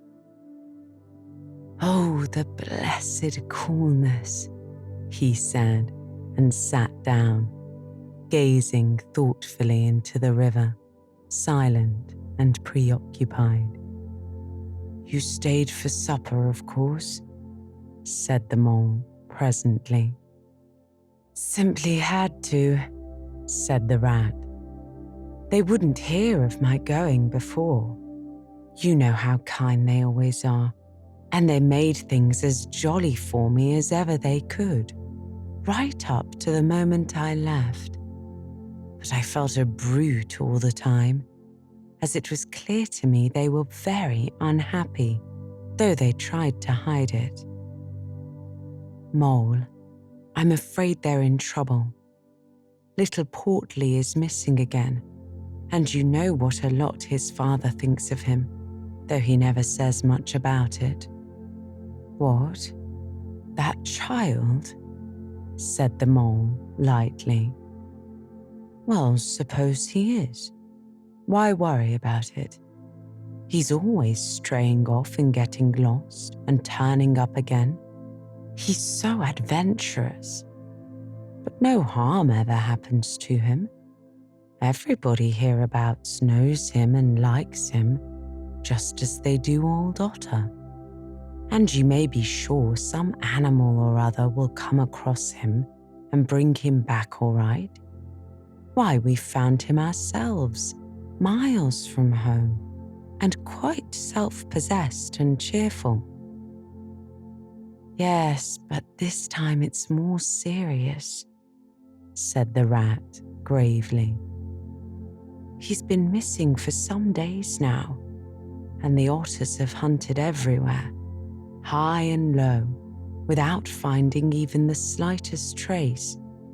And they've asked every animal too, for miles around, and no one knows anything about him. Otter's evidently more anxious than he'll admit.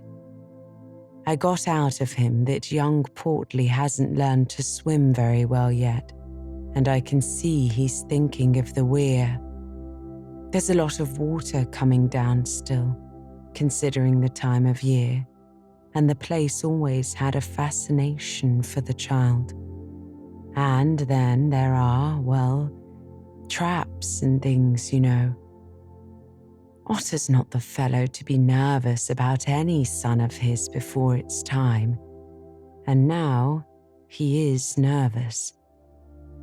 When I left, he came out with me and said he wanted some air and talked about stretching his legs. But I could see it wasn't that. So I drew him out and pumped him and got it all from him at last. He was going to spend the night watching by the ford. You know, the place where the old ford used to be in bygone days before they built the bridge. I know it well, said the mole. But why should Otter choose to watch there? Well, it seems it was there he gave Portly his first swimming lesson, continued the rat. From that shallow, gravelly spit near the bank. And it was there he used to teach him fishing, and there young Portly caught his first fish, of which he was so very proud. The child loved the spot, and Otter thinks that if he came wandering back from wherever he is, if he is anywhere by this time, poor little chap, he might make for the ford he was so fond of. Or if he came across it, he'd remember it well and stop there and play perhaps. So Otter goes there every night and watches, on the chance, you know, just on the chance. They were silent for a time, both thinking of the same thing, the lonely, heart-sore animal crouched by the ford, watching and waiting the long night through, on the chance.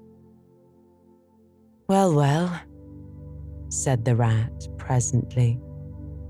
I suppose we ought to be thinking about turning in. But he never offered to move. Rat, said the mole, I simply can't go and turn in and go to sleep and do nothing, even though there doesn't seem to be anything to be done. We'll get the boat out and paddle upstream. The moon will be up in an hour or so, and then we will search as well as we can. Anyhow, it'd be better than going to bed and doing nothing." "Just what I was thinking myself," said the rat. "It's not the sort of night for bed anyhow, and daybreak is not so very far off, and then we may pick up some news of him from early risers as we go along." They got the boat out, and the rat took the sculls, paddling with caution. Out in midstream, there was a clear, narrow track that faintly reflected the sky. But wherever shadows fell on the water from bank, bush, or tree, they were as solid to all appearance as the banks themselves, and the mole had to steer with judgment accordingly. Dark and deserted as it was, the night was full of small noises, song and chatter and rustling, telling of the busy population who were up and about, plying their trades and vocations through the night, till sunshine should fall on them at last and send them off to their well-earned repose. The water's own noises, too, were more apparent than by day. Its gurglings and cloops were more unexpected and near at hand. And constantly they started at what seemed a sudden, clear call from an actual, articulate voice. The line of the horizon was clear and hard against the sky, and in one particular quarter, it showed black against a silvery, climbing phosphorescence that grew and grew. At last, over the rim of the waiting earth, the moon lifted with slow majesty till it swung clear of the horizon and rode off, free of moorings. And once more, they began to see surfaces, meadows widespread, and quiet gardens, and the river itself from bank to bank, all softly disclosed, all washed clean of mystery and terror, all radiant again as by day, but with a difference that was tremendous. Their old haunts greeted them again in other garments, as if they had slipped away and put on this pure, new apparel and come quietly back, smiling as they shyly waited to see if they would be recognized again under it. Fastening their boat to a willow, the friends landed in this silent, silver kingdom and patiently explored the hedges, the hollow trees, the runnels and their little culverts, the ditches and dry waterways. Embarking again and crossing over, they worked their way up the stream in this manner, while the moon, serene and detached in a cloudless sky, did what she could, though so far off, to help them in their quest, till her hour came and she sank earthwards reluctantly and left them, and mystery once more held field and river. Then a change began slowly to declare itself. The horizon became clearer. Field and tree came more into sight, and somehow with a different look. The mystery began to drop away from them. A bird piped suddenly and was still, and a light breeze sprang up and set the reeds and bulrushes rustling. Rat, who was in the stern of the boat while Mole sculled, sat up suddenly and listened with passionate intentness. Mole, who with gentle strokes was just keeping the boat moving while he scanned the banks with care, looked at him with curiosity. "It's gone," sighed the rat, sinking back into his seat again. "So beautiful and strange and new.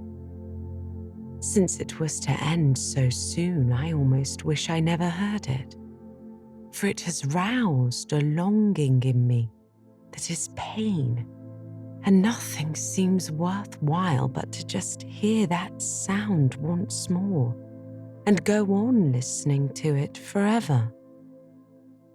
No, there it is again," he said, alert once more. Entranced, he was silent for a long space, spellbound. "Oh, now it passes on and I begin to lose it," he said presently. "Oh, Mole, the beauty of it, the merry bubble and joy, the thin, clear, happy call of the distant piping. Such music I never dreamed of, and the call in it is stronger even than the music is sweet. Row on, Mole, row, for the music and the call must be for us." The Mole, greatly wondering, obeyed. "I hear nothing myself," he said, "but the wind playing in the reeds and rushes and willows." The rat never answered, if indeed he heard. Rapt, transported, trembling, he was possessed in all his senses by this new, divine thing that caught up his helpless soul and swung and dangled it, a powerless but happy infant, in a strong, sustaining grasp. In silence, Mole rowed steadily, and soon they came to a point where the river divided, a long backwater branching off to one side. With a slight movement of his head, Rat, who had long dropped the rudder lines, directed the rower to take the backwater. The creeping tide of light gained and gained, and now they could see the colour of the flowers that gemmed the water's edge. "Clearer and nearer still," said the rat joyously. "Now you must surely hear it." "Ah, at last I see you do." Breathless and transfixed, the Mole stopped rowing as the liquid run of that glad piping broke on him like a wave, caught him up, and possessed him utterly. He saw the tears on his comrade's cheek and bowed his head and understood. For a space, they hung in there, brushed by the purple loosestrife flowers that fringed the bank. Then the clear, imperious summons that marched hand in hand with the intoxicating melody imposed its will on Mole, and mechanically he bent to his oars again. And the light grew steadily stronger. but no birds sang as they were wont to do at the approach of dawn. And but for the heavenly music, all was marvelously still. On either side of them, as they glided onwards, the rich meadow grass seemed that morning of a freshness and greenness unsurpassable. Never had they noticed the roses so vivid, the willow herb so riotous, the meadow sweet so odorous and pervading. Then the murmur of the approaching weir began to hold the air, and they felt a consciousness that they were nearing the end, whatever it might be, that surely awaited their expedition. A wide half-circle of foam and glinting lights and shining shoulders of green water, the great weir closed the backwater from bank to bank, troubled all the quiet surface with twirling eddies and floating foam streaks, and deadened all other sounds with its solemn and soothing rumble. In midmost of the stream, embraced in the weir's shimmering arm spread, a small island lay anchored, fringed close with willow and silver birch and alder. Reserved, shy, but full of significance, it hid whatever it might hold behind a veil, keeping it till the hour should come, and with the hour, those who were called and chosen. Slowly, but with no doubt or hesitation whatever, and in something of a solemn expectancy, the two animals passed through the broken, tumultuous water and moored their boat at the flowery margin of the island. In silence they landed and pushed through the blossom and scented herbage and undergrowth that led up to the level ground, till they stood on a little lawn of a marvellous green, set round with nature's own orchard trees, crabapple, wild cherry, and sloe. This is the place of my song dream, the place the music played to me, whispered the rat as if in a trance. Here, in this holy place, here if anywhere, surely we shall find him. Then suddenly the mole felt a great awe fall upon him, an awe that turned his muscles to water, bowed his head, and rooted his feet to the ground. It was no panic terror. Indeed, he felt wonderfully at peace and happy, but it was an awe that smote and held him, and without seeing, he knew it could only mean that some august presence was very, very near.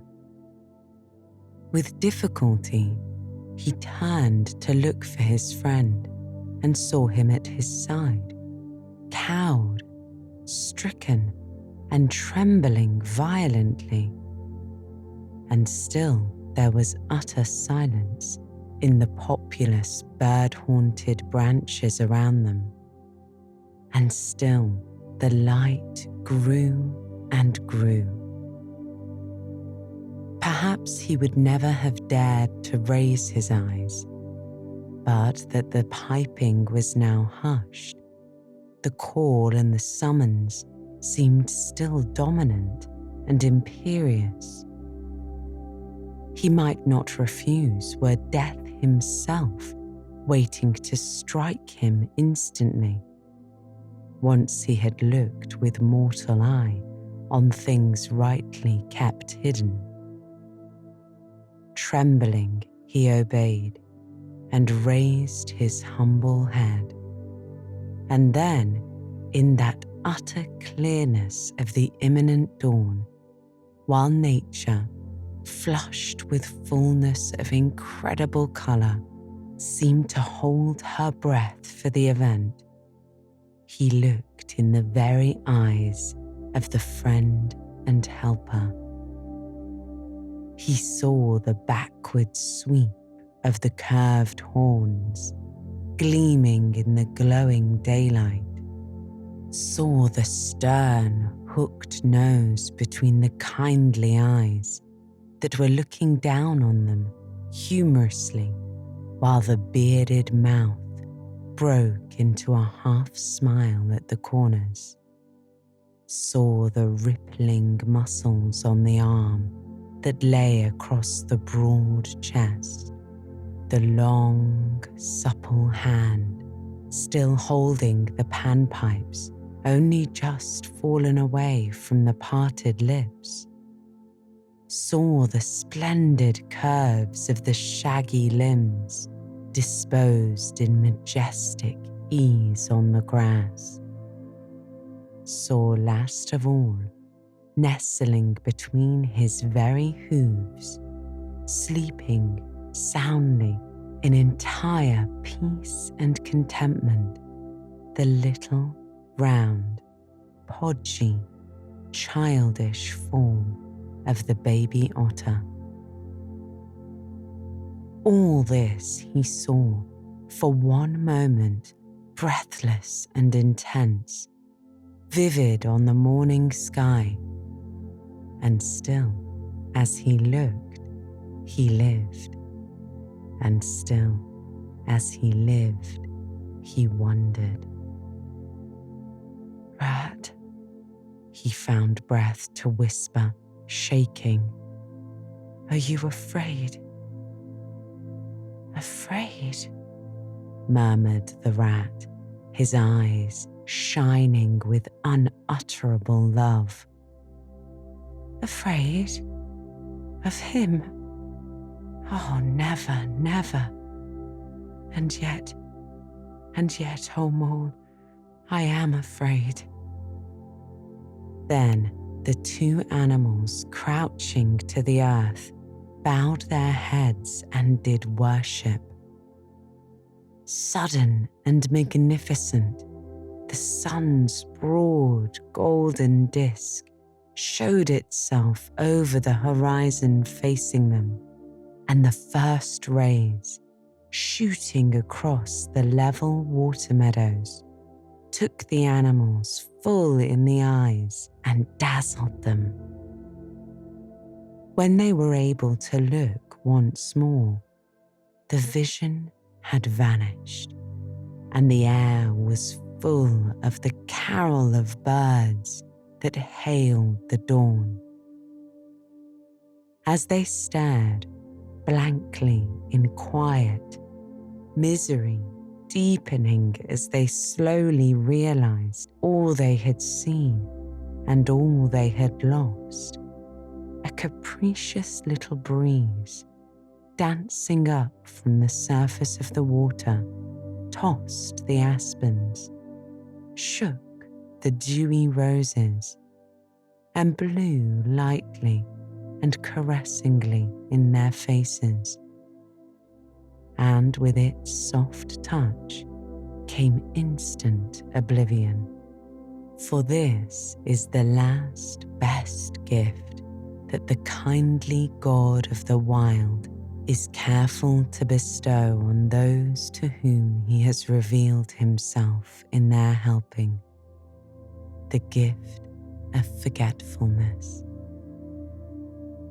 Lest the awful remembrance should remain and grow, and overshadow mirth and pleasure and the great haunting memory should spoil all the afterlives of little animals helped out of difficulties, in order that they should be happy and light-hearted as before.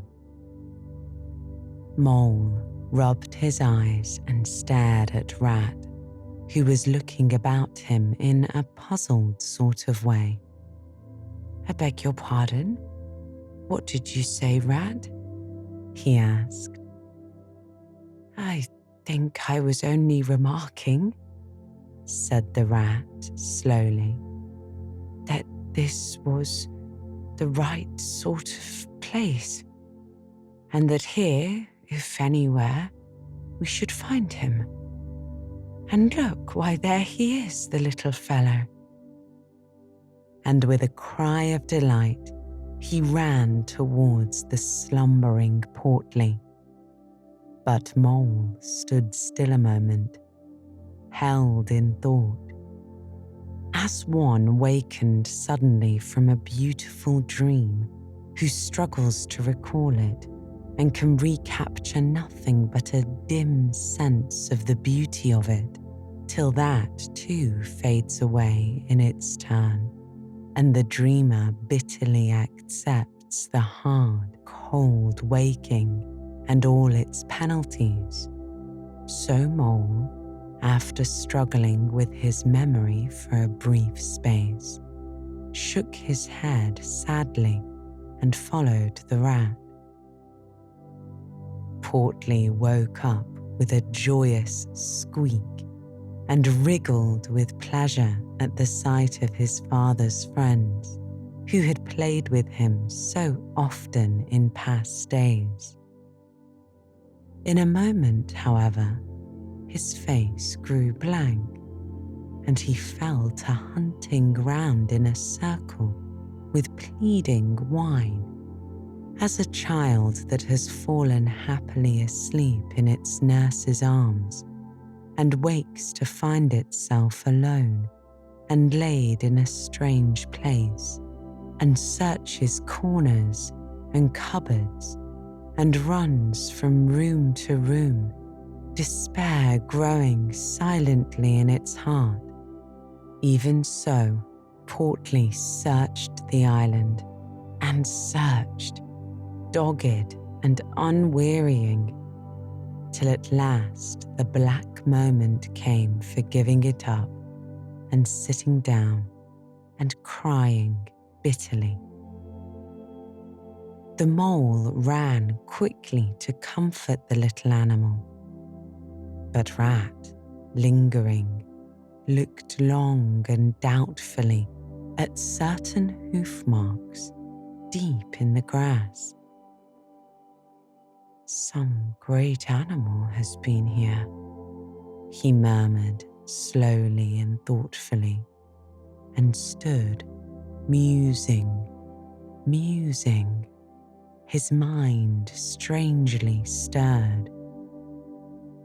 "Come along, Rat," called the Mole. "Think of poor Otter waiting up there by the ford." Portly had soon been comforted by the promise of a treat, a jaunt on the river in Mr. Rat's real boat, and the two animals conducted him to the water's side, placed him securely between them in the bottom of the boat, and paddled off down the backwater. The sun was finally up by now, and hot on them.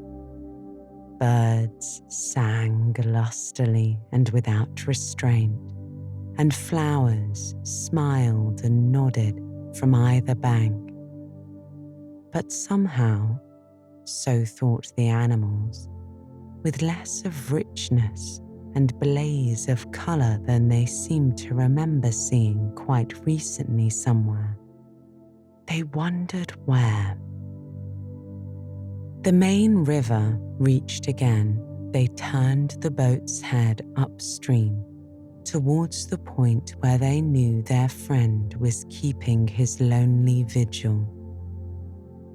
As they grew near the familiar ford, the Mole took the boat to the bank and they lifted Portly out and set him on his legs on the towpath, gave him his marching orders and a friendly farewell pat on the back, and shoved out into midstream. They watched the little animal as he waddled along the path, contentedly and with importance. Watched him till they saw his muzzle suddenly lift and his waddle break into a clumsy amble as he quickened his pace with shrill whines and wriggles of recognition.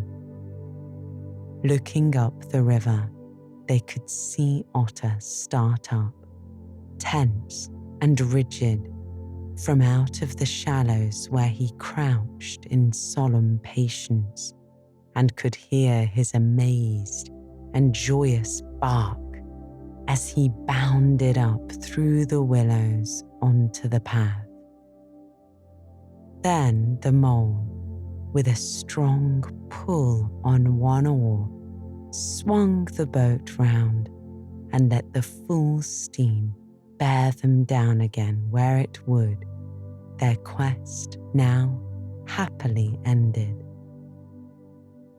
"I feel strangely tired, Rat," said the mole, leaning wearily over his oars as the boat drifted. "It's being up all night, you'll say perhaps, but that's nothing. We do as much half the nights of the week at this time of year. No, I feel as if I've been through something very exciting and rather terrible, and it was just over. And yet nothing particular has happened. Or something very surprising and splendid and beautiful," murmured the rat, leaning back and closing his eyes. "I feel just as you do, Mole.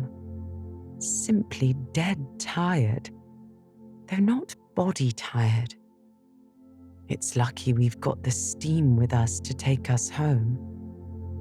Isn't it jolly to feel the sun again soaking into one's bones, and hark to the wind playing in the reeds? It's like music, far away music," said the mole, nodding drowsily. "So I was thinking," murmured the rat, dreamful and languid. "Dance music, the lilting sort that runs on without a stop, but with words in it too. It passes into words and out of them again. I catch them at intervals. Then it is dance music once more, and then nothing but the reeds, soft, thin whispering." "You hear better than I," said the mole sadly. "I cannot catch the words." "Let me try and give you them," said the rat softly, his eyes still closed. "Now it's turning into words again, faint but clear. Lest the awe should dwell and turn your frolic to fret, you shall look on my power at the helping hour, but then you shall forget. Now the reeds take it up. Forget, forget, they sigh, and it dies away in a rustle and a whisper. Then the voice returns. Lest limbs be reddened and rent, I spring the trap that is set. As I lose the snare, you may glimpse me there, for surely you shall forget. Row nearer, mole, nearer to the reeds. It is hard to catch, and grows each minute fainter.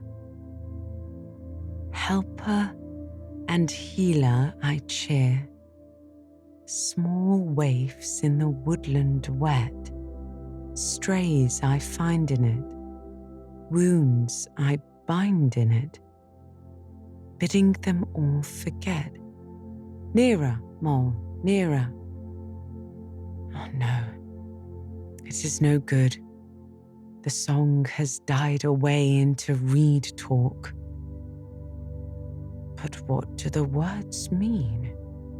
Asked the wondering mole. That I do not know, said the rat simply.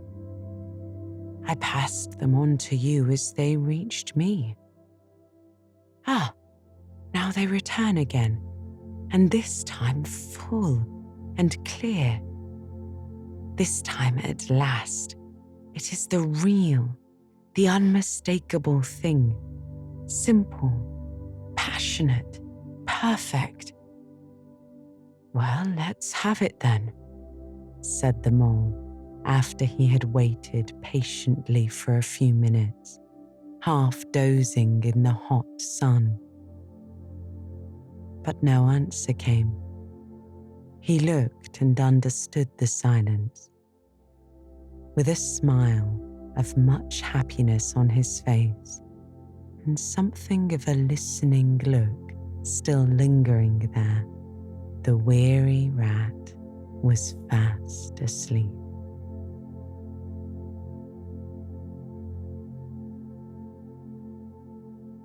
Chapter 8. Toad's Adventures. When Toad found himself immured in a dank and noisome dungeon, and he knew that all the grim darkness of a medieval fortress lay between him and the outer world of sunshine and well-metalled high roads, where he had lately been so happy, disporting himself as if he had bought up every road in England, he flung himself at full length on the floor and shed bitter tears and abandoned himself to dark despair. This is the end of everything, he said. At least this is the end of the career of Toad, which is the same thing.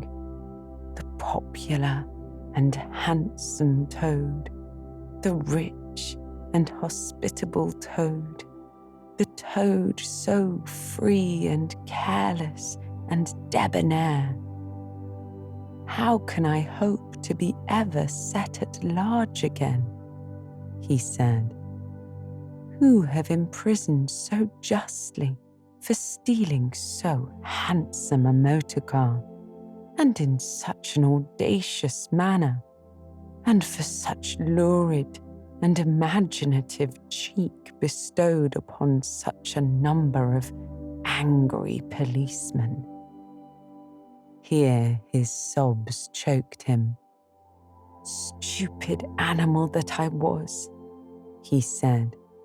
Now I must languish in this dungeon till people who were proud to say they knew me have forgotten the very name of Toad. Oh, wise old badger! Oh, clever, intelligent rat and sensible mole! What sound judgments! What a knowledge of men and matters you possess! Oh, unhappy and forsaken Toad! With lamentations such as these, he passed his days and nights for several weeks, refusing his meals or immediate light refreshments, though the grim and ancient jailer, knowing that Toad's pockets were well lined, frequently pointed out that many comforts, and indeed luxuries, could by arrangement be sent in, at a price, from outside. Now the jailer had a daughter, pleasant and good-hearted, who assisted her father in the lighter duties of his post. She was particularly fond of animals, and besides her canary, whose cage hung on a nail in the massive wall of the keep by day, to the great annoyance of prisoners who relished an after-dinner nap, and was shrouded in a cloth on the parlour table at night, she kept several piebald mice and a restless, revolving squirrel. This kind-hearted girl, pitying the misery of Toad, said to her father one day, "Father, I can't bear to see that poor beast so unhappy and getting so thin. You let me have the managing of him. You know how fond of animals I am. I'll make him eat from my hand and sit up and do all sorts of things." Her father replied that she could do what she liked with him. He was tired of Toad and his sulks and his airs and his meanness. So that day she went on her errand of mercy and knocked at the door of Toad's cell. "Now, cheer up, Toad," she said coaxingly on entering. "Sit up and dry your eyes and be a sensible animal, and do try and eat a bit of dinner. See, I've brought you some of mine, hot from the oven." It was bubble and squeak between two plates, and its fragrance filled the narrow cell. The penetrating smell of cabbage reached the nose of Toad as he lay prostrate in his misery on the floor, and gave him the idea for a moment that perhaps life was not such a blank and desperate thing as he had imagined. But still he wailed and kicked with his legs and refused to be comforted. So the wise little girl retired for the time. But of course, a good deal of the smell of hot cabbage remained behind, as it will do, and Toad, between his sobs, sniffed and reflected, and gradually began to think new and inspiring thoughts of chivalry and poetry and deeds still to be done, of broad meadows and cattle browsing in them, raked by sun and wind, of kitchen gardens and straight herb borders, and warm snapdragon beset by bees, and of the comforting clink of dishes set down on the table at Toad Hall, and the scrape of chair legs on the floor as everyone pulled himself close up to his work. The air of the narrow cell took a rosy tinge.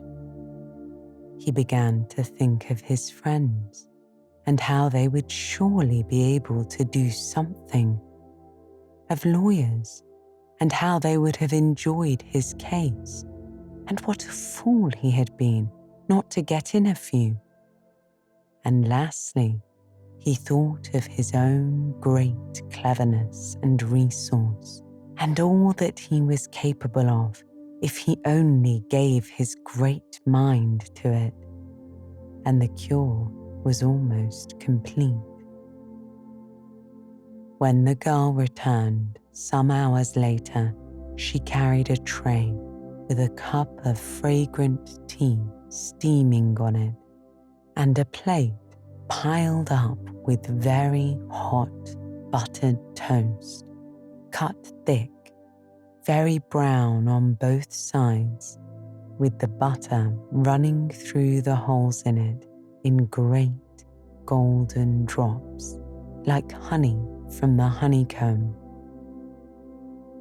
The smell of that buttered toast simply talked to Toad, and with no uncertain voice talked of warm kitchens, of breakfasts on bright, frosty mornings, of cozy parlour firesides on winter evenings when one's ramble was over and slippered feet were propped on the fender, of the purring of contented cats and the twitter of sleepy canaries. Toad sat up on end once more, dried his eyes, sipped his tea, and munched his toast, and soon began talking freely about himself and the house he lived in, and his doings there, and how important he was, and what a lot his friends thought of him. The jailer's daughter saw that the topic was doing him as much good as the tea, as indeed it was, and encouraged him to go on. "Tell me about Toad Hall," said she. "It sounds beautiful." "Toad Hall," said the toad proudly, "is an eligible, self-contained gentleman's residence, very unique, dating in part from the 14th century, but replete with every modern convenience.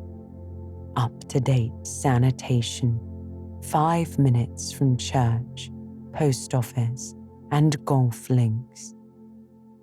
"Bless the animal," said the girl, laughing. "I don't want to take it. Tell me something real about it. But first, wait till I fetch you some more tea and toast."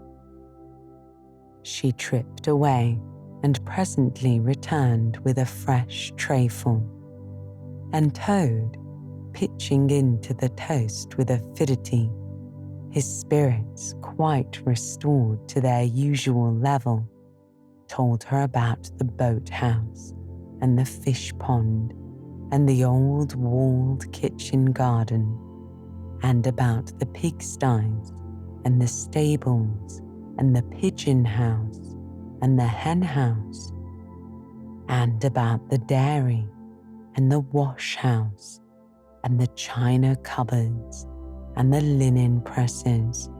She liked that bit especially. And about the banqueting hall and the fun they had there when the other animals were gathered round the table and Toad was at his best, singing songs, telling stories, carrying on generally. Then she wanted to know about his animal friends and was very interested in all he had to tell her about them and how they lived and what they did to pass their time. Of course, she did not say she was fond of animals as pets, because she had the sense to see that Toad would be extremely offended. When she said goodnight, having filled his water jug and shaken up his straw for him, Toad was very much the same sanguine, self-satisfied animal that he had been of old. He sang a little song or two, of the sort he used to sing at his dinner parties, curled himself up in the straw, and had an excellent night's rest and the pleasantest of dreams.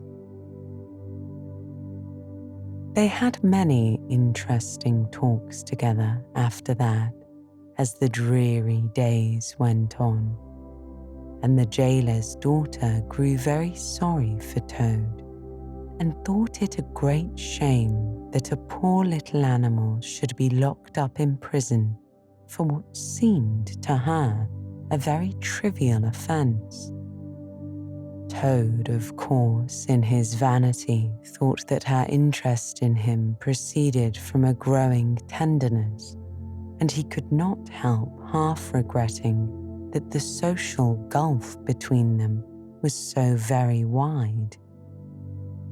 One morning, the girl was very thoughtful and answered at random, and did not seem to Toad to be paying proper attention to his witty sayings and sparkling comments.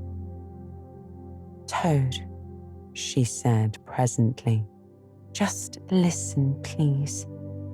I have an aunt who is a washerwoman." There," said Toad graciously and affably. "Never mind. Think no more about it. I have several aunts who ought to be washerwomen." "Do be quiet a minute, Toad," said the girl. "You talk too much. That's your chief fault. And I'm trying to think, and you hurt my head. As I said, I have an aunt who is a washerwoman. She does the washing for all the prisoners in this castle. We try to keep any paying business of that sort in the family, you understand. She takes out the washing on Monday morning and brings it in on Friday evening.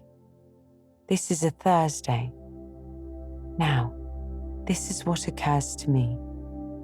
You're very rich, at least you're always telling me so, and she's very poor. A few pounds wouldn't make any difference to you, and it would mean a lot to her. Now I think if she were properly approached, squared, I believe is the word you animals use, you could come to some arrangement by which she would let you have her dress and bonnet and so on. And you could escape from the castle as the official washerwoman. You're very alike in many respects, particularly about the figure." "We're not," said the Toad in a huff. "I have a very elegant figure for what I am." "So has my aunt," replied the girl. "But have it your own way, you proud, ungrateful animal, when I'm sorry for you and trying to help you." Yes, that's all right. Thank you very much indeed," said the Toad hurriedly. "But look here, you wouldn't surely have Mr. Toad of Toad Hall going about the country disguised as a washerwoman?" "Then you can stop here as a toad," replied the girl with much spirit. "I suppose you want to go off in a coach and four." Honest Toad was always ready to admit himself in the wrong. "You are a good, kind, clever girl," he said, "and I am indeed a proud and stupid toad. Introduce me to your worthy aunt, if you will be so kind, and I have no doubt that the excellent lady and I will be able to arrange terms satisfactory to both parties." Next evening, the girl ushered her aunt into Toad's cell, bearing his week's washing pinned up in a towel.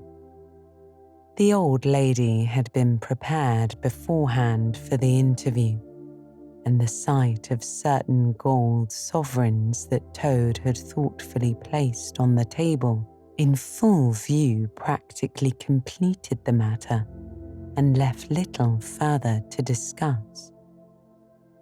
In return for his cash, Toad received a cotton print gown, an apron, a shawl, and a rusty black bonnet. The only stipulation the old lady made was that she should be gagged and bound and dumped down in a corner. By this not very convincing artifice, she explained, aided by picturesque fiction which she could supply herself, she hoped to retain her situation in spite of the suspicious appearance of things. Toad was delighted with the suggestion. It would enable him to leave the prison in some style, and with his reputation for being a desperate and dangerous fellow untarnished, and he readily helped the jailer's daughter to make her aunt appear as much as possible the victim of circumstances over which she had no control. "Now it's your turn, Toad," said the girl. "Take off that coat and waistcoat of yours." Shaking with laughter, she proceeded to hook and eye him into the cotton print gown, arranging the shawl with a professional fold, and tied the strings of the rusty bonnet under his chin. "You're the very image of her," she giggled. "Only I'm sure you never looked half so respectable in all your life before.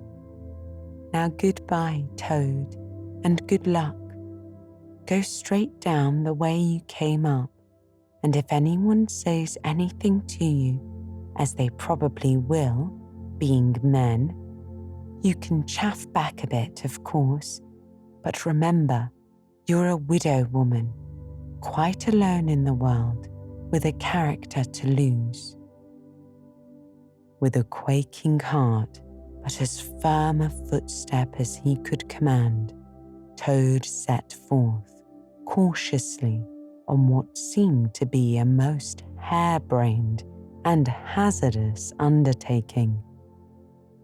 But he was soon agreeably surprised to find how easy everything was made for him, and a little humbled at the thought that both his popularity and the character of the woman that seemed to inspire it were really another's. The washerwoman's squat figure in its familiar cotton print seemed a passport for every barred door and grim gateway. Even when he hesitated, uncertain as to the right turning to take, he found himself helped out of his difficulty by the warder at the next gate, anxious to be off to his tea, summoning him to come along sharp and not keep him waiting there all night. The chaff and the humorous sallies to which he was subjected, and to which, of course, he had to provide a prompt and effective reply, formed indeed his chief danger. For Toad was an animal with a strong sense of his own dignity, and the chaff was mostly, he thought, poor and clumsy, and the humour of the sallies entirely lacking. However, he kept his temper, though with great difficulty, suited his retorts to his company and his supposed character, and did his best not to overstep the limits of good taste. It seemed hours before he crossed the last courtyard, but at last he heard the wicket gate in the great outer door click behind him, felt the fresh air of the outer world upon his anxious brow, and he knew that he was free. Dizzy with the success of his daring exploit, he walked quickly towards the lights of the town, not knowing in the least what he should do next, only quite certain of one thing, that he must remove himself as quickly as possible from the neighborhood where the lady he was forced to represent was so well known and so popular a character. As he walked along, considering, his attention was caught by some red and green lights a little way off to one side of the town, and the sound of the puffing and snorting of engines and the banging of shunted trucks fell on his ear. "Aha!" he thought. "This is a piece of luck. A railway station is the thing I want most in the whole world at this moment. And what's more, I needn't go through the town to get it." He made his way to the station accordingly, consulted a timetable, and found that a train, bound more or less in the direction of his home, was due to start in half an hour. "More luck," said Toad, his spirits rising rapidly, and went off to the booking office to buy his ticket. He gave the name of the station that he knew to be nearest to the village of which Toad Hall was the principal feature, and he mechanically put his fingers in search of the necessary money where his waistcoat pocket should have been. But here, the cotton gown, which had nobly stood by him so far, and which he had basely forgotten, intervened and frustrated his efforts. In a sort of nightmare, he struggled with the strange, uncanny thing that seemed to hold his hands, turn all muscular strivings to water, and laugh at him all the time, while other travellers, forming up in a line behind, waited with impatience, making suggestions of more or less value and comments of more or less stringency and point. At last, somehow, he never rightly understood how, he burst the barriers, attained the goal, arrived at where all waistcoat pockets are eternally situated, and found not only no money, but no pocket to hold it, and no waistcoat to hold the pocket. To his horror, he recollected that he had left both coat and waistcoat behind him in his cell, and with them his pocketbook, money, keys, watch, matches, pencil case, all that makes life worth living, all that distinguishes the many-pocketed animal from the inferior one-pocketed or no-pocketed productions that hop or trip about permissively, unequipped for the real contest. In his misery, he made one desperate effort to carry the thing off, and with a return to his fine old manner, a blend of the squire and the college don, he said, "Look here, I find I've left my purse behind. Just give me that ticket, will you? And I'll send the money on tomorrow. I'm well known in these parts." The clerk stared at him and the rusty black bonnet a moment, and then laughed.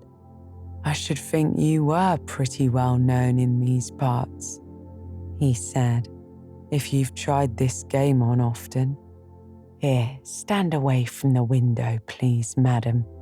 You're obstructing the other passengers."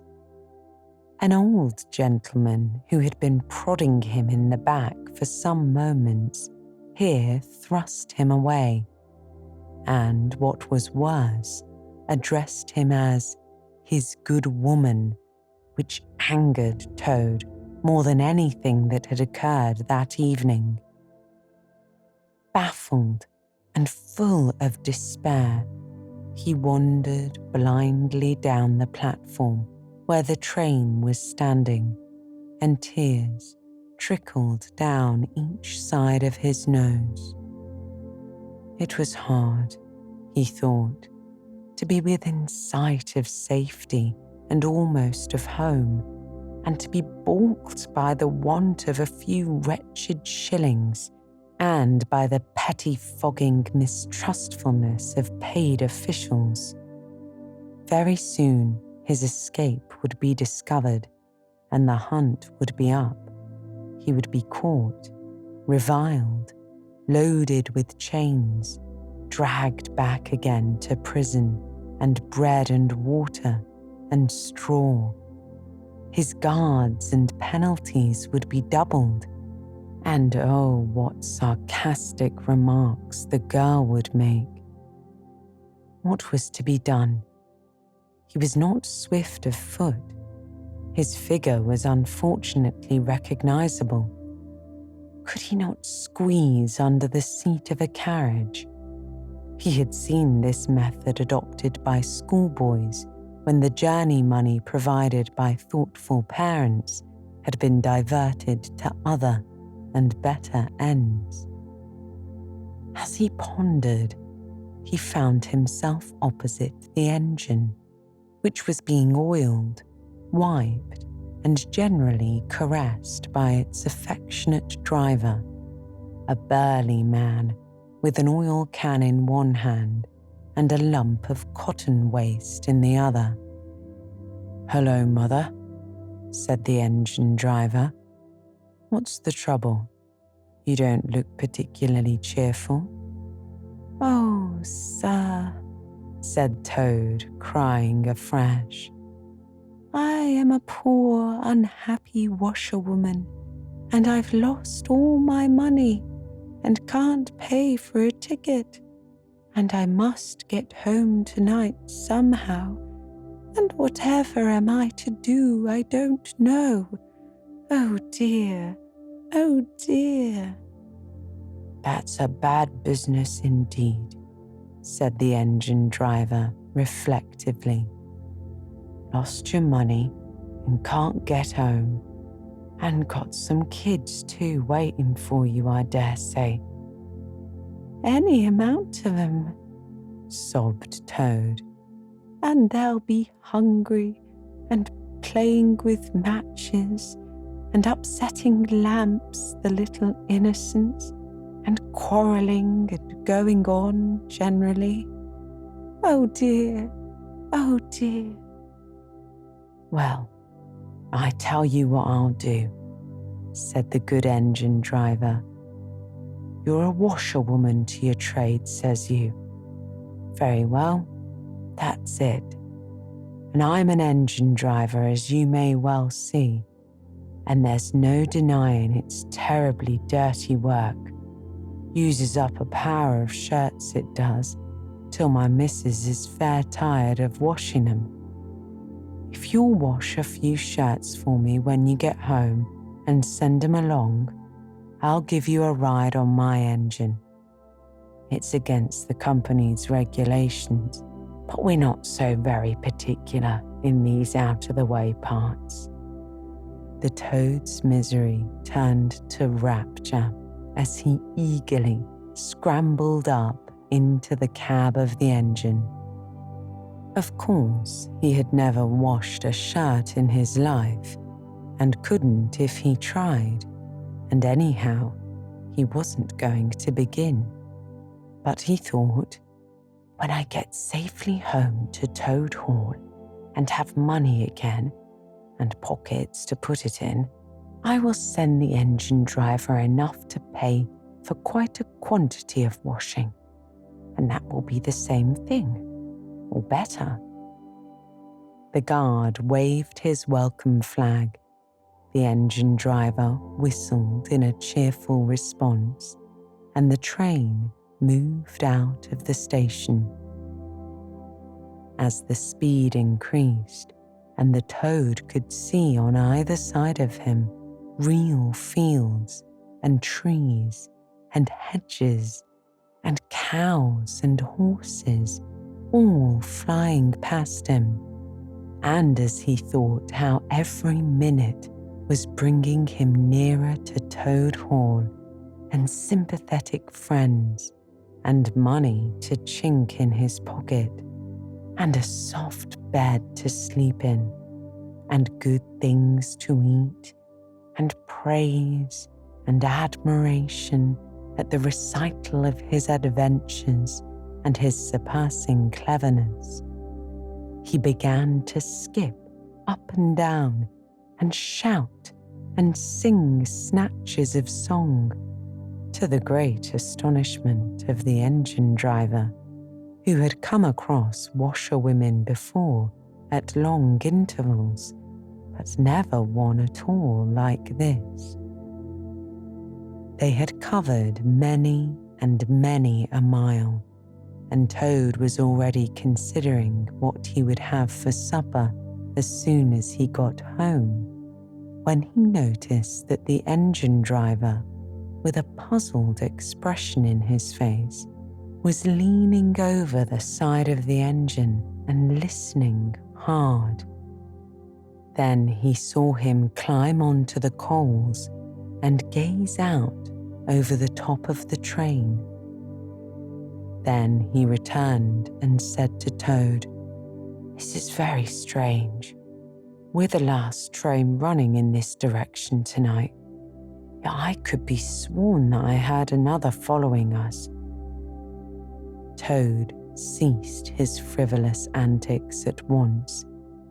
He became grave and depressed, and a dull pain in the lower part of his spine, communicating itself to his legs, made him want to sit down and try desperately not to think of all the possibilities. By this time, the moon was shining brightly, and the engine driver, steadying himself on the coal, could command a view of the line behind them for a long distance. Presently, he called out, "I can see it clearly now.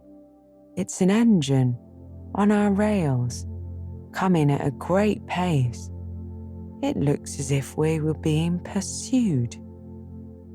The miserable Toad, crouching in the coal dust, tried hard to think of something to do, with dismal want of success.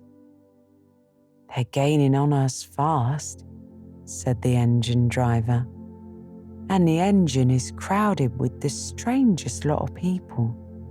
Men like ancient warders waving halberds, policemen in their helmets waving truncheons, and shabbily dressed men in pot hats, obvious and unmistakable plain-clothes detectives, even at this distance, waving revolvers and walking sticks, all waving and all shouting the same thing: 'Stop, stop, stop.'" Then the Toad fell on his knees among the coals, and raising his clasped paws in supplication, said, "Save me, only save me, dear, kind Mr. Engine Driver, and I will confess everything. I am not the simple washerwoman I seem to be. I have no children waiting for me, innocent or otherwise. I am a toad, the well-known and popular Mr. Toad, a landed proprietor. I have just escaped by my great daring and cleverness from a loathsome dungeon into which my enemies had flung me.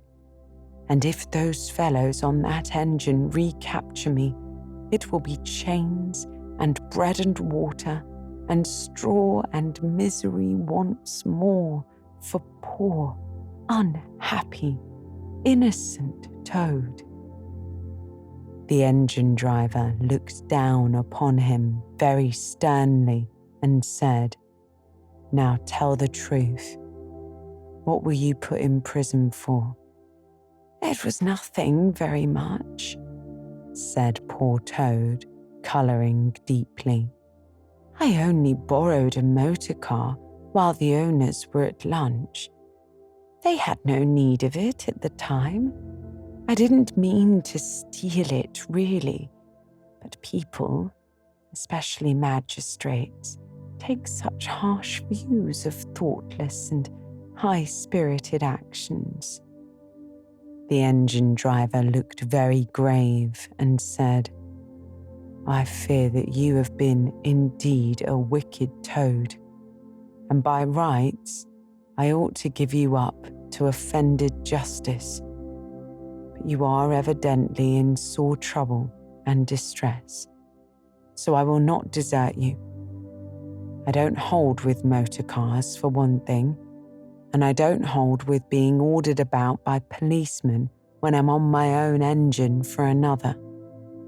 The sight of an animal in tears always makes me feel strange and soft-hearted. So cheer up, Toad. I'll do my best, and we may beat them yet." They piled on more coals, shoveling furiously. The furnace roared, the sparks flew, the engine leapt and swung, but still their pursuers slowly gained. The engine driver, with a sigh, wiped his brow with a good handful of cotton waste and said, "I'm afraid it's no good, Toad. You see, they are running light and they have the better engine. There's just one thing left for us to do, and this is your only chance, so attend very carefully to what I tell you. A short way ahead of us is a long tunnel, and on the other side of that, the line passes through a thick wood. Now, I will put on all the speed I can while we are running through the tunnel, but the other fellas will slow down a bit naturally for fear of an accident. When we are through, I will shut off steam and put on brakes as hard as I can. And the moment it's safe to do so, you must jump and hide in the wood before they get through the tunnel and see you. Then I will go full speed ahead again, and they can chase me if they like, for as long as they like, and as far as they like. Now mind, and be ready to jump when I tell you." They piled on more coals, and the train shot into the tunnel, and the engine rushed and roared and rattled, till at last they shot out at the other end into fresh air and the peaceful moonlight, and saw the wood lying dark and helpful upon either side of the line. The driver shut off steam and put on brakes. The toad got down on the step, and as the train slowed down to almost a walking pace, he heard the driver call out, "Now, jump!" Toad jumped, rolled down a short embankment, picked himself up unhurt, scrambled into the wood, and hid. Peeping out, he saw his train get up speed again and disappear at a great pace. Then, out of the tunnel burst the pursuing engine, roaring and whistling, her motley crew waving their various weapons and calling, "Stop! Stop! Stop!" When they were past, the toad had a hearty laugh, for the first time since he was thrown into prison. But he soon stopped laughing when he came to consider that it was now very late and dark, and cold, and he was in an unknown wood with no money and no chance of supper, and still far from friends and home, and the dead silence of everything after the roar and rattle of the train was something of a shock. He dared not leave the shelter of the trees, so he struck into the wood with the idea of leaving the railway as far as possible behind him. After so many weeks within walls, he found the wood strange and unfriendly, and inclined, he thought, to make fun of him. Night jars sounded their mechanical rattle, made him think that the wood was full of searching warders closing in on him. An owl, swooping noiselessly towards him, brushed his shoulder with its wing, making him jump with the horrid certainty that it was a hand. Then it flitted off, moth-like, laughing its low hoot-hoot, which Toad thought in very poor taste. Once he met a fox who stopped, looked him up and down in a sarcastic sort of way, and said, "Hello, washerwoman.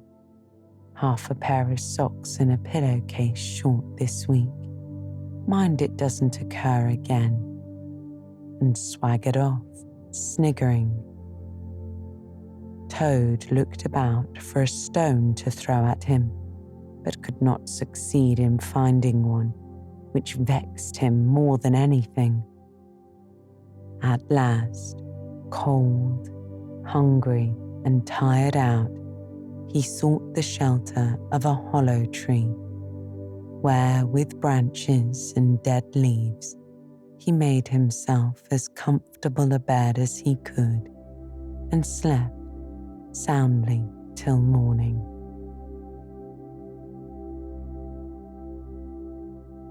Chapter 9. Wayfarers All. The water rat was restless, and he did not exactly know why. To all appearance, the summer's pomp was still at fullest height, and although in the tilled acres green had given way to gold, though rowans were reddening and the woods were dashed here and there with a tawny fierceness, light and warmth and colour were still present in undiminished measure, clean of any chilly premonitions of the passing year. But the constant chorus of the orchards and hedges had shrunk to a casual evensong from a few yet unwearied performers. The robin was beginning to assert himself once more, and there was a feeling in the air of change and departure.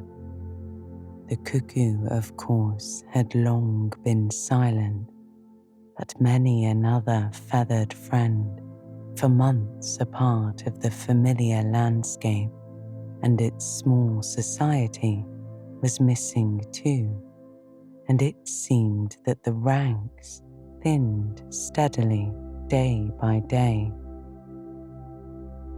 Rat, ever observant of all winged movement, saw that it was taking daily a southing tendency, and even as he lay in bed at night, he thought he could make out, passing in the darkness overhead, the beat and quiver of impatient wings, obedient to the peremptory call. Nature's grand hotel has its season like the others, as the guests, one by one, pack, pay, and depart, and the seats at the table shrink pitifully at each succeeding meal, as suites of rooms are closed, carpets taken up, and waiters sent away.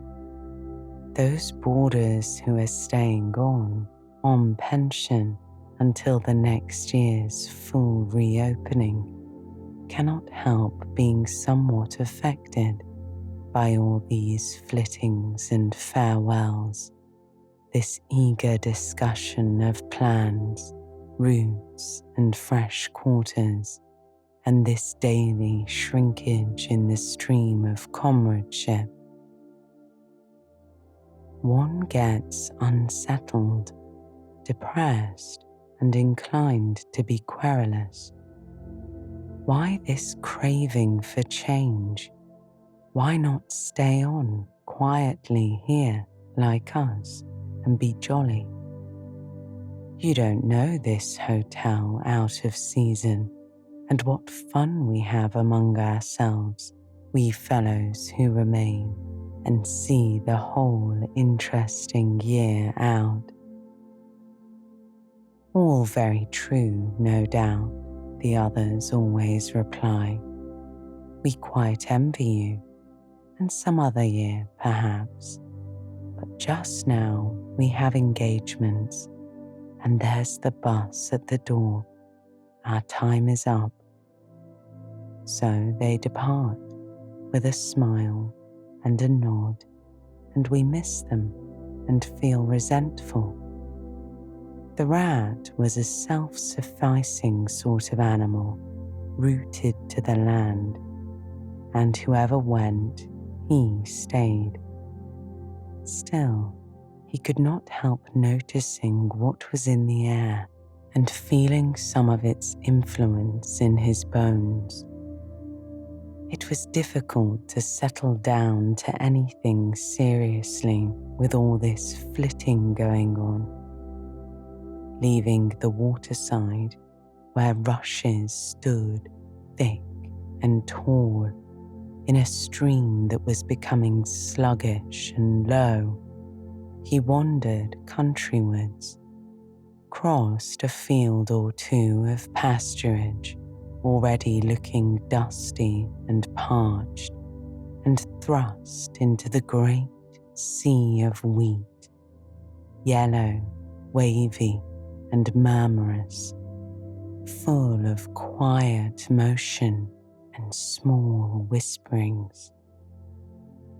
Here he often loved to wander through the forest of stiff, strong stalks that carried their own golden sky away over his head, a sky that was always dancing, shimmering, softly talking, or swaying strongly to the passing wind and recovering itself with a toss and a merry laugh. Here, too, he had many small friends, a society complete in itself, leading full and busy lives, but always with a spare moment to gossip and exchange news with a visitor.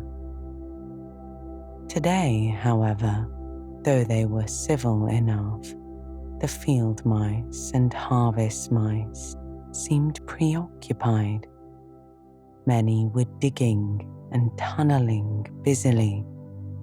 Others gathered together in small groups, examined plans and drawings of small flats stated to be desirable and compact and situated conveniently near the stores. Some were hauling out dusty trunks and dress baskets. Others were already elbow-deep, packing their belongings, while everywhere piles and bundles of wheat, oats, barley, beech mast, and nuts lay about ready for transport. "Here's old Ratty," they said as soon as they saw him. "Come and bear a hand, Rat, and don't stand about idle." "What sort of games are you up to?" said the Water Rat. "You know it isn't time to be thinking of winter quarters yet, by a long way." "Oh yes, we know that," explained a field mouse. "But it's always as well to be in good time, isn't it? We really must get all the furniture and baggage and stores moved out of this before those horrid machines begin clicking round the fields. And then, you know, the best flats get picked up so quickly nowadays. And if you're late, you have to put up with anything. And they want such a lot of doing up too, before they're fit to move into. Of course, we're early, we know that, but we're only just making a start." "Oh, bother starts," said the Rat. "It's a splendid day. Come for a row, or a stroll along the hedges, or a picnic in the woods or something." "Well, I think not today, thank you," replied the field mouse hurriedly. "Perhaps some other day, when we've more time." The Rat, with a snort of contempt, swung round to go, tripped over a hat box, and fell with undignified remarks. "If people would be more careful," said a field mouse rather stiffly, "and look where they're going, people wouldn't hurt themselves and forget themselves. Mind that hold all, Rat. You'd better sit down somewhere. In an hour or two we may be more free to attend to you." "You won't be free, as you call it, much this side of Christmas. I can see that," retorted the Rat grumpily as he picked his way out of the field. He returned somewhat despondently to his river again, his faithful, steady-going old river, which never packed up, flitted, or went into winter quarters. In the willows which fringed the bank, he spied a swallow sitting. Presently it was joined by another, and then by a third, and the birds, fidgeting restlessly on their bough, talked together earnestly and low. "What, already?" said the Rat, strolling up to them. "What's the hurry? I call it simply ridiculous." "Oh, we're not off yet, if that's what you mean," replied the first swallow. "We're only making plans and arranging things, talking it over, you know, what route we're taking this year and where we'll stop and so on. That's half the fun." "Fun," said the Rat. "Now that's just what I don't understand. If you've got to leave this pleasant place, and your friends, who will miss you, and your snug homes that you've just settled into, why, when the hour strikes, I've no doubt you'll go bravely and face all the trouble and discomfort and change and newness and make believe that you're not very unhappy. But to want to talk about it or even think about it till you really need to. No, you don't understand naturally, said the second swallow. First, we feel it stirring within us, a sweet unrest. Then back come the recollections, one by one, like homing pigeons. They flutter through our dreams at night. They fly with us in our wheelings and circlings by day. We hunger to inquire of each other, to compare notes and assure ourselves that it was all really true, as one by one the scents and sounds and names of long forgotten places come gradually back and beckon to us. Couldn't you stop on for just this year?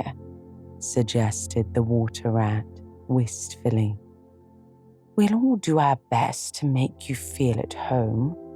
You've no idea what good times we have here while you're far away. I tried stopping on 1 year, said the third swallow. I had grown so fond of the place that when the time came, I hung back and let the others go on without me. For a few weeks it was all well enough, but afterwards, oh, the weary length of the nights, the shivering, sunless days, the air so clammy and chill, and not an insect in an acre of it. No, it was no good. My courage broke down, and one cold, stormy night, I took wing, flying well inland on account of the strong easterly gales. It was snowing hard as I beat through the passes of the great mountains, and I had a stiff fight to win through. But never shall I forget the blissful feeling of the hot sun again on my back as I sped down to the lakes that lay so blue and placid below me, and the taste of my first fat insect. The past was like a bad dream. The future was a happy holiday as I moved southwards week by week, easily, lazily lingering as long as I dared, but always heeding the call. No, I had had my warning. Never again did I think of disobedience. Oh, yes, the call of the south, twittered the other two dreamily. Its songs, its hues, its radiant air. Oh, do you remember? One began, and forgetting the rat, they slid into passionate reminiscence while he listened, fascinated, and his heart burned within him. In himself, too, he knew that it was vibrating at last, that chord hitherto dormant and unsuspected. The mere chatter of these southern-bound birds, their pale and second-hand reports, had yet power to awaken this wild, new sensation and thrill him through and through with it. What would one moment of the real thing work in him? One passionate touch of the real southern sun, one waft of the authentic odor.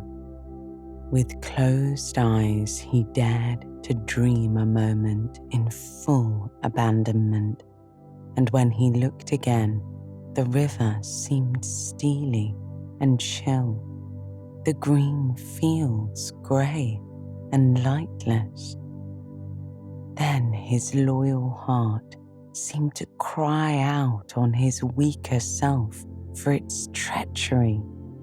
Why do you ever come back then, at all? he demanded of the swallows jealously. "What do you find to attract you in this poor, drab little country?" "Oh, and do you think," said the first swallow, "that the other call is not for us too, in its due season? The call of lush meadow grass, wet orchards, warm insect-haunted ponds, of browsing cattle, of haymaking, and all the farm buildings clustering round the house of the perfect eaves. Do you suppose," added the second one, "that you are the only living thing that craves with a hungry longing to hear the cuckoo's note again?" "In due time," said the third, "we shall be homesick once more for quiet water lilies swaying on the surface of an English stream. But today, all that seems pale and thin and very far away. Just now our blood dances to other music." They fell a twittering among themselves once more, and this time their intoxicating babble was of violet seas, tawny sands, and lizard-haunted walls. Restlessly, the rat wandered off once more, climbed the slope that rose gently from the north bank of the river, and lay looking out towards the great ring of downs that barred his vision further southwards, his simple horizon hitherto, his mountains of the moon, his limit behind which lay nothing he had cared to see or to know. Today, to him, gazing south with a newborn need stirring in his heart, the clear sky over their long, low outline seemed to pulsate with promise. Today, the unseen was everything, the unknown the only real fact of life. On this side of the hills was now the real blank. On the other lay the crowded and coloured panorama that his inner eye was seeing so clearly.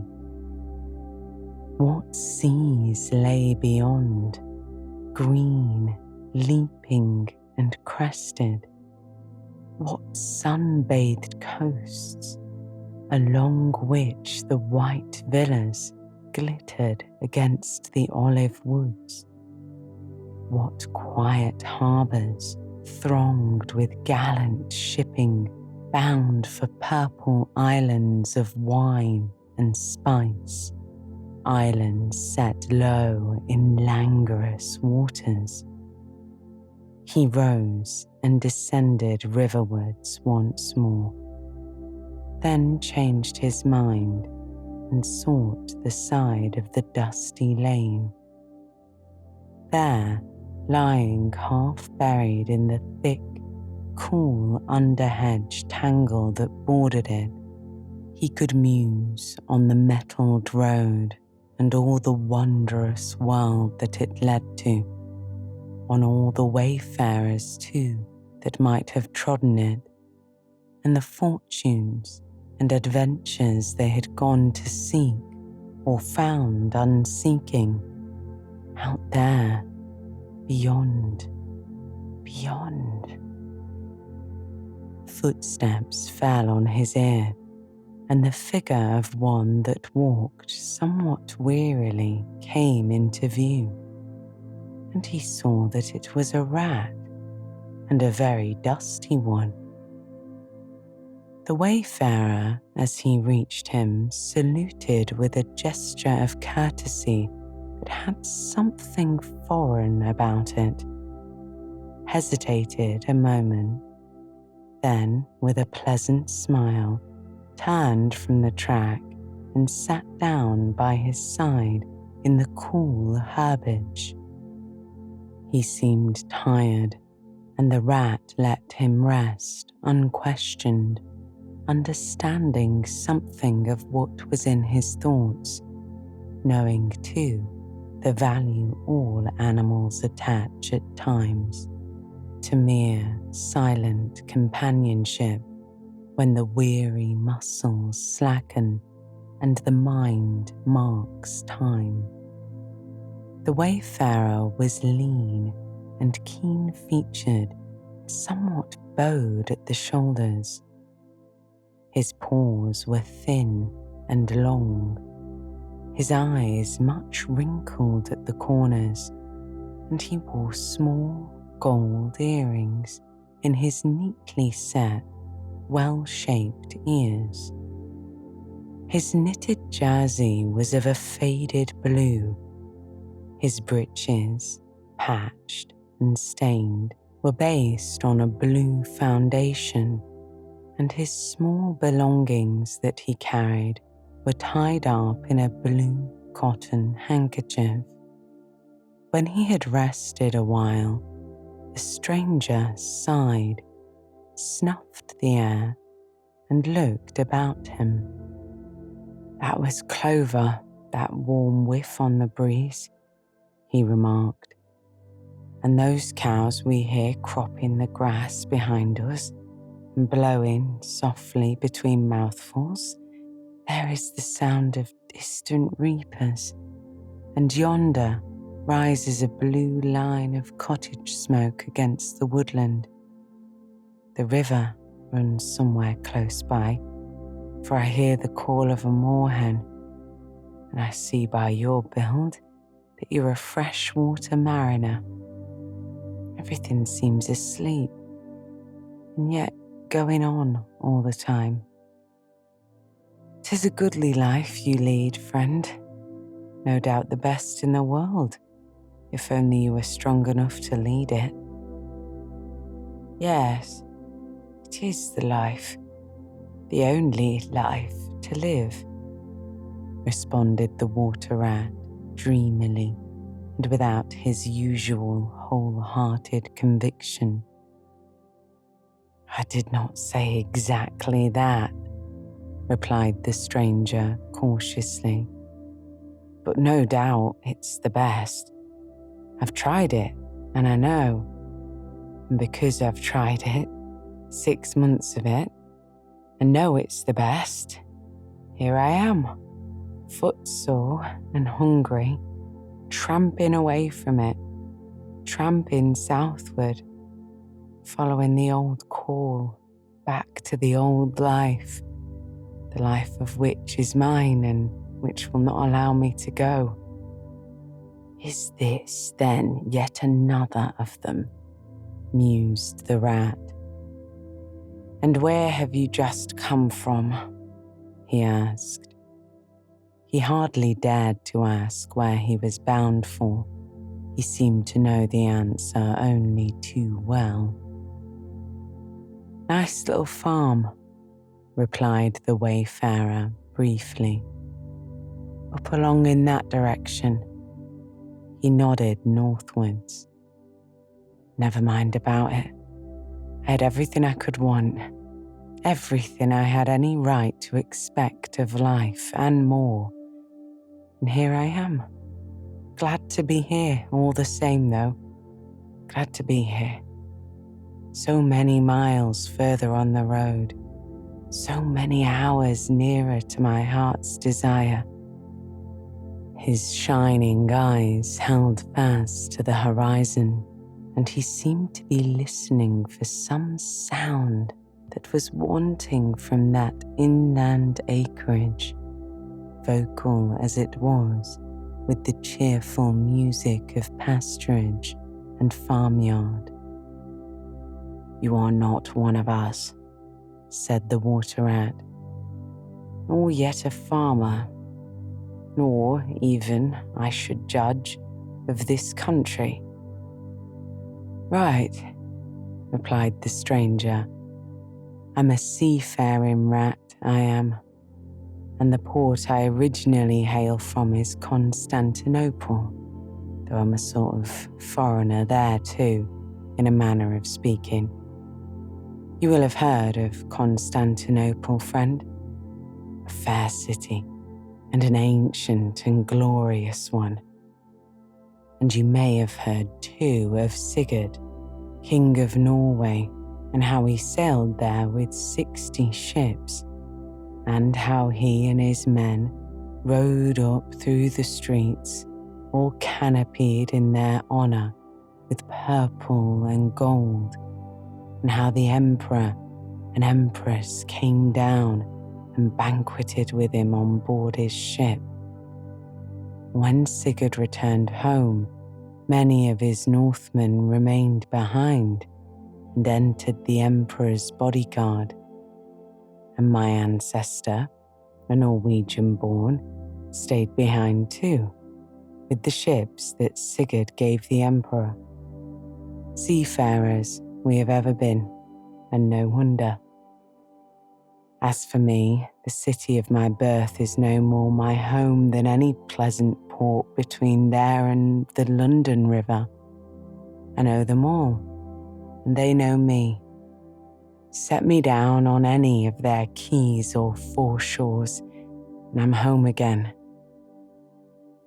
I suppose you go great voyages, said the water rat with growing interest. Months and months out of sight of land, provisions running short, and allowances as to water, your mind communing with the mighty ocean and all that sort of thing. By no means, said the sea rat frankly. Such a life as you describe would not suit me at all. I am in the coasting trade, and rarely out of sight of land. It's the jolly times on shore that appeal to me as much as any seafaring. Oh, those southern seaports, the smell of them, the riding lights at night, the glamour. Well, perhaps you have chosen the better way, said the water rat, but rather doubtfully.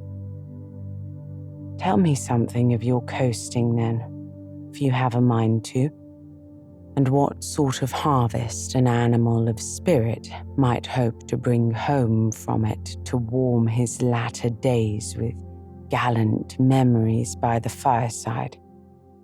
For my life, I confess to you, feels to me today somewhat narrow and circumscribed. Oh, my last voyage, began the sea rat, that landed me eventually in this country, bounded with high hopes for my inland farm, will serve as good example of any of them, and indeed is an epitome of my highly coloured life. Family troubles, as usual, began it. The domestic storm cone was hoisted, and I shipped myself on board a small trading vessel bound from Constantinople by classic seas, whose every wave throbs with a deathless memory, to the Grecian islands and the Levant. Those were golden days and balmy nights, in and out of harbour all the time, old friends everywhere, sleeping in some cool temple or ruined cistern during the heat of the day, feasting and song after sundown, and great stars set in a velvet sky. Thence we turned and coasted up the Adriatic, its shores swimming in an atmosphere of amber, rose and aquamarine. We lay in wide, landlocked harbours. We roamed through ancient and noble cities. until at last, one morning, as the sun rose royally behind us, we rode into Venice, down a path of gold. Oh, Venice is a fine city, wherein a rat can wander at his ease and take his pleasure, or, when weary of wandering, can sit at the edge of the Grand Canal at night, feasting with his friends when the air is full of music and the sky is full of stars, and the lights flash and shimmer on the polished steel prows of the swaying gondolas, packed so that you could walk across the canal on them from side to side. And then the food. Do you like shellfish? Well, we won't linger over that now. He was silent for a time, and the water rat, silent too and enthralled, floated on dream canals, heard a phantom song pealing high between vaporous, grey, wave-lapped walls. Southwards we sailed again at last, continued the sea rat, coasting down the Italian shore, till finally we made it to Palermo, and there I quitted for a long, happy spell on shore. I never stick too long to one ship. One gets narrow-minded and prejudiced. Besides, Sicily is one of my happy hunting grounds. I know everybody there, and their ways just suit me. I spent many jolly weeks on the island, staying with friends up country. When I grew restless again, took advantage of a ship that was trading to Sardinia and Corsica. Very glad I was to feel the fresh breeze and the sea spray in my face once more. But isn't it very hot and stuffy down in the hold, I think you call it? Asked the water rat. The seafarer looked at him with the suspicion of a wink. I'm an old hand, he remarked with much simplicity. The captain's cabin's good enough for me. It's a hard life by all accounts, murmured the rat, sunk in deep thought. For the crew it is, replied the seafarer gravely, again with the ghost of a wink. From Corsica, he went on, I made use of a ship that was taking wine to the mainland. We made Alessio in the evening, lay to, hauled up our wine casks and hove them overboard, tied one to the other by a long line. Then the crew took to the boats and rowed shorewards, singing as they went and drawing after them the long, bobbing procession of casks, like a mile of porpoises. On the sands they had horses waiting, which dragged the casks up the steep street of the little town with a fine rush and clatter and scramble. When the last cask was in, we went and refreshed and rested and sat late into the night, drinking with our friends. And the next morning, I took to the great olive woods for a spell and a rest. For now I had done with islands for the time, and ports and shipping were plentiful. So I led a lazy life among the peasants, lying and watching them work, or stretched high on a hillside with the blue Mediterranean far below me. And so, at length, by easy stages, and partly on foot, partly by sea, to Marseille, and the meeting of old shipmates and the visiting of great ocean-bound vessels, and feasting once more I went. Talk of shellfish. I dream of the shellfish of Marseille and wake up crying. That reminds me, said the polite water rat. You happened to mention that you were hungry, and I ought to have spoken earlier. Of course, you will stop and take your midday meal with me. My hole is close by. It is some time past noon, and you're very welcome to whatever there is. Now, I call that kind and brotherly of you, said the sea rat. I was indeed hungry when I sat down, and ever since I inadvertently happened to mention shellfish, my pangs have been extreme. But couldn't you fetch it along out here? I'm none too fond of going under hatches unless I'm obliged to. And then while we eat, I could tell you more concerning my voyages and the pleasant life I lead. At least, it is very pleasant to me, and by your attention I judge it commends itself to you. Whereas if we go indoors, it's 100 to 1 that I presently shall fall asleep. That is indeed an excellent suggestion, said the water rat, and hurried off home.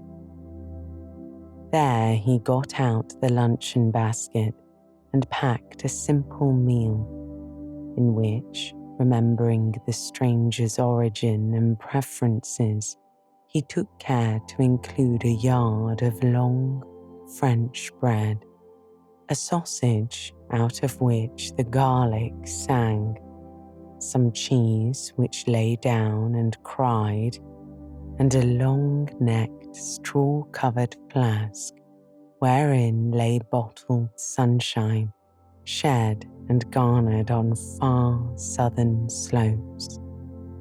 Thus laden, he returned with all speed, and blushed for the pleasure at the old seaman's commendations of his taste and judgment, as together they unpacked the basket and laid out the contents on the grass by the roadside.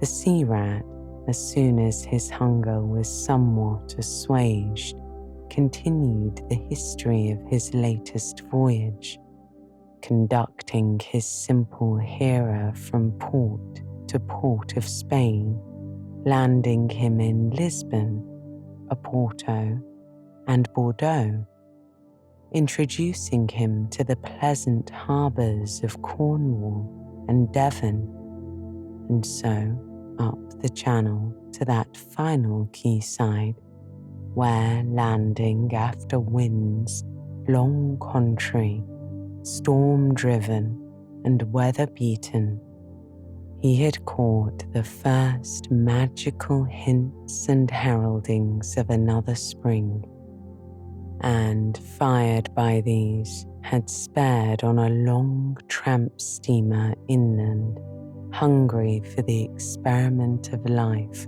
on some quiet farmstead, very far from the weary beating of any sea. Spellbound and quivering with excitement, the water rat followed the adventurer league by league, over stormy bays, through crowded roadsteads, across harbour bars on a racing tide, up winding rivers that hid their busy little towns round a sudden turn, and left him with a regretful sigh planted at his dull inland farm, which about he desired to hear nothing.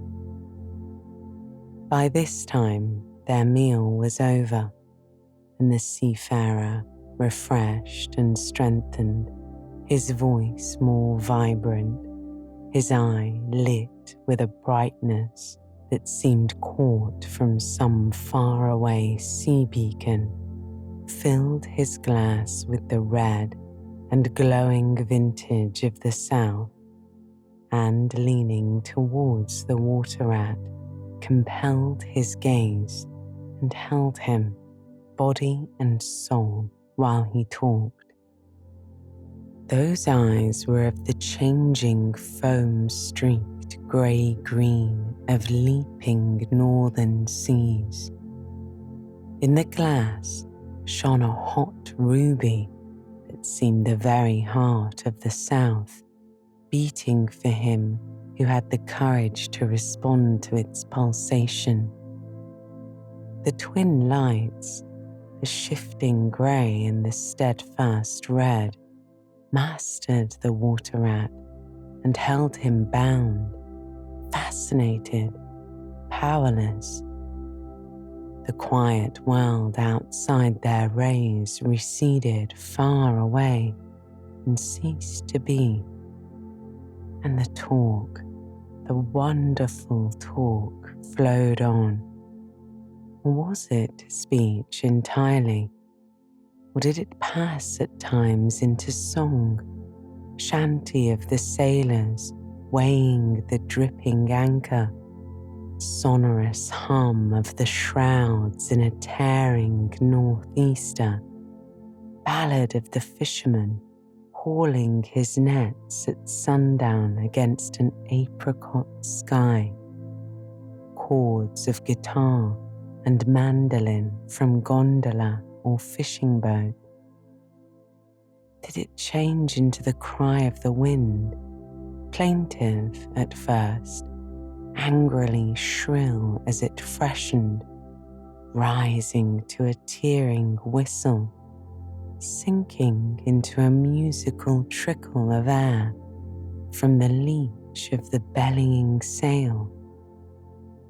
All these sounds the spellbound listener seemed to hear, and with them the hungry complaint of the gulls and the sea mews, the soft thunder of the breaking wave, the cry of the protesting shingle.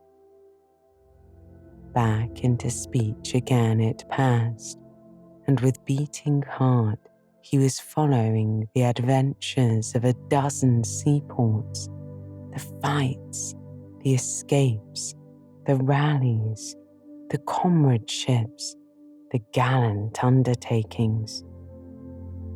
Or he searched islands for treasure, fished in still lagoons, and dozed day-long on warm white sand, of deep-sea fishings he heard tell, and mighty silver gatherings of the mile-long net, of sudden perils, noise of breakers on a moonless night, or the tall bows of the great liner taking shape overhead through the fog, of the merry homecoming, the headland rounded, the harbour lights opened out, the groups seen dimly on the quay, the cheery hail, the splash of the hawser, the trudge up the steep little street towards the comforting glow of red-curtained windows.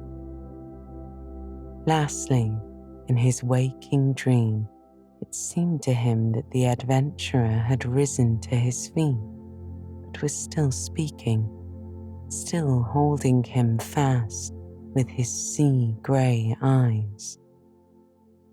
And now, he was softly saying, I take to the road again, holding on southwestwards for many a long and dusty day, till at last I reach the little grey sea town I know so well, that clings along one steep side of the harbour. There, through dark doorways, you look down flights of stone steps, overhung by great pink tufts of valerian and ending in a patch of sparkling blue water. The little boats that lie tethered to the rings and stanchions of the old sea wall are cheerfully painted as those I clambered in and out of in my own childhood. The salmon leap on the flood tide. Schools of mackerel flash and play past quaysides and foreshores. And by the windows the great vessels glide, night and day, up to their moorings or forth to the open sea. There, sooner or later, the ships of all seafaring nations arrive. And there, at its destined hour, the ship of my choice will let go its anchor. I shall take my time, I shall tarry and bide, till at last the right one lies waiting for me, warped out into the midstream, loaded low, her bowsprit pointing down harbour. I shall slip on board, by boat or along hawser, and then one morning I shall wake to the song and tramp of the sailors, the clink of the capstan, and the rattle of the anchor chain coming merrily in. We shall break out the jib and the foresail. The white houses on the harbour side will glide slowly past us as she gathers steering way, and the voyage will have begun. As she forges towards the headland, she will clothe herself with canvas, and then, once outside, with the sounding slap of great green seas as she heels to the wind, pointing south. And you will come too, young brother, for the days pass and never return, and the south still waits for you. Take the adventure, heed the call, now ere the irrevocable moment passes. 'Tis but a banging of the door behind you, a blithesome step forward, and you are out of the old life and into the new. Then someday long hence, jog home here if you will, when the cup has been drained and the play has been played, and sit down by your quiet river with a store of goodly memories for your company. You can easily overtake me on the road, for you're young. I'm aging and go softly.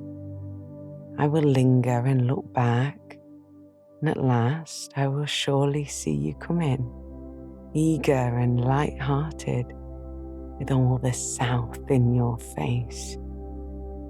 The voice died away and ceased as an insect's tiny trumpet dwindles swiftly into silence, and the water rat, paralyzed and staring, saw at last but a distant speck on the white surface of the road. Mechanically, he rose and proceeded to repack the luncheon basket, carefully and without haste. Mechanically, he returned home, gathered together a few small necessaries and special treasures he was fond of, and put them in a satchel, acting with slow deliberation, moving about the room like a sleepwalker, listening ever with parted lips. He swung the satchel over his shoulder, carefully selected a stout stick for his wayfaring, and with no haste, but with no hesitation at all, he stepped across the threshold, just as the mole appeared at the door. "Why, where are you off to, Ratty?" asked the mole in great surprise, grasping him by the arm. "Going south with the rest of them," murmured the rat in a dreamy monotone, never looking at him. Seawards first, then on shipboard, and so to the shores that are calling me. He pressed resolutely forward, still without haste, but with dogged fixity of purpose. But the mole, now thoroughly alarmed, placed himself in front of him, and looking into his eyes, saw that they were glazed and set and turned a streaked and shifting grey. Not his friend's eyes, but the eyes of some other animal. Grappling with him strongly, he dragged him inside, threw him down and held him. The rat struggled desperately for a few moments, and then his strength seemed suddenly to leave him, and he lay still and exhausted, with closed eyes, trembling. Presently, the mole assisted him to rise and placed him in a chair, where he sat, collapsed and shrunken into himself, his body shaken by a violent shivering, passing in time into a hysterical fit of dry sobbing. Mole made the door fast, threw the satchel into a drawer and locked it, and sat down quietly on the table by his friend, waiting for the strange fit to pass. Gradually, the rat sank into a troubled doze, broken by starts and confused murmurings of things strange and wild and foreign to the unenlightened mole, and from that he passed into a deep slumber. Very anxious in mind, the mole left him for a time and busied himself with household matters. It was getting dark when he returned to the parlour and found the rat where he had left him, wide awake indeed, but listless, silent and dejected. He took one hasty glance at his eyes, found them to his great gratification, clear and dark and brown again as before, and then sat down and tried to cheer him up and help him to relate what had happened to him. Poor Ratty did his best by degrees to explain things, but how could he put into cold words what had mostly been suggestion? How recall for another's benefit the haunting sea voices that had sung to him? How reproduce at second hand the magic of the seafarer's 100 reminiscences? Even to himself now, the spell was broken and the glamour gone. He found it difficult to account for what had seemed some hours ago the inevitable and the only thing. It is not surprising then that he failed to convey to the mole any clear idea of what he had been through that day. To the mole, this much was plain. The fit or attack had passed away and left him sane again, though shaken and cast down by the reaction. But he seemed to have lost all interest for the time in things that went to make up his daily life, as well as in all pleasant forecastings of the altered days and doings that the changing season was surely bringing. Casually then, and with seeming indifference, the mole turned his talk to the harvest that was being gathered in, the towering wagons and their straining teams, the growing piles of hay and the large moon rising over bare acres dotted with bundles of grain. He talked of the reddening apples around, of the browning nuts, of jams and preserves, and the distilling of cordials, till by easy stages such as these he reached midwinter, its hearty joys and its snug home life. Then he became simply lyrical. By degrees the rat began to sit up and to join in. His dull eye brightened, and he lost some of his listening air. Presently the tactful mole slipped away and returned with a pencil and a few half sheets of paper, which he placed on the table at his friend's elbow. "It's quite a long time since you did any poetry," he remarked. "You might have a try at it this evening, instead of, brooding over things so much. I have an idea that you'll feel a lot better when you've got something jotted down, even if it's just the rhymes." The rat pushed the paper away from him wearily, but the discreet mole took occasion to leave the room, and when he peeped in again some time later, the rat was absorbed and oblivious to the world, alternately scribbling and sucking the top of his pencil. It is true that he sucked a good deal more than he scribbled, but it was a joy to the mole to know that the cure had at least begun.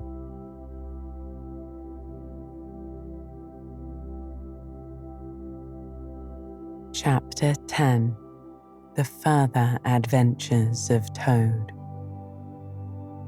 The front door of the hollow tree faced eastwards, so Toad was called at an early hour, partly by the bright sunlight streaming in on him, and partly by the exceeding coldness of his toes, which made him dream that he was at home in bed in his own handsome room with the Tudor window on a cold winter's night. And his bedclothes had got up, grumbling and protesting they couldn't stand the cold any longer, and had run downstairs to the kitchen fire to warm themselves, and he had followed on bare feet along miles and miles of icy, stone-paved passages, arguing and beseeching them to be reasonable. He would probably have been aroused much earlier had he not slept for some weeks on straw over flagstones and almost forgotten the friendly feeling of thick blankets pulled well up around the chin. Sitting up, he rubbed his eyes first and his complaining toes next, wondered for a moment where he was, looking round for familiar stone wall and little barred window. Then, with a leap of the heart, he remembered everything: his escape, his flight, his pursuit, and then remembered, first and best thing of all, that he was free. Free. The word and the thought alone were worth 50 blankets. He was warm from end to end as he thought of the jolly world outside, waiting eagerly for him to make his triumphal entrance, ready to serve him and play up to him, anxious to help him and to keep him company, as it always had been in days of old before misfortune fell upon him. He shook himself and combed the dry leaves out of his hair with his fingers, and, his grooming complete, marched forth into the comfortable morning sun, cold but confident, hungry but hopeful, all nervous terrors of yesterday dispelled by rest and sleep and frank and heartening sunshine. He had the world all to himself that early summer morning. The dewy woodland as he threaded it was solitary and still. The green fields that succeeded the trees were his own to do with as he liked. The road itself, when he reached it, in that loneliness that was everywhere, seemed like a stray dog to be looking anxiously for company. Toad, however, was looking for something that could talk and tell him clearly which way he ought to go. It is all very well when you have a light heart and a clear conscience and money in your pocket and nobody scouring the country for you to drag you off to prison again, to follow where the road beckons and points, not caring where. The practical Toad cared very much indeed, and he could have kicked the road for its helpless silence when every minute was of importance to him. The reserved rustic road was presently joined by a shy little brother in the shape of a canal, which took its hand and ambled along by its side in perfect confidence, but with the same tongue-tied, uncommunicative attitude towards strangers. "Bother them," said Toad to himself. "But, anyhow, one thing's clear. They must both be coming from somewhere and going to somewhere. You can't get over that, Toad, my boy." So he marched on patiently by the water's edge. Round a bend in the canal came plodding a solitary horse, stooping forward as if in anxious thought. From rope traces attached to his collar stretched a long line, taut but dipping with his stride, the further part of it dripping pearly drops. Toad let the horse pass and stood waiting for what the fates were sending him. With a pleasant swirl of quiet water at its blunt bow, the barge slid up alongside of him, its cheerfully painted gunwale level with the towing path, and its sole occupant, a big, stout woman wearing a linen sunbonnet, one strong arm laid along the tiller. "A nice morning, ma'am," she remarked to Toad as she drew up level with him. "I dare say it is, ma'am," responded Toad politely as he walked along the towpath abreast of her.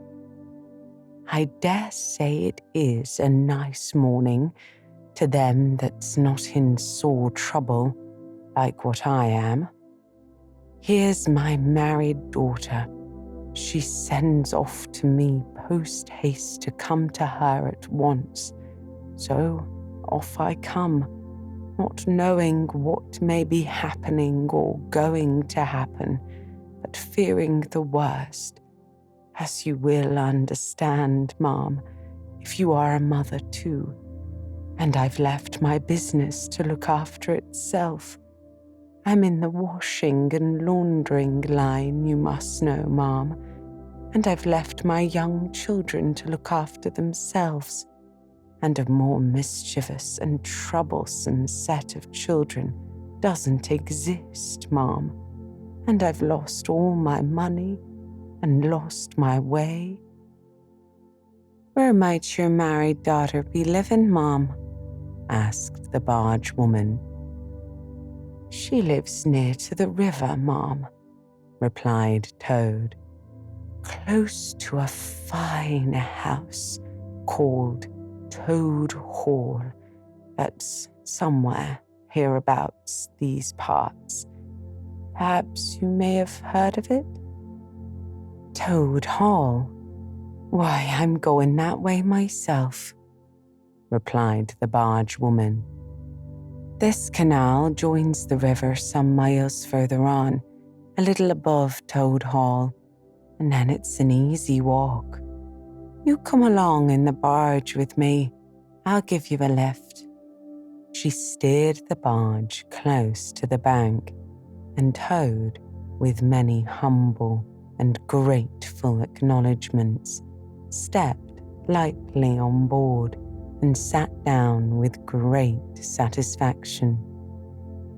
"Toad's luck again," thought he. "I always come out on top."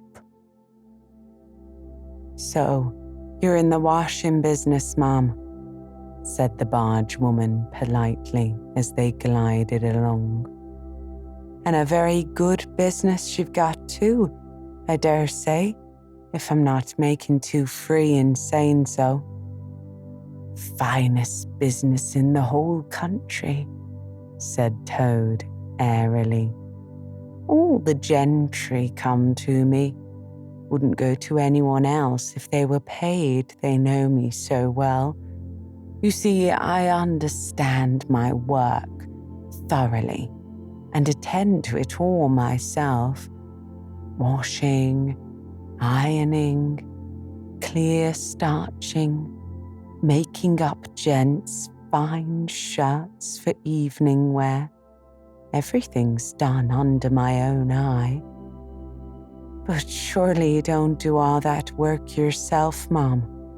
asked the barge woman respectfully. "Oh, I have 20 girls or thereabouts, always at work," said Toad lightly. "So do I too," said the barge woman with great heartiness. "And are you very fond of washing?" "Oh, I love it," said Toad. "I simply dote on it. Never so happy as when I've got both arms in the wash tub. But then it comes so easy to me. No trouble at all. A real pleasure, I assure you, Mom." "What a bit of luck meeting you," observed the barge woman thoughtfully. "A regular piece of good fortune for the both of us." "Why, what do you mean?" asked Toad nervously. "Well, look at me now," replied the barge woman. "I like washing too, just the same as you do. And for that matter, whether I like it or not, I've got to do on my own, naturally, moving about as I do. Now, my husband, he's such a fellow for shirking his work and leaving the barge to me that never a moment do I get for seeing to my own affairs. By rights, he ought to be here now, either steering or attending to the horse, though, luckily, the horse has sense enough to attend to himself. Instead of which, he's gone off with the dog to see if they can't pick up a rabbit for dinner somewhere. Says he'll catch me up at the next lock. Well, that's as may be. I don't trust him once he gets off with that dog who's worse than he is. But meantime, how am I to get on with my washing?" "Oh, never mind about the washing," said Toad, not liking the subject. "Try and fix your mind on that rabbit, A nice, fat, young rabbit, I'll be bound. Got any onions? I can't fix my mind on anything but my washing, said the barge woman. And I wonder you can be talking of rabbits. Such a joyful prospect before you. There's a heap of things of mine that you'll find in the corner of the cabin. If you'll just take one or two of the most necessary sort, I won't venture to describe them to a lady like you, but she'll recognize them at a glance and put them through the wash tub as we go along. Why, it'll be a pleasure to you, as you rightly say, and a real help to me. You'll find a tub handy, and soap, and a kettle on the stove, and a bucket to haul up the water from the canal with. Then I shall know you're enjoying yourself, instead of sitting here, idle, looking at the scenery and yawning your head off. Here, you let me steer, said Toad, now thoroughly frightened. And then you can get on with your washing your own way. I might spoil your things, or not do them as you like. I'm more used to gentlemen's things myself. It's my special line. Let you steer, replied the barge woman, laughing. It takes some practice to steer a barge properly. Besides, it's dull work, and I want you to be happy. No, you shall do the washing you're so fond of, and I'll stick to the steering that I understand. Don't try to deprive me of the pleasure of giving you a treat. Toad was fairly concerned. He looked for escape this way and that, saw that he was too far from the bank for a flying leap, and sullenly resigned himself to his fate. If it comes to that, he thought in desperation, I suppose any fool can wash. He fetched tub, soap, and other necessaries from the cabin, selected a few garments at random, tried to recollect what he had seen in casual glances through laundry windows, and set to. A long half-hour passed, and every minute of it saw Toad getting crosser and crosser. Nothing that he could do to the things seemed to please them or do them any good.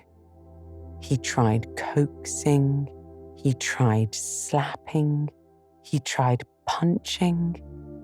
They smiled back at him out of the tub, unconverted, happy in their original sin. Once or twice he looked nervously over his shoulder at the barge woman, but she appeared to be gazing out in front of her, absorbed in her steering. His back ached badly, and he noticed with dismay that his paws were beginning to get all crinkly. Now Toad was very proud of his paws. He muttered under his breath words that should never pass the lips of either washerwomen or toads, and lost the soap for the 50th time. A burst of laughter made him straighten himself and look round. The barge woman was leaning back and laughing unrestrainedly till the tears ran down her cheeks. I've been watching you all the time, she gasped. I thought you must be a humbug all along, from the conceited way you talked. Pretty washerwoman you are. Never washed so much as a dishclout in your life, I'll lay. Toad's temper, which had been simmering viciously for some time, now fairly boiled over, and he lost all control of himself. "You common barge woman," he said, "don't you dare to talk to your better halves like that. Washerwoman indeed. I would have you know that I am a toad, a very well-known, respected, distinguished toad. I may be under a bit of a cloud at present, but I will not be laughed at by a barge woman." The woman moved nearer to him and peered under his bonnet, keenly and closely. "Why, so you are," she cried. "Well, I never. A horrid, nasty, crawly toad, and in my nice clean barge too. Now that is a thing I will not have." She relinquished the tiller for a moment. One strong arm shot out and caught Toad by a foreleg, while the other gripped him fast by a hind leg. Then the world turned suddenly upside down.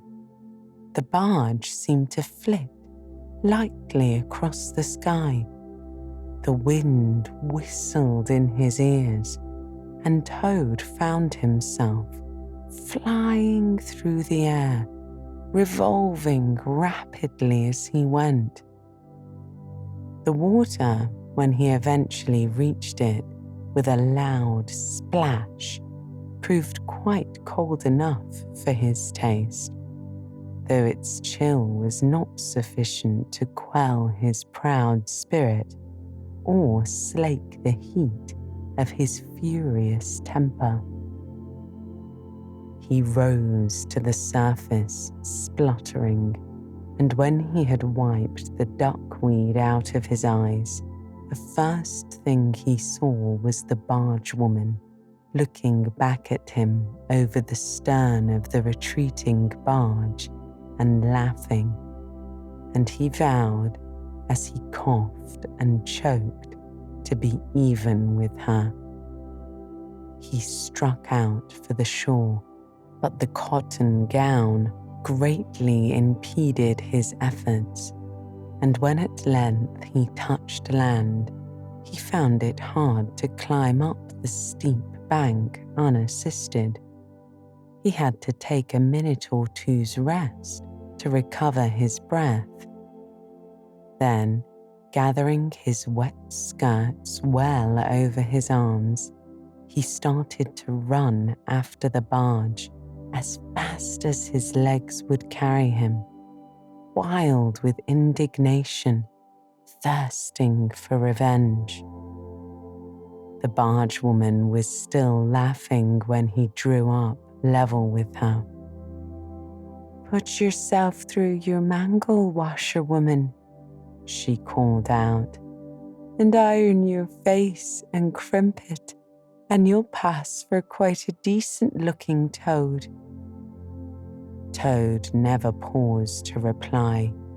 Solid revenge was what he wanted, not cheap, windy, verbal triumphs, though he had a thing or two in his mind that he would have liked to say. He saw what he wanted ahead of him.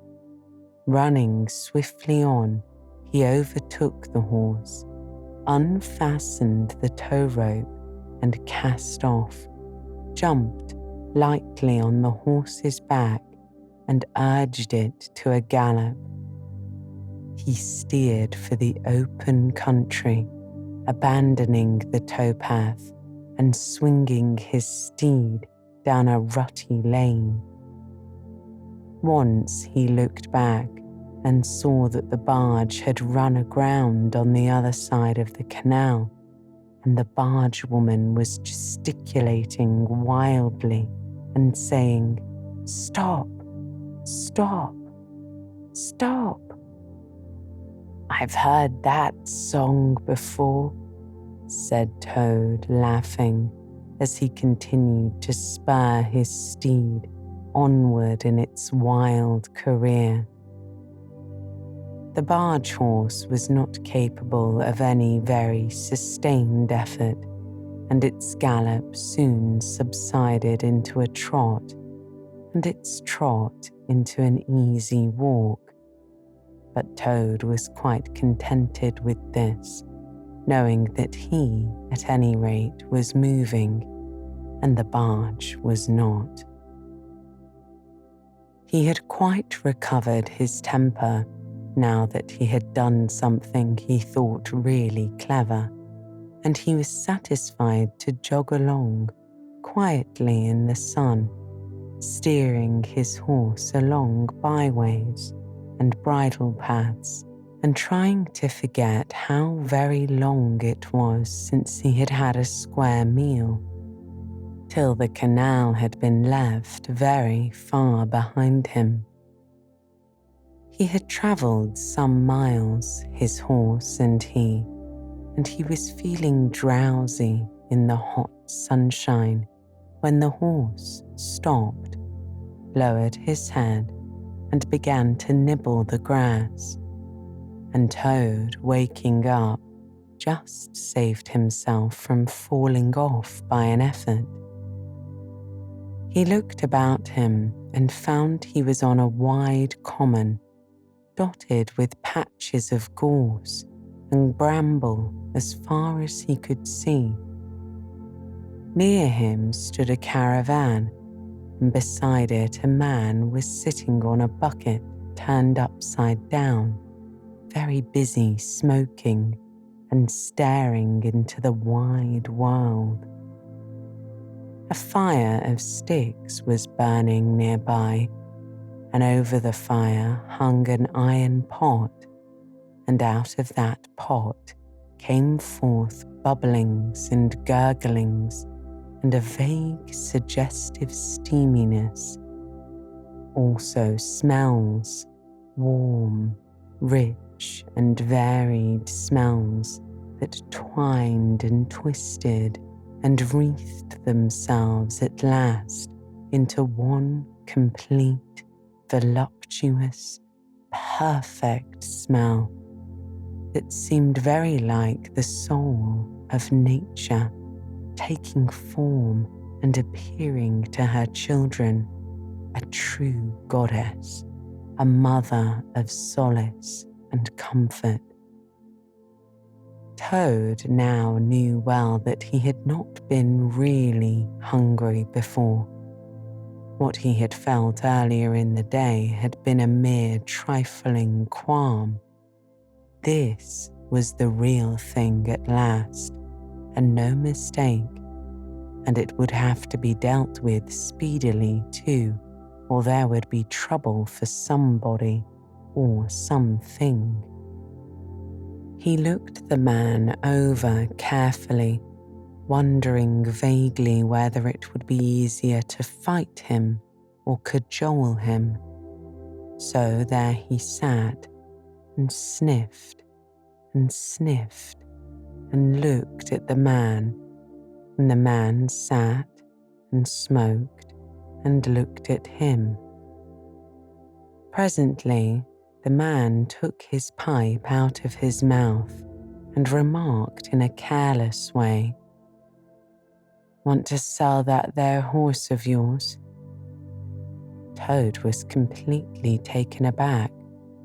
He had not reflected that caravans were always on the move and took a deal of drawing.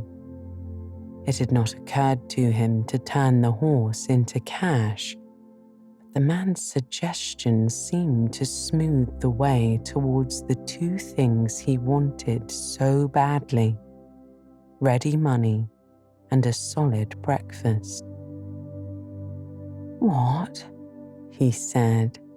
"Me sell this beautiful young horse of mine "Oh, no, it's out of the question. Who's going to take the washing home to my customers every week? Besides, I'm too fond of him, and he simply dotes on me." "Try and love a donkey," suggested the man.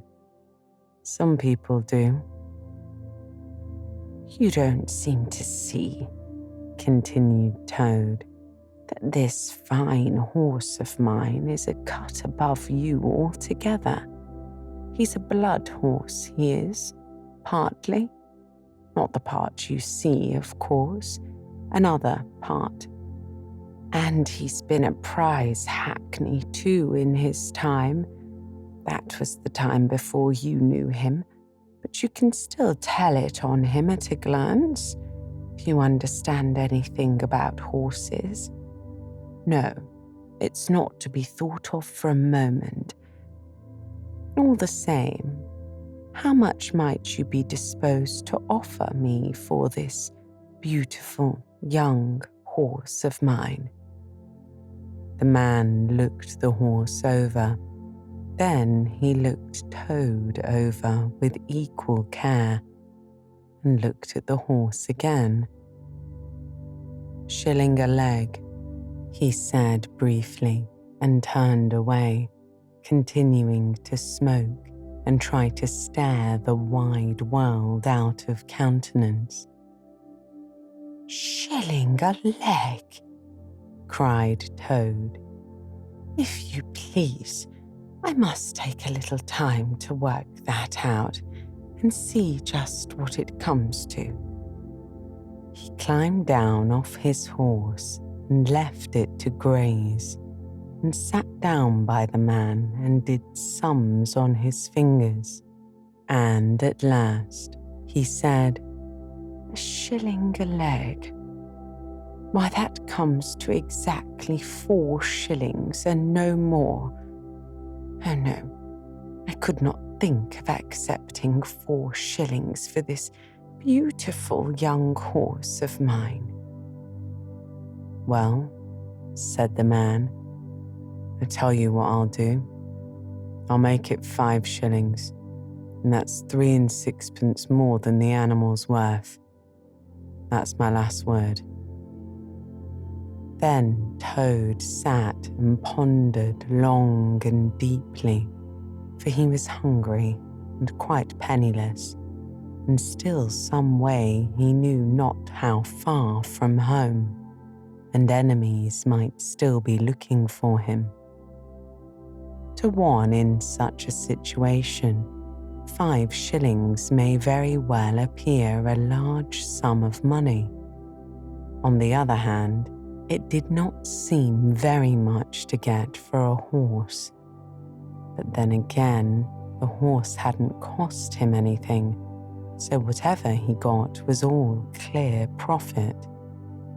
At last he said firmly, "Look here, I tell you what we will do, and this is my last word. You shall hand me over 6 shillings and 6pence, cash down, and further, in addition thereto, you shall give me as much breakfast as I can possibly eat, at one sitting, of course, out of that iron pot of yours that keeps sending forth such delicious and exciting smells. In return, I will make over to you my spirited young horse, with all the beautiful harness and trappings that are on him freely thrown in. If that's not good enough for you, say so, and I'll be getting on. I know a man near here who's wanted this horse of mine for years." The man grumbled frightfully and declared if he did a few more deals of that sort, he'd be ruined.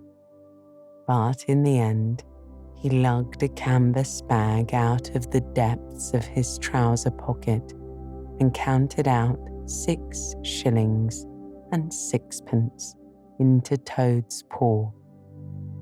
Then he disappeared into the caravan for an instant and returned with a large iron plate and a knife, fork, and spoon. He tilted up the pot, and a glorious stream of hot, rich stew gurgled into the plate. It was indeed the most beautiful stew in the world, being made of partridges and pheasants and chickens and hares and rabbits and peahens and guinea fowls and one or two other things. Toad took the plate on his lap, almost crying, and stuffed and stuffed and stuffed, and kept asking for more, and the man never begrudged him. He thought that he had never eaten so good a breakfast in all his life. When Toad had taken as much stew on board as he thought he could possibly hold, he got up and said goodbye to the man and took an affectionate farewell of the horse, and the man, who knew the riverside well, gave him directions which way to go, and he set forth on his travels again in the best possible spirits. He was, indeed, a very different Toad from the animal of an hour ago. The sun was shining brightly. His wet clothes were quite dry again. He had money in his pocket once more. He was nearing home and friends and safety, and most and best of all, he had had a substantial meal, hot and nourishing, and felt big and strong and careless and self-confident. As he tramped along happily, he thought of his adventures and escapes, and how when things seemed at their worst, he had always managed to find a way out, and his pride and conceit began to swell within him. "Ho, ho," he said to himself as he marched along with his chin in the air. "What a clever Toad I am! There is surely no animal equal to me for cleverness in the whole world. My enemies shut me up in prison, encircled by sentries, watched night and day by warders. I walk out through them all by sheer ability, coupled with courage. They pursue me with engines and policemen and revolvers. I snap my fingers at them and vanish, laughing into space. I am unfortunately thrown into a canal by an evil-minded barge woman. What of it?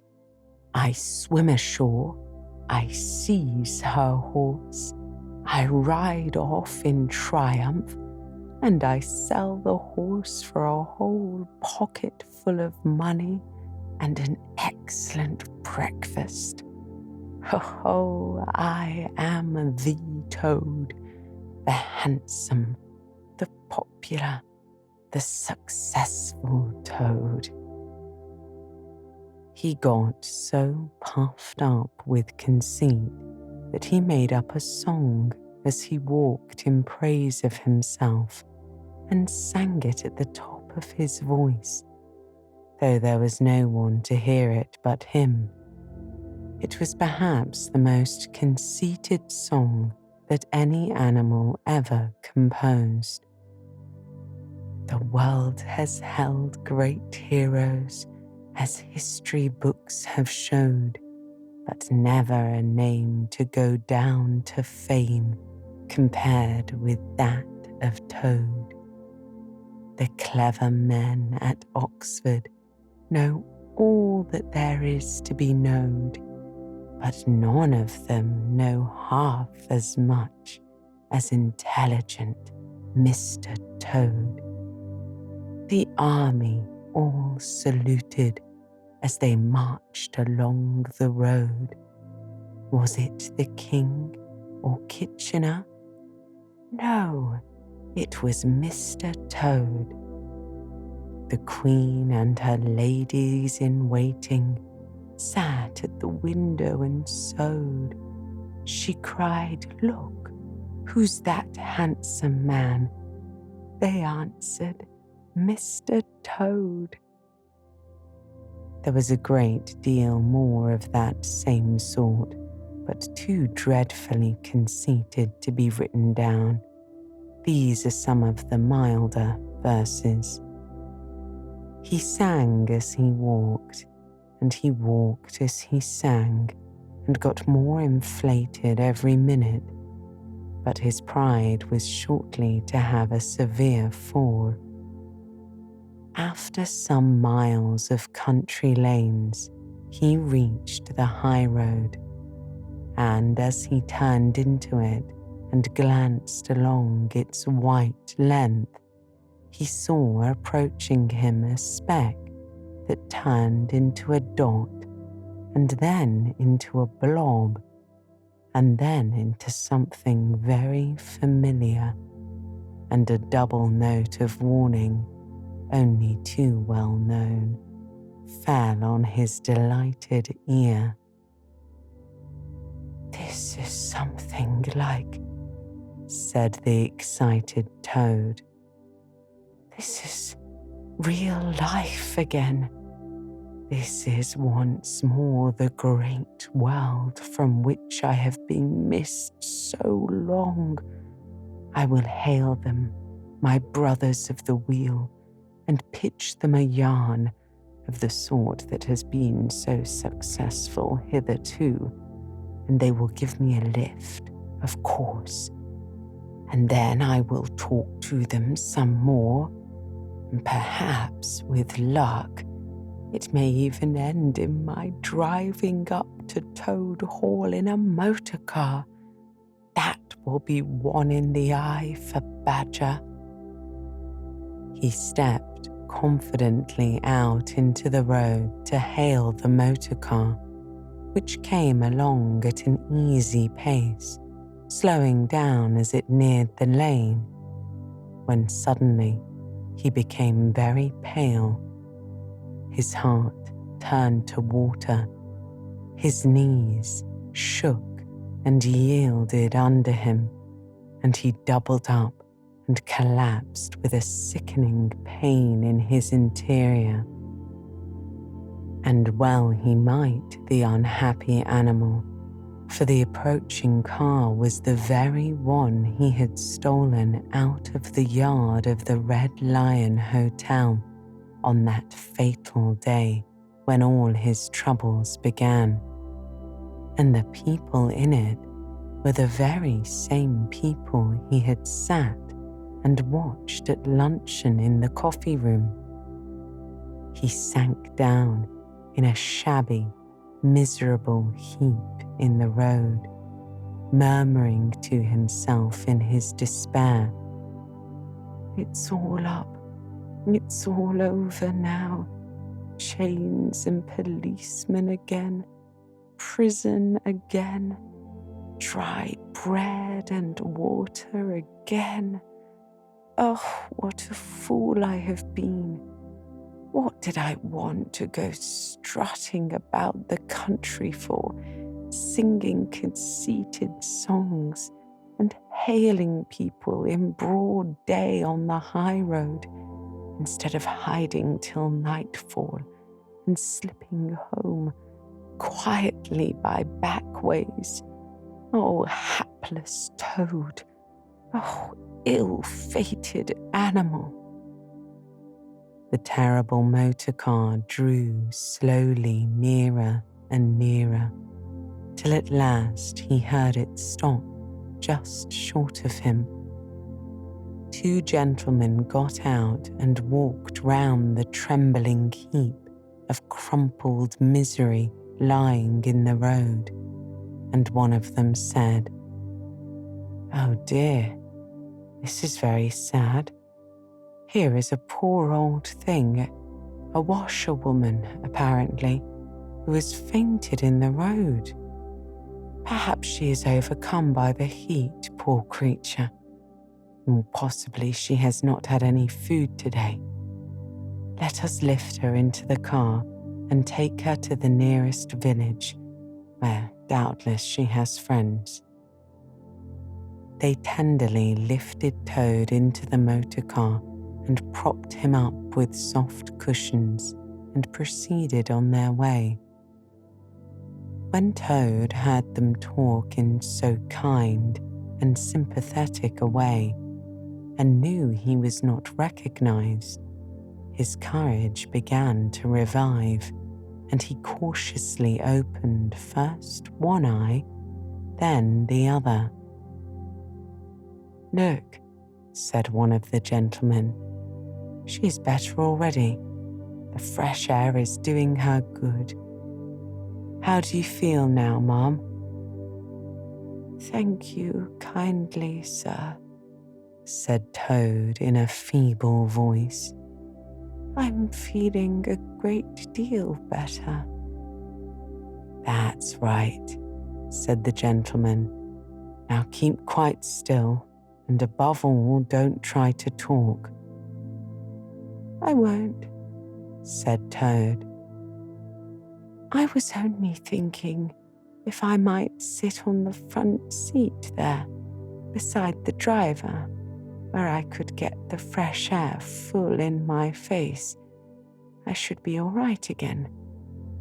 "What a very sensible woman," said the gentleman. "Of course you shall." So they carefully helped Toad into the front seat beside the driver, and on they went again. Toad was almost himself again by now. He sat up, looked about him, and tried to beat down the tremors, the yearnings, the old cravings that rose up and beset him and took possession of him entirely.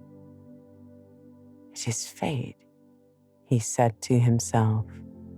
"Why strive? Why struggle?" And he turned to the driver at his side. "Please, sir," he said, "I wish you would kindly let me try and drive the car for a little. I've been watching you carefully, and it looks so easy and so interesting, and I should like to be able to tell my friends that once I had driven a motor car." The driver laughed at the proposal so heartily that the gentleman inquired what the matter was. When he heard, he said to Toad's delight, "Bravo, Ma'am. I like your spirit. Let her have a try and look after her. She won't do any harm." Toad eagerly scrambled into the seat vacated by the driver, took the steering wheel in his hands, listened with affected humility to the instructions given him, and set the car in motion, but very slowly and carefully at first, for he was determined to be prudent. The gentlemen behind clapped their hands and applauded, and Toad heard them saying, "How well she does it! Fancy, a washerwoman driving a car as well as that the first time." Toad went a little faster, then faster still, and faster. He heard the gentleman call out warningly, "Be careful, washerwoman," and this annoyed him, and he began to lose his head. The driver tried to interfere, but he pinned him down in his seat with one elbow and put on full speed. The rush of air in his face, the hum of engines, and the light jump of the car beneath him intoxicated his weak brain. "Washerwoman indeed," he said recklessly. "Ho, ho, I am the Toad, the motor car snatcher, the prison breaker, the Toad who always escapes. Sit still, and you shall know what driving really is, for you are in the hands of the famous, the skillful, the entirely fearless Toad." With a cry of horror, the whole party rose and flung themselves on him. "Seize him," they said. "Seize the Toad, the wicked animal who stole our motor car. Bind him, chain him, drag him to the nearest police station. Down with the desperate and dangerous Toad." Alas, they should have thought. They ought to have been more prudent. They should have remembered to stop the motor car somehow before playing any pranks of that sort. With a half turn of the wheel, the Toad sent the car crashing through the low hedge that ran along the roadside. One mighty bound, a violent shock, and the wheels of the car were churning up the thick mud of a horse pond. Toad found himself flying through the air with the strong upward rush and delicate curve of a swallow. He liked the motion and was just beginning to wonder whether it would go on until he developed wings and turned into a toad bird, when he landed on his back with a thump in the soft, rich grass of a meadow. Sitting up, he could just see the motor car in the pond, nearly submerged. The gentleman and the driver, encumbered by their long coats, were floundering helplessly in the water. He picked himself up rapidly and set off, running across country as hard as he could, scrambling through hedges, jumping ditches, pounding across fields, till he was breathless and weary and had to settle down into an easy walk. When he had recovered his breath somewhat and was able to think calmly, he began to giggle, and from giggling he took to laughing, and he laughed till he had to sit down under a hedge. "Ho, ho," he said in ecstasies of self-admiration. "Toad again. Toad, as usual, comes out on the top. Who was it that got them to give him a lift? Who managed to get on the front seat for the sake of fresh air? Who persuaded them into letting him see if he could drive?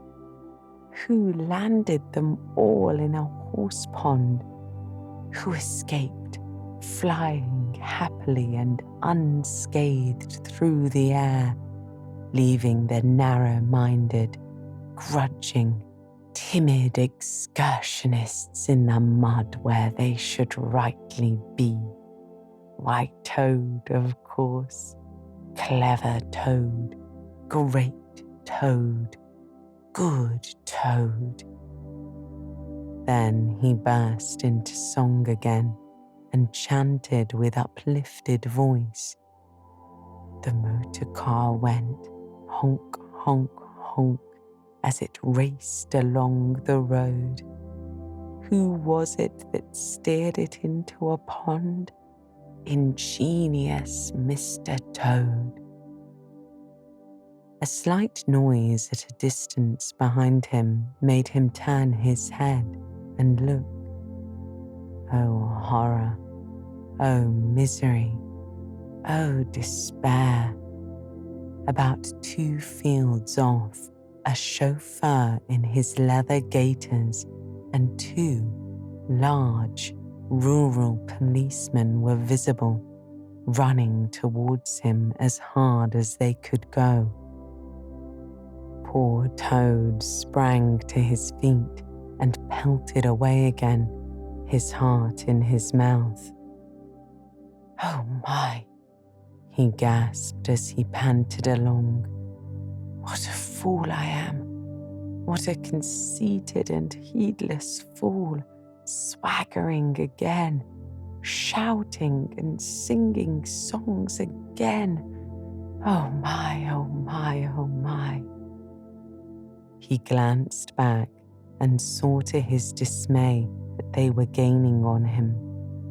On he ran, desperately, but kept looking back and saw that they still gained steadily. He did his best, but he was a wide animal, and his legs were short, and still they gained. He could hear them close behind now. Ceasing to heed where he was going, he struggled on, blindly and wildly, looking back over his shoulder at the now triumphant enemy, when suddenly the earth failed under his feet. He grasped at the air, and with a splash, he found himself head over ears in deep water, rapid water, water that bore him along with a force he could not contend with. And he knew that in his blind panic, he had run straight into the river. He rose to the surface and tried to grasp the reeds and the rushes that grew along the water's edge close under the bank. But the stream was so strong that it tore them out of his hands. "Oh my," gasped poor Toad. "If I ever steal a motor car again, if I ever sing another conceited song." Then down he went and came up, breathless and spluttering. Presently he saw that he was approaching a big, dark hole in the bank just above his head, and as the stream bore him past, he reached up with a paw and caught hold of the edge and held on. Then, slowly and with difficulty, he drew himself up out of the water, till at last he was able to rest his elbows on the edge of the hole. There he remained for some minutes, puffing and panting, for he was quite exhausted. As he sighed and blew and stared before him into the dark hole, some bright, small thing shone and twinkled in its depths, moving towards him. As it approached, a face grew up gradually round it, and it was a familiar face, brown and small, with whiskers, grave and round, with neat ears and silky hair. It was the water rat.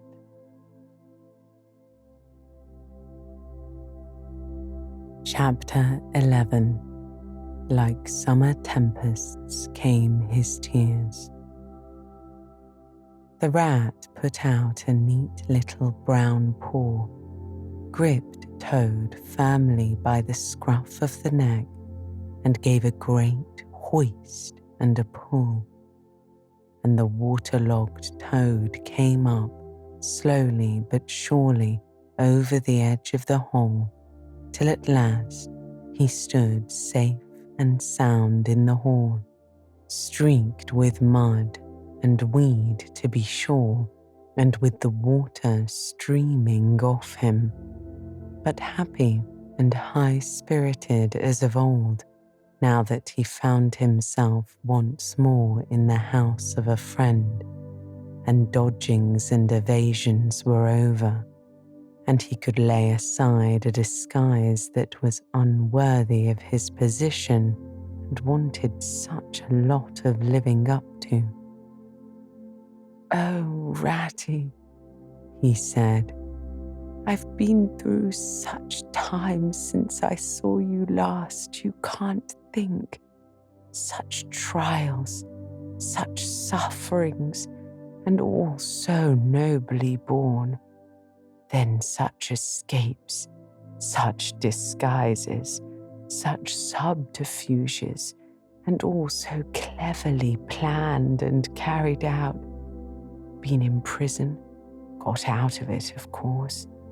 Been thrown into a canal, swam ashore, stole a horse, sold him for a large sum of money, humbugged everybody, made 'em all do exactly what I wanted.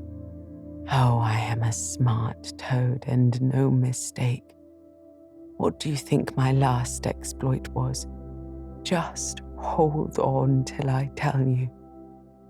"Toad," said the water rat gravely and firmly, "you go off upstairs at once and take off that old cotton rag that looks as if it might formerly have belonged to some washerwoman, and clean yourself thoroughly.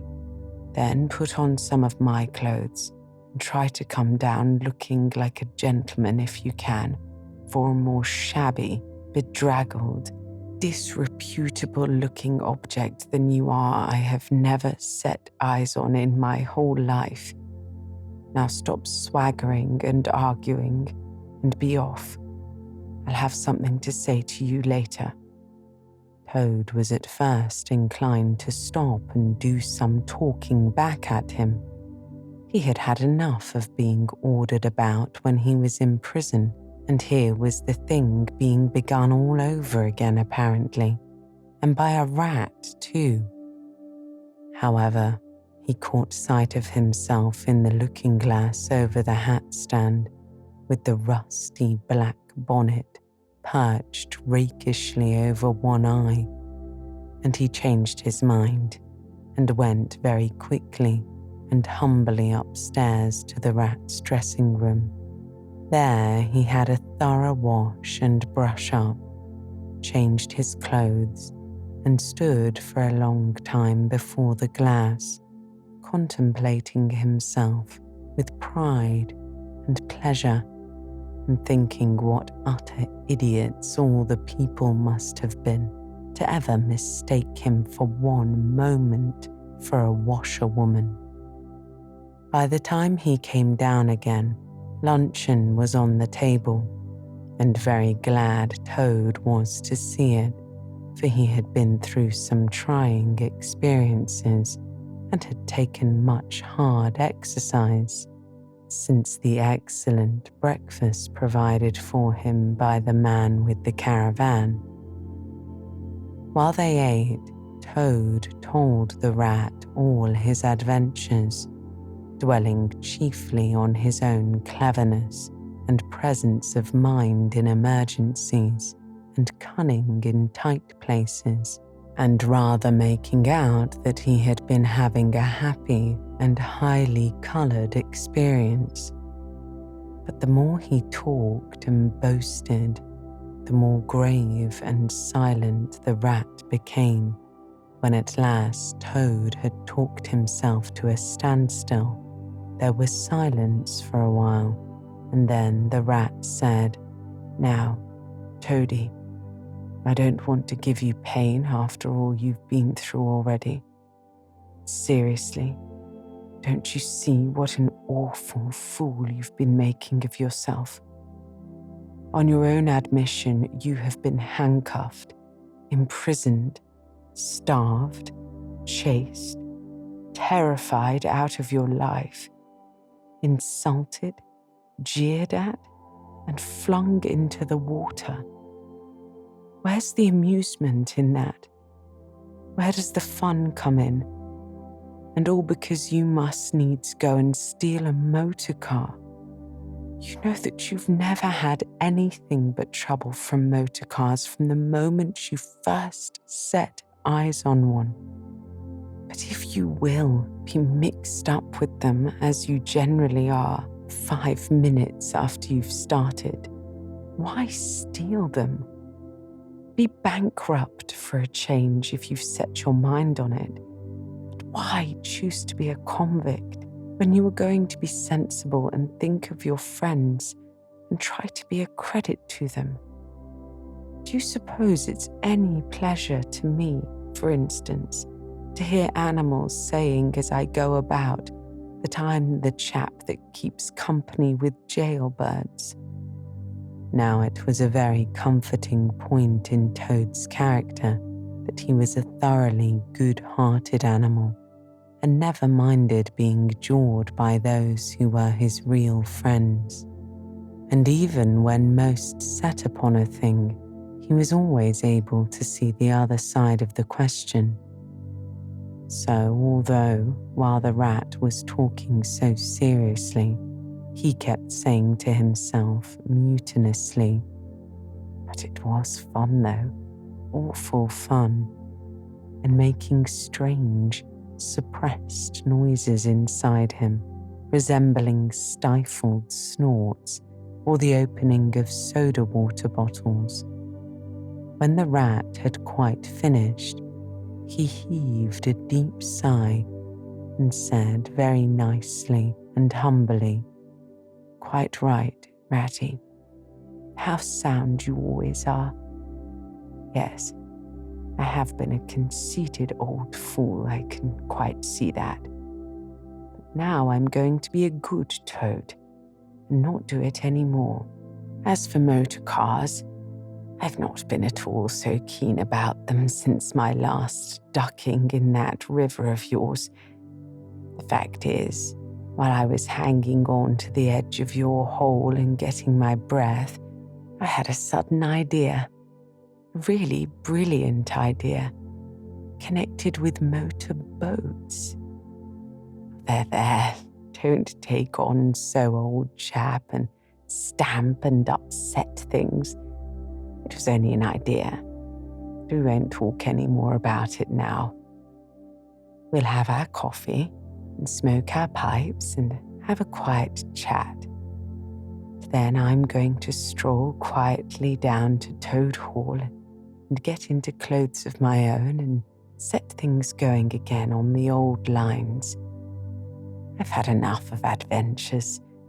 I shall lead a quiet, steady, respectable life, pottering about my property and improving it, doing a little landscape gardening at times. There will always be a bit of dinner for my friends when they come to see me, and I shall keep a pony carriage to jog about the country in, just as I used to in the good old days, before I got restless and wanted to do things. Stroll quietly down to Toad Hall, said the rat. What are you talking about? Do you mean to say you haven't heard? Heard what? Said Toad, turning rather pale. Go on, Ratty. Quick. Don't spare me. What haven't I heard?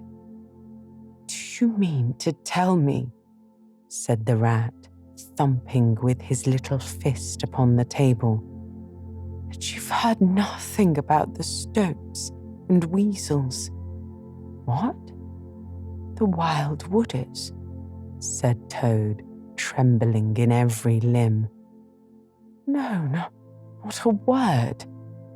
What have they been doing? And how they've been and taken Toad Hall, continued the rat, Toad leaned his elbows on the table and his chin on his paws, and a large tear welled up in each of his eyes, overflowed and splashed upon the table with a plop. "Go on, Ratty," he murmured presently. "Tell me all. Tell me the worst is over. I'm an animal again. I can bear it." "When you got into that trouble of yours," said the rat, slowly and impressively. "I mean, when you disappeared from society for a time over that misunderstanding about a machine, you know." Toad merely nodded. "Well, it was a good deal talked about down here, naturally," continued the rat. "Not only along the riverside, but even in the wild wood. Animals took sides, as always happens. The riverbankers stuck up for you and said you had been infamously treated, and that there was no justice to be had in the land nowadays. But the wild wood animals said hard things and served you right, and it was time this sort of thing was stopped. And they got very cocky and went about saying you were done for this time. You would never come back again. Never, never." Toad nodded once more, keeping silence. "That's the sort of silly beasts they are," the rat went on. "But Mole and Badger, they stuck out through thick and thin that you would come back again soon, somehow. They didn't know exactly how, but somehow." Toad began to sit up in his chair again and to smirk a little. "They argued from history," continued the rat. "They said that no criminal laws had ever been known to prevail against cheek and plausibility such as yours, combined with the power of a long purse. So they arranged to move their things into Toad Hall and sleep there and keep it aired and have it all ready for you when you turned up. They didn't guess what was going to happen, of course. Still, they had their suspicions of the wild wood animals. Now I come to the most painful and tragic part of my story. One dark night, it was a very dark night, and blowing hard too, and raining cats and dogs. A band of weasels, armed to the teeth, crept silently up the carriage drive to the front entrance. Simultaneously, a body of desperate ferrets, advancing through the kitchen garden, possessed themselves of the backyard and offices, while a company of skirmishing stoats who stuck at nothing occupied the conservatory and the billiard room and held the French windows opening onto the lawn. The Mole and the Badger were sitting by the fire telling stories and suspected nothing, for it wasn't a night for any animals to be out when those bloodthirsty villains broke down the doors and rushed in upon them from every side. They made the best fight they could, but what was the good? They were unarmed and taken by surprise, and what can two animals do against hundreds? They took those two poor, faithful creatures and turned them out into the cold and wet, with many insulting and uncalled for remarks. Here the unfeeling Toad broke into a snigger, and then pulled himself together and tried to look particularly solemn. And the wild wooders have been living in Toad Hall ever since, continued the rat, and going on simply anyhow. lying in bed half the day and breakfast at all hours, and the place is such a mess, I'm told. It is not fit to be seen. Eating your grub and drinking your drink and making bad jokes about you and singing songs about prisons and magistrates and policemen. Horrid personal songs with no humour in them. And they're telling the tradespeople and everybody that they've come to stay for good. Oh, have they? Said Toad, getting up and seizing a stick. I'll jolly soon see about that. It's no good, Toad, called the rat after him. You'd better come back and sit down. You'll only get into trouble. But the toad was off, and there was no holding him. He marched rapidly down the road, his stick over his shoulder, fuming and muttering to himself in his anger, till he got near his front gate, when suddenly there popped up from behind the palings a long yellow ferret with a club. "Who comes there?" said the ferret sharply. "Stuff and nonsense," said Toad very angrily. "What do you mean by talking like that to me? Come out of that at once." The ferret said never a word, but he brought his club up over his shoulder. Toad prudently dropped flat in the road, and whoosh, the club whistled over his head.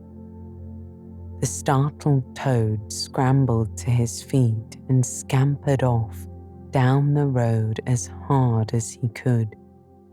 As he ran, he heard the ferret laughing, and other horrid, thin little laughs taking it up and carrying on the sound. He went back very crestfallen and told the water rat. "What did I tell you?" said the rat. "It's no good.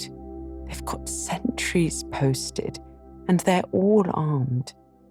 You must just wait." Still, Toad was not inclined to give in all at once, so he got out the boat and set off, rowing up the river to where the garden front of Toad Hall came down to the waterside. Arriving within sight of his old home, he rested on his oars and surveyed the land cautiously. All seemed very peaceful and deserted and quiet. He could see the whole front of Toad Hall glowing in the evening sunshine, the pigeons settling by twos and threes along the straight line of the roof, the garden a blaze of flowers, the creek that led up to the boathouse, the little wooden bridge that crossed it, all tranquil, uninhabited, apparently awaiting for his return. He would try the boathouse first, he thought. Very warily he paddled up to the mouth of the creek and was just passing under the bridge when, with a crash, a great stone dropped from above and smashed through the bottom of the boat. It filled and sank, and Toad found himself struggling in deep water. Looking up, he saw two stoats leaning over the parapet of the bridge and watching him with great glee. "It'll be your turn next time, Toady," they called out to him. The indignant Toad swam to shore while the stoats laughed and laughed, supporting each other, and laughed again, till they nearly had 2 fits. That is 1 fit each, of course. The toad retraced his weary way on foot and related his disappointing experiences to the water rat once more. "Well, what did I tell you?" said the rat very crossly. "And now look here. See what you've been and done. Lost me my boat that I was so fond of, that's what you've done. And simply ruined that nice suit of clothes that I lent you. Really, Toad, of all the trying animals, I wonder you managed to keep any friends at all." The toad saw at once how wrongly and foolishly he had acted. He admitted his errors and wrong-headedness and made a full apology to Rat for losing his boat and spoiling his clothes. And he wound up by saying, with that frank self-surrender which always disarmed his friends' criticism and won them back to his side, "Ratty, I see that I have been headstrong and a willful toad. Henceforth, believe me, I will be humble and submissive, and will take no action without your kind advice and full approval." "If that is really so," said the good-natured rat, already appeased, "then my advice to you is, considering the lateness of the hour, to sit down and have your supper, which will be on the table in a minute, and be very patient, for I am convinced that we can do nothing until we have seen the mole and the badger and heard their latest news, and held conference and taken their advice in this difficult matter." "Oh, yes, of course, the mole and the badger," said Toad lightly. "What's become of them, the dear fellows? I had forgotten all about them." "Well, you may ask," the rat said reproachfully.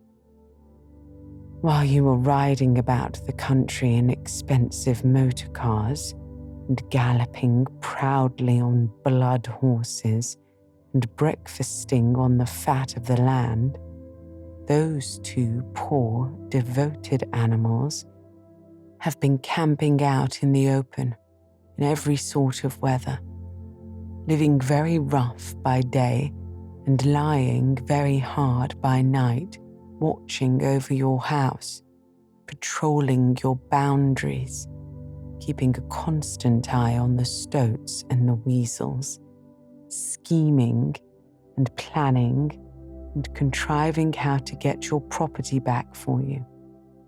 You don't deserve to have such true and loyal friends, Toad, you don't, really. Someday, when it's too late, you'll be sorry you didn't value them more while you had them." "Oh, I'm an ungrateful beast, I know," said Toad, shedding bitter tears.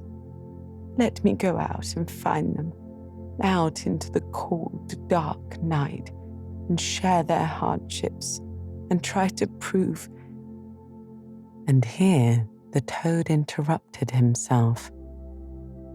"Hold on a bit," he said. "Surely I heard the chink of dishes on a tray. Supper's here at last. Come on, Ratty." The rat remembered that poor Toad had been on prison fare for a considerable time, and that large allowances had therefore to be made. He followed him to the table accordingly, and hospitably encouraged him in his gallant efforts to make up for past privations. They had just finished their meal and resumed their armchairs when there came a heavy knock at the door. Toad was nervous, but the rat, nodding mysteriously at him, went straight up to the door and opened it, and in walked Mr. Badger.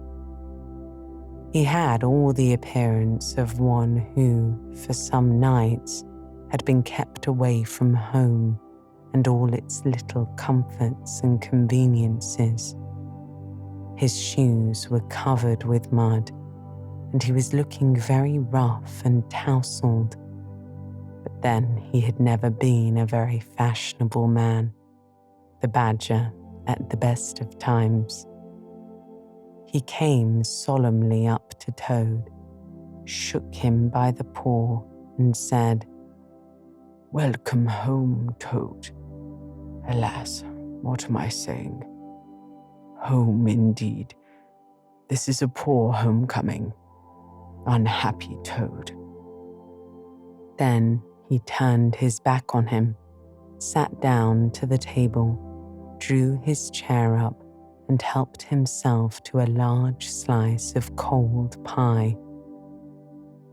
Toad was quite alarmed at this very serious and portentous style of greeting, but the rat whispered to him, "Never mind, don't take any notice, and don't say anything to him just yet.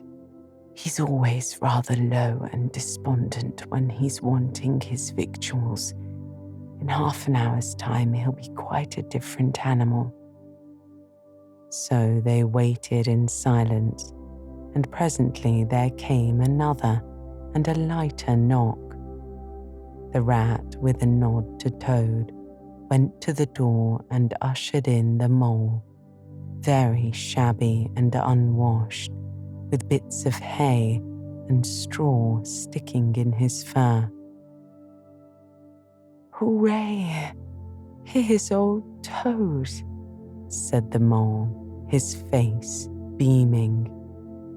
"Fancy having you back again." And he began to dance around him. "We never dreamt you would turn up so soon.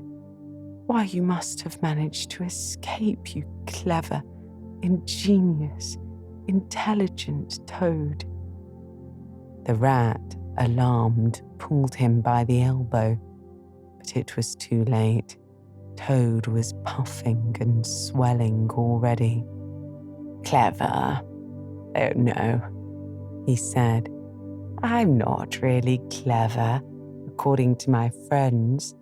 I've only broken out of the strongest prison in England, that's all, and captured a railway train and escaped on it, that's all, and disguised myself and gone about the country humbugging everybody, that's all. Oh no, I'm a fool, I am, and I'll tell you one or two of my little adventures, Mole, and you shall judge for yourself." "Well, well," said the mole, moving towards the supper table. "Supposing you talk while I eat. Not a bite since breakfast. Oh my." And he sat down and helped himself liberally to cold beef and pickles. Toad straddled on the hearth rug, thrust his paw into his trouser pocket, and pulled out a handful of silver. "Look at that," he said, displaying it. "That's not so bad, is it, for a few minutes' work? And how do you think I done it, Mole? Horse stealing. That's how I done it." "Go on, Toad," said the mole, immensely interested. "Toad, do be quiet, please," said the rat. "And don't you egg him on, Mole, when you know what he is. But please, tell us as soon as possible what the position is and what's best to be done now that Toad is back at last." "Oh, the position's about as bad as it can be," replied the mole grumpily. "And as for what's to be done, why, Blessed if I know. The badger and I have been round and round the place by day and by night. Always the same thing. Sentries posted everywhere, sticks poked out at us, stones thrown at us. Always an animal on the lookout. And when they see us, my, how they do laugh. That's what annoys me the most. It is a very difficult situation, said the rat, reflecting deeply. But I think I see it now, in the depths of my mind, what Toad really ought to do. I will tell you. No, he oughtn't, said the mole with his mouth full, not allowing the rat to finish. Nothing of the sort. You don't understand. Well, I shan't do it anyway, said Toad, getting excited. I'm not going to be ordered about by you fellows. It's my house we're talking about, and I know exactly what to do, and I'll tell you. By this time, they were all talking three at once, at the top of their voices, and the noise was simply deafening, when a thin, dry voice made itself heard, saying, "Be quiet at once, all of you." And instantly everyone was silent. It was the badger, who, having finished his pie, had turned round in his chair and was looking at them severely. When he saw that he had secured their attention and that they were evidently waiting for him to address them, he turned back to the table again and reached out for the cheese. And so great was the respect commanded by the solid qualities of that admirable animal that not another word was uttered until he had quite finished his supper and brushed the crumbs from his knees. The toad fidgeted a good deal, but the rat held him firmly down. When the badger had quite done, he got up from his seat and stood by the fireplace, reflecting deeply. At last he spoke. "Toad," he said, "you bad, troublesome little animal. Aren't you ashamed of yourself? What do you think your father, my old friend, would have said if he had been here tonight and known of all your goings-on?" Toad, who was on the sofa by this time with his legs up, rolled over on his face, shaken by sobs of contrition. "Oh, there," went on the badger more kindly. "Never mind. Stop crying. We're going to let bygones be bygones and try to turn over a new leaf. But what the mole says is quite true. The stoats are on guard at every point, and they make the best sentinels in the world. It is quite useless to think of attacking the place. They're too strong for us." "Then it is all over," said the toad, crying into the sofa cushions. "I shall go and enlist for a soldier and never see my dear Toad Hall any more." "Come, cheer up, Toady," said the badger. "There are more ways of getting back a place than taking it by storm. I haven't said my last word yet. Now, I'm going to tell you a great secret." Toad sat up slowly and dried his eyes. Secrets had an immense attraction for him because he could never keep one, and he enjoyed the sort of unhallowed thrill he experienced when he went and told another animal after faithfully having promised not to. "There is an underground passage," said the badger impressively, "that leads from the riverbank, quite near here, right up into the middle of Toad Hall." "Oh, nonsense, Badger," said Toad rather airily. "You've been listening to some of the yarns they spin in the public houses about here. I know every inch of Toad Hall, inside and out. Nothing of the sort, I do assure you."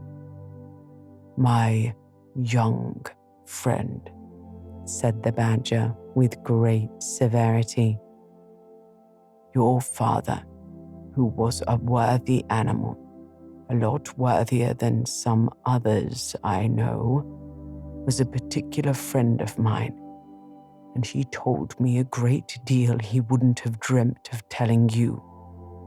He discovered that passage.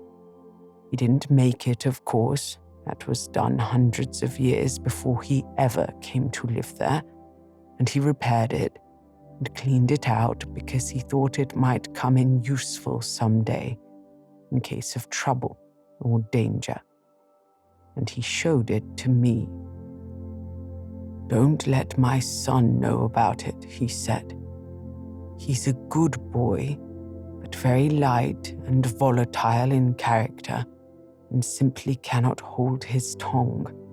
If he's ever in a real fix, and it would be of use to him, you may tell him about the secret passage, but not before.'" The other animals looked hard at Toad to see how he would take it. Toad was inclined to be sulky at first, but he brightened up immediately, like the good fellow he was. "Well, well," he said, "perhaps I am a bit of a talker, and a popular fellow, such as I am. My friends get round me. We chaff, we sparkle, we tell witty stories. Somehow my tongue gets wagging. I have the gift of conversation. I've been told I ought to have a salon, whatever that may be. Never mind. Go on, Badger. How's this passage of yours going to help us?" "I've found a thing or two lately," continued the badger. "I got Otter to disguise himself as a sweep and call at the back door with brushes over his shoulder, asking for a job. There's going to be a big banquet tomorrow night. Somebody's birthday, the Chief Weasel's, I believe, and all the weasels will be gathered together in the dining hall, eating and drinking and laughing and carrying on, suspecting nothing. No stones, no sticks, no arms of any sort whatever." "But the sentinels will be posted as usual," remarked the rat. "Exactly," said the badger. "That is my point. The weasels will trust entirely to their excellent sentinels, and that is where the passage comes in. That very useful tunnel leads right up under the butler's pantry, next to the dining hall." "Ah, that squeaky board in the butler's pantry," said Toad. "Now I understand it. We shall creep out quietly into the butler's pantry," said the mole. "With our sticks," said the rat. "And rush in upon them," said the badger. "And whack 'em, and whack 'em, and whack 'em," said the toad in ecstasy, running round and round the room and jumping over the chairs. "Very well then," said the badger resuming his usual dry manner. Our plan is settled. There's nothing more for you to argue and squabble about. So as it's getting very late, all of you go right off to bed at once. We'll make all the necessary arrangements in the course of the morning tomorrow. Toad, of course, went off to bed dutifully with the rest. He knew better than to refuse, though he was feeling much too excited to sleep. But he had had a long day, with many events crowded into it, and sheets and blankets were very friendly and comforting things after plain straw, and not too much of it, spread upon the stone floor of a draughty cell. And his head had not been many seconds on his pillow before he was snoring happily. Naturally, he dreamt a good deal about roads that ran away from him just when he wanted them, and canals that chased him and caught him, and a barge that sailed into the banqueting hall with his week's washing just as he was giving a dinner party, and he was alone in the secret passage, pushing onwards, but it twisted and turned round and shook itself and sat upon its end. Yet somehow at the last he found himself back in Toad Hall, safe and triumphant, with all his friends gathered about him, earnestly ensuring him that he really was a clever toad. He slept till a late hour the next morning, and by the time he got down, he found the other animals had finished their breakfast some time before. The mole had slipped off somewhere by himself without telling anyone where he was going to. The badger sat in the armchair, reading the paper and not concerning himself in the slightest about what was going to happen that very evening.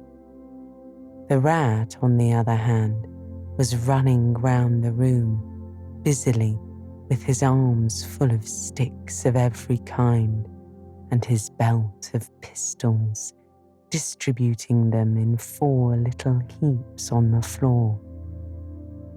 That's all very well, Rat, said the badger presently, looking at the busy little animal over the edge of his newspaper. I'm not blaming you. Just let us once get past the stoats, and I assure you we shan't want any pistols. We 4, with our sticks, once we're inside the dining hall, why, we shall clear the floor of the lot of them in 5 minutes. I'd have done the whole thing by myself, only I didn't want to deprive you fellows of the fun. I suppose you are right, the rat said reflectively, polishing a pistol barrel on his sleeve and looking longingly at it. The toad, having finished his breakfast, picked up a stout stick and swung it vigorously, belabouring imaginary animals. I'll learn 'em to steal my house, he cried. I'll learn 'em. I'll learn 'em. Don't say learn 'em, Toad, said the rat, greatly shocked. It's not good English. What are you always nagging at Toad for? Inquired Badger rather peevishly. What's the matter with his English? It's the same what I use for myself, and if it's good enough for me, it ought to be good enough for you. I'm very sorry, said the rat humbly. Only I think it ought to be teach 'em, not learn 'em." "But we don't want to teach them," replied the badger. "We want to learn 'em. And what's more, we're going to do it too."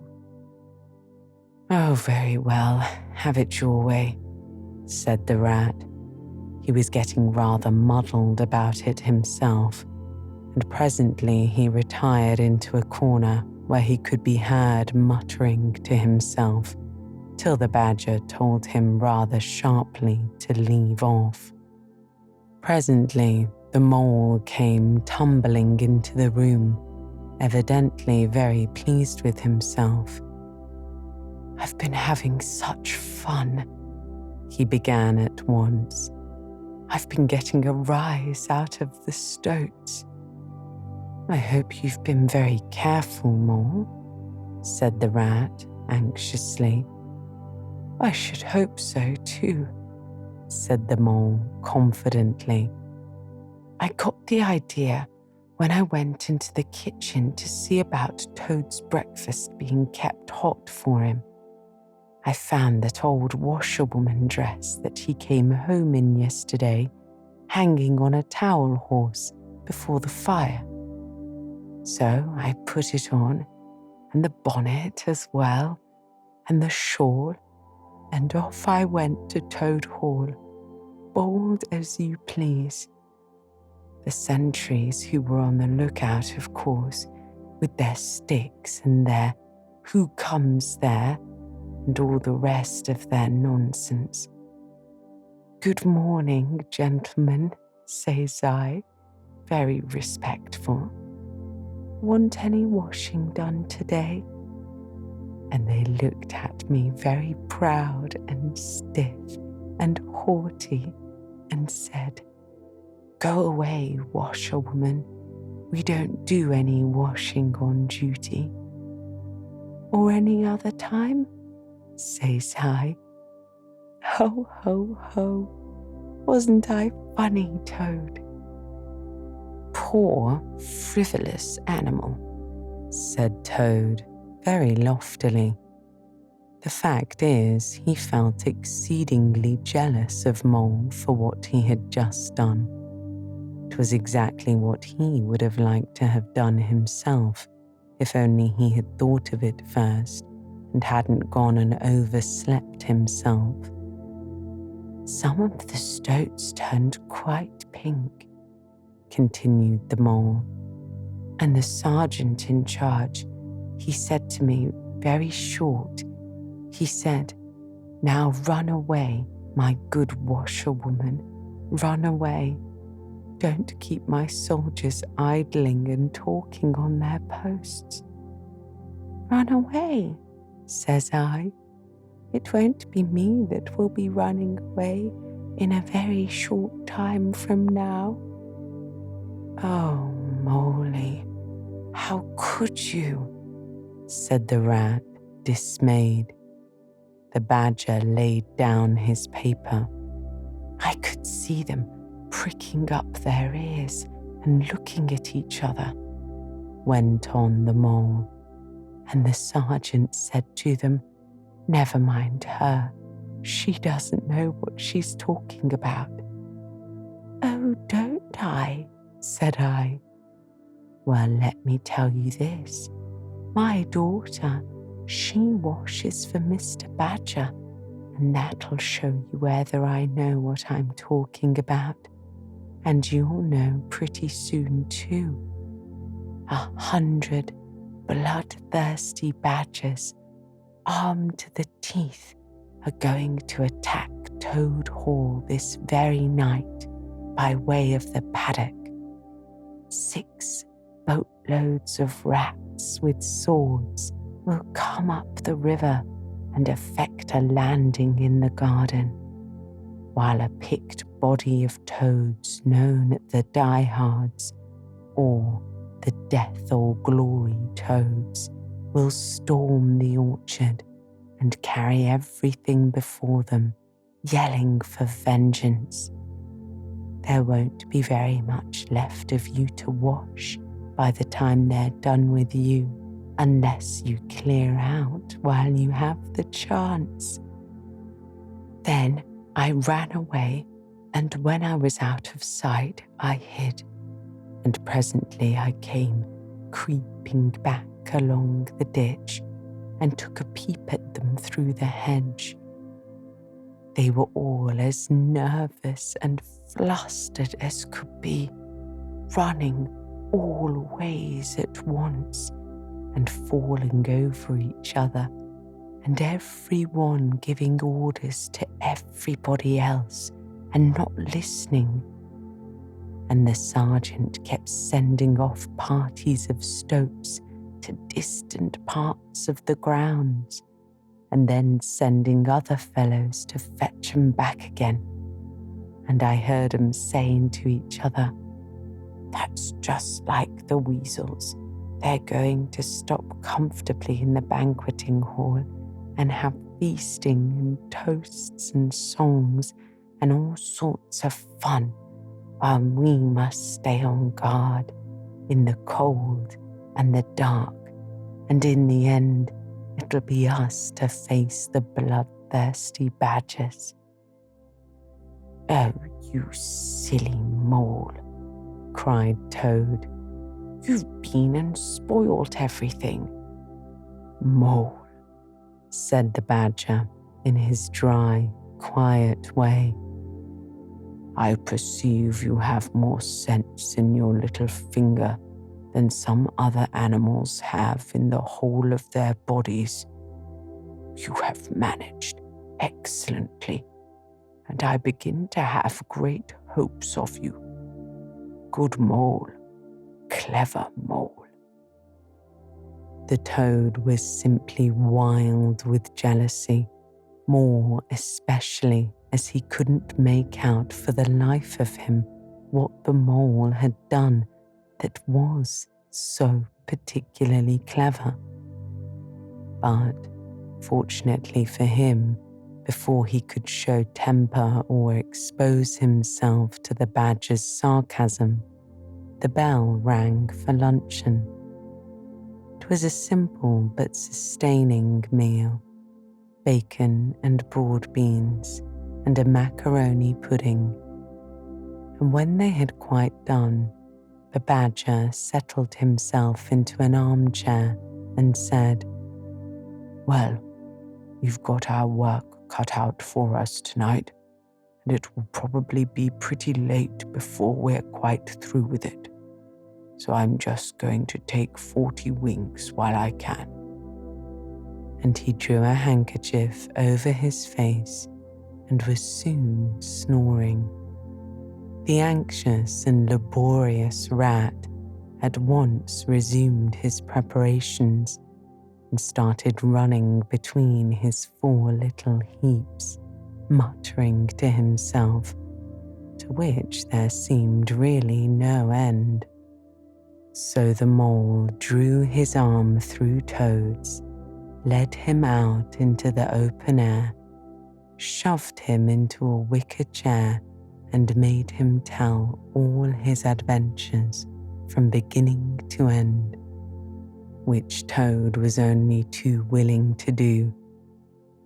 The Mole was a good listener, and Toad, with no one to check his statements or to criticize in an unfriendly spirit, rather let himself go. Indeed, much that he related belonged more properly to the category of what might have happened had I only thought of it in time instead of 10 minutes afterward. Those are always the best and most exciting adventures, and why should they not be truly ours, as much as the somewhat inadequate things that really come off?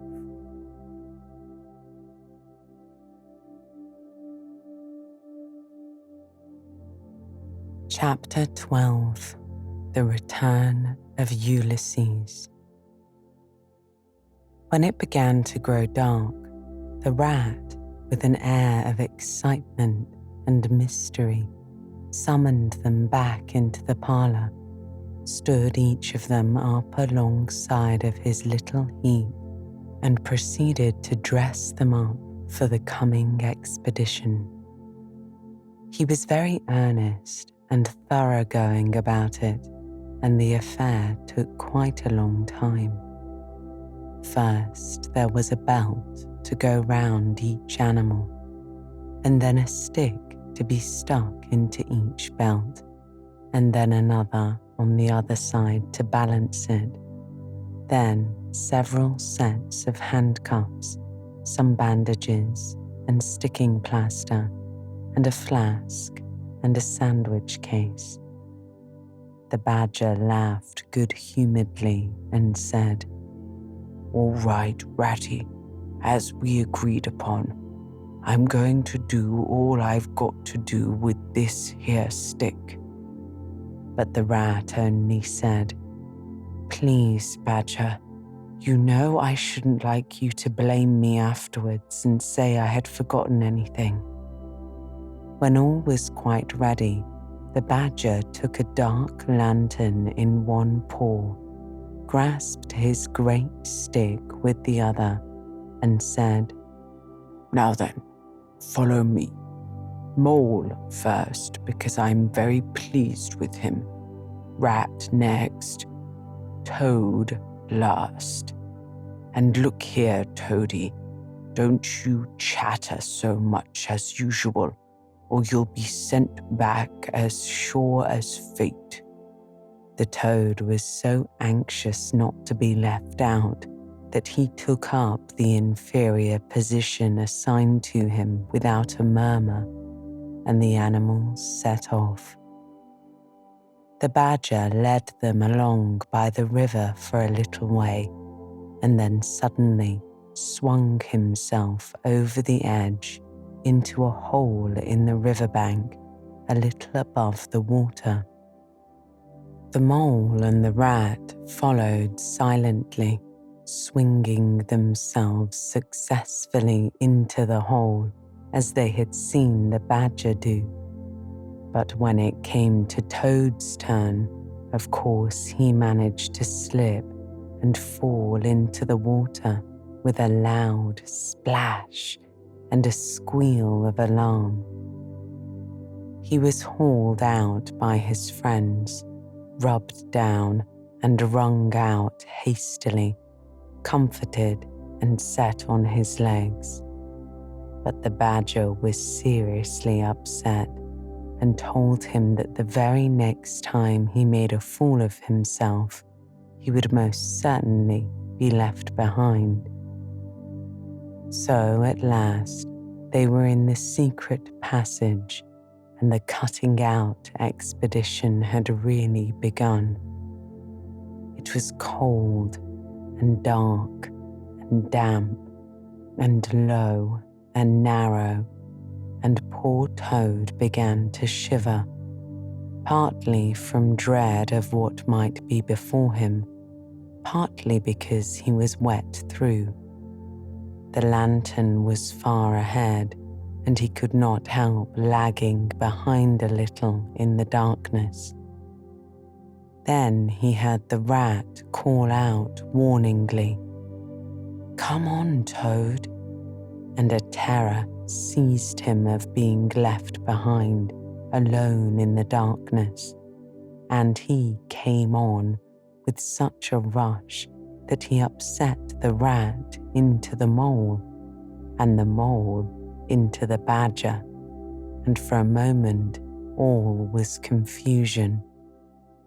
The badger thought they were being attacked from behind and was on the point of whacking Toad with a stick. When he found out what had really happened, he was very angry indeed and said, "Now this time that tiresome Toad shall be left behind."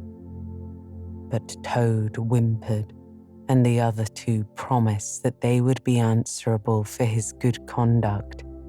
And at last, the badger was pacified, and the procession moved on.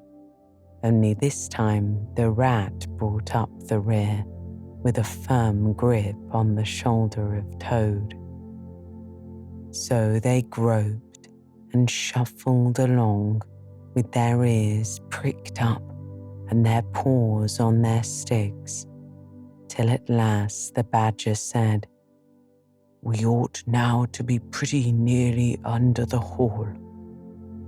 Then, suddenly, they heard, far away as it might be, and yet apparently nearly over their heads, a confused murmur of sound, as if people were shouting and cheering and stamping on the floor and hammering on tables. The Toad's nervous terrors all returned, but the Badger only remarked placidly, "They are going it, the weasels." The passage now began to slope upwards. They groped onward a little further, and then the noise broke out again, quite distinct this time, and very close above them. "Hooray!" they heard, and the stamping of little feet on the floor, and the clinking of glasses as little fists pounded on the table. "What a time they're having," said the Badger. "Come on." They hurried along the passage till it came to a full stop, and they found themselves standing under the trap door that led up into the butler's pantry. Such a tremendous noise was going on in the banqueting hall that there was little danger of their being overheard. The Badger said, "Now, boys, all together," and the four of them put their shoulders to the trapdoor and heaved it back. Hoisting each other up, they found themselves standing in the pantry, with only a door between them and the banqueting hall, where their unconscious enemies were carousing. The noise, as they emerged from the passage, was simply deafening. At last, as the cheering and hammering slowly subsided, a voice could be made out saying, "Well, I do not propose to detain you much longer." And here there was a great applause. "But before I resume my seat, I should like to say one word about our kind host, Mr. Toad. We all know Toad." And here there was great laughter. "Good Toad, modest Toad, honest Toad." "Only just let me get at him," muttered Toad, grinding his teeth.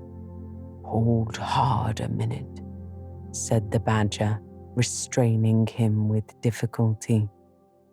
"Get ready, all of you." "Let me sing you a little song," went on the voice, "which I have composed on the subject of Toad." Then the chief weasel, for it was he, began to sing. "Toady went a-pleasuring merrily down the street." At the sound of this, the Badger drew himself up, took a firm grip of his stick with both paws, glanced around at his comrades, and said, "The hour is come. Follow me," and flung the door open wide. My, what a squealing and a squeaking and a screeching filled the air. Well might the terrified weasels dive under the tables and spring madly up at the windows. Well might the ferrets rush wildly for the fireplace and get hopelessly jammed in the chimney. Well might tables and chairs be upset, and glass and china be sent crashing on the floor in the panic of that terrible moment when the 4 heroes strode wrathfully into the room. The mighty badger, his whiskers bristling, his great cudgel whistling through the air. Mole, black and grim, brandishing his stick and shouting his awful war cry. Rat, desperate and determined, his belt bulging with sticks of every age and every variety. Toad, frenzied with excitement and injured pride, swollen to twice his ordinary size, leaping into the air and emitting toad whoops that chilled them to the marrow. Toad he went a-pleasuring, he cried. I'll pleasure 'em. And he went straight for the chief weasel. They were but 4 in all, but to the panic-stricken weasels, the hall seemed full of monstrous animals, grey, black, brown, and yellow, whooping and flourishing enormous cudgels, and they broke and fled with squeals of terror and dismay, this way and that, through the windows, up the chimney, anywhere to get out of reach of those terrible sticks. The affair was soon over. Up and down the whole length of the hall strode the 4 friends, whacking with their sticks at every tail that showed itself, and in 5 minutes the room was cleared. Through the broken windows, the shrieks of terrified weasels escaping across the lawn were borne faintly to their ears. On the floor lay prostrate some dozen or so of the enemy, on whom the mole was busy engaged in fitting handcuffs. The badger, resting from his labours, leant on his stick and wiped his honest brow. Mole, he said, you're the best of fellows. Just cut along outside and look after those stoat sentries of yours and see what they are doing. I have an idea, thanks to you, we shan't have much trouble from them tonight. The mole vanished promptly through a window, and the badger bade the other 2 set a table on its legs again, pick up knives and forks and plates and glasses from the debris on the floor, and see if they could find materials for a supper. I want some grub, I do, he said in that rather common way he had of speaking. Stir your stumps, Toad, and look lively. We've got your house back for you, and you don't offer us so much as a sandwich. Toad felt rather hurt that the badger didn't say pleasant things to him as he had to the mole, and tell him what a fine fellow he was, and how splendidly he had fought, for he was rather particularly pleased with himself and the way he had gone for the chief weasel and sent him flying across the table with one jab of his stick.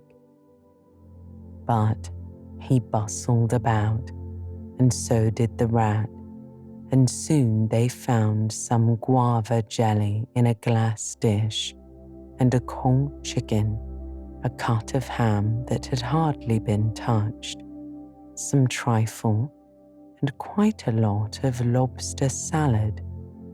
And in the pantry, they came upon a basket full of French rolls and any quantity of cheese, butter, and celery. They were just about to sit down when the mole clambered in through the window, chuckling with an armful of sticks. "It's all over," he reported. "From what I can make out, as soon as the stoats, who were very nervous and jumpy already, heard the shrieks and the yells and the uproar inside the hall, some of them threw down their sticks and fled. The others stood fast for a bit, but when the weasels came rushing out upon them, they thought they were betrayed, and the stoats grappled with the weasels, and the weasels fought to get away, and they wrestled and wriggled and knocked each other and rolled over and over till most of them rolled into the river. They've all disappeared by now, one way or another, and I've got their sticks, so that's all right." "Excellent and deserving animal," said the badger, his mouth full of chicken and trifle. "Now there's just one more thing I want you to do, Mole, before you sit down to your supper along of us. And I won't trouble you, only I know I can trust you to see a thing done, and I wish I could say the same of everyone I know. I'd send Rat if he wasn't a poet. I want you to take those fellows on the floor there upstairs with you and have some bedrooms cleaned out and tidied up and made really comfortable. See that they sweep under the beds and put clean sheets and pillowcases on, and turn down one corner of the bedclothes, just as you know it ought to be done. Have a can of hot water and clean towels and fresh cakes of soap put in each room. And then you can put them out by the back door, and we shan't see any more of them, I fancy. And then come along and have some of this cold chicken. It's first rate. I'm very pleased with you, Mole." The good-natured mole picked up a stick, formed his prisoners up in a line on the floor, gave them the order, "Quick march," and led his squad off to the upper floor. After a time, he appeared again, smiling, and said that every room was ready and as clean as a new pin. "And I didn't have to knock 'em either," he added. "I thought on the whole they had had knocking enough for one night, and the weasels, when I put the point to them, quite agreed with me and said they wouldn't think of troubling me. They were very penitent and said they were extremely sorry for what they had done, but it was all the fault of the chief weasel and the stoats, and if they ever could do anything for us at any time to make up, we had only got to mention it. So I gave them a roll apiece and let them out at the back, and off they ran as hard as they could. Then the mole pulled his chair up to the table and pitched into the cold chicken. And Toad, like the gentleman he was, put all his jealousy from him and said heartily, "Thank you kindly, dear Mole, for all your pains and trouble tonight. and especially for your cleverness this morning." The Badger was pleased at that and said, "There spoke my brave Toad." So they finished their supper in great joy and contentment, and presently retired to rest between clean sheets, safe in Toad's ancestral home, won back by matchless valor, consummate strategy, and a proper handling of sticks. The following morning, Toad, who had overslept himself as usual, came down to breakfast disgracefully late and found on the table a certain quantity of eggshells, some fragments of cold and leathery toast, a coffee pot 3/4 empty, and really very little else, which did not tend to improve his temper, considering that, after all, it was his own house. Through the French windows of the breakfast room, he could see the mole and the water rat sitting in wicker chairs out on the lawn, evidently telling each other stories, roaring with laughter and kicking their short legs up in the air. The Badger, who was in an armchair and deep in the morning paper, merely looked up and nodded when Toad entered the room.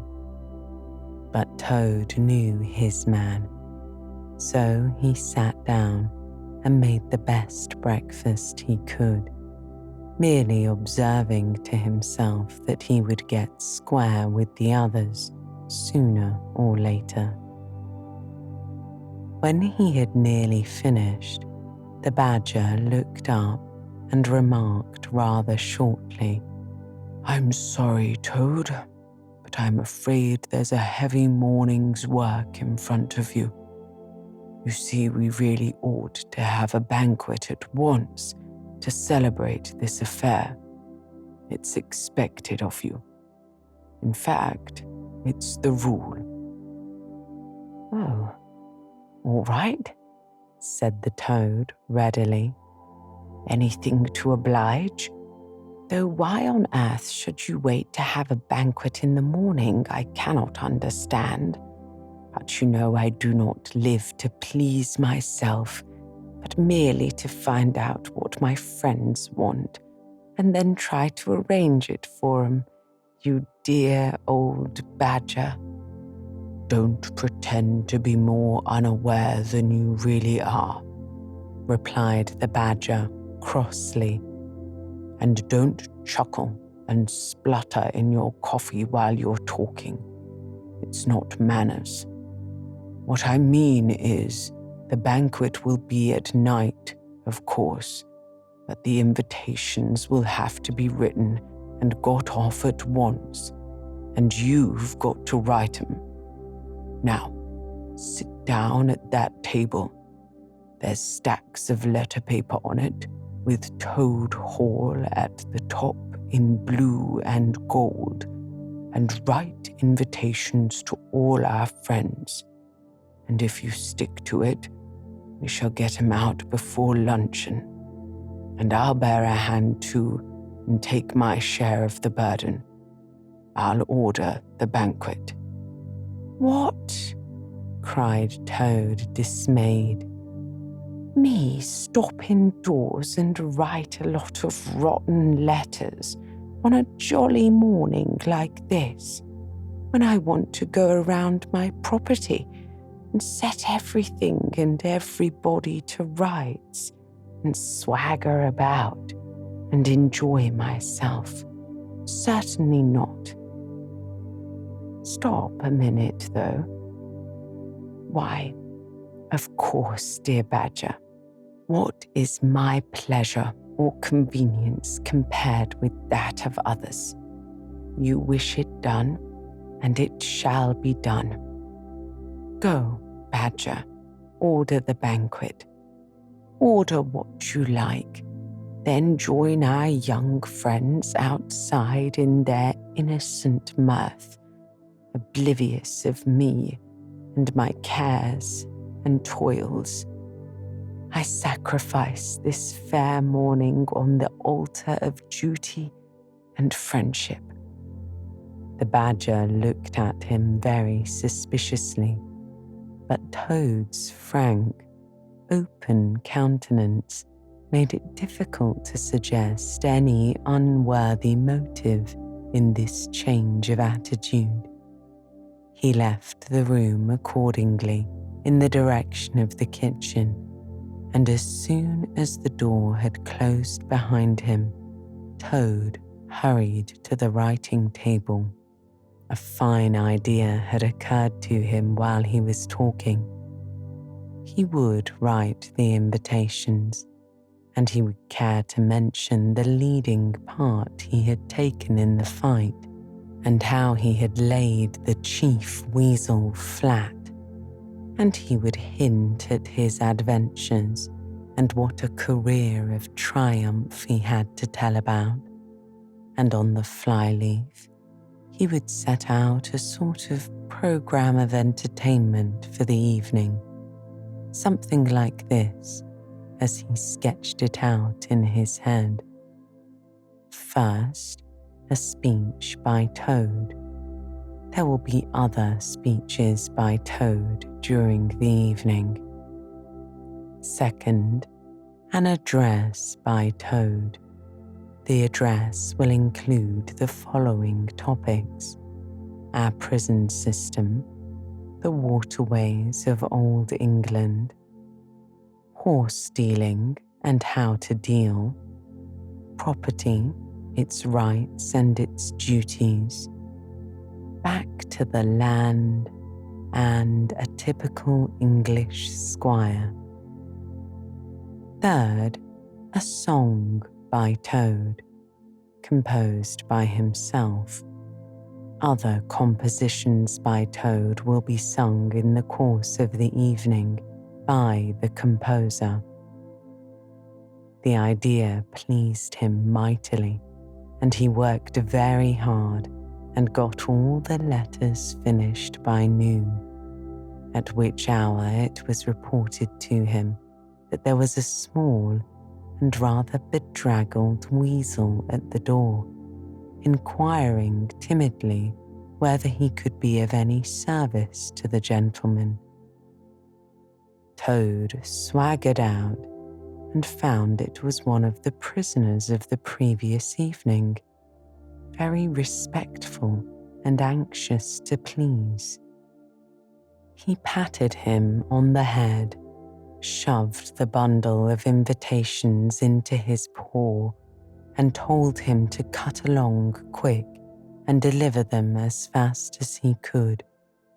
And if he liked to come back again in the evening, perhaps there might be a shilling for him. Or, again, perhaps there mightn't. The poor weasel seemed really quite grateful and hurried off eagerly to do his mission. When the other animals came back to luncheon, very boisterous and breezy after a morning on the river, the mole, whose conscience had been pricking him, looked doubtfully at Toad, expecting to find him sulky or depressed. Instead, he was so uppish and inflated that the mole began to suspect something, while the rat and the badger exchanged significant glances. As soon as the meal was over, Toad thrust his paws deep into his trouser pockets, remarked casually, "Well, look after yourselves, you fellows. Ask for anything you want," and was swaggering off in the direction of the garden, where he wanted to think out an idea or two for his coming speeches, when Rat caught him by the arm. Toad rather suspected what he was after and did his best to get away. But when the badger took him firmly by the other arm, he began to see that the game was up. The two animals conducted him between them into the small sitting room that opened out of the entrance hall, shut the door, and put him into a chair. Then they both stood in front of him, while Toad sat, silent, and regarded them with much suspicion and ill humor. "Now, look here, Toad," said the rat. "It's about this banquet, and very sorry I am to have to speak to you like this, but we want you to understand clearly, once and for all, that there are going to be no speeches and no songs. Try and grasp the fact that on this occasion we're not arguing with you, we're just telling you." Toad saw that he was trapped. They understood him. They saw through him. They had got ahead of him. His pleasant dream was shattered. "Mayn't I sing them just one little song?" he pleaded piteously.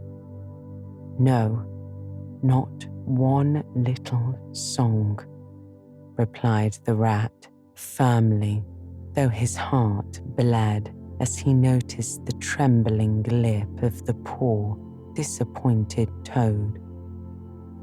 "It's no good, Toady.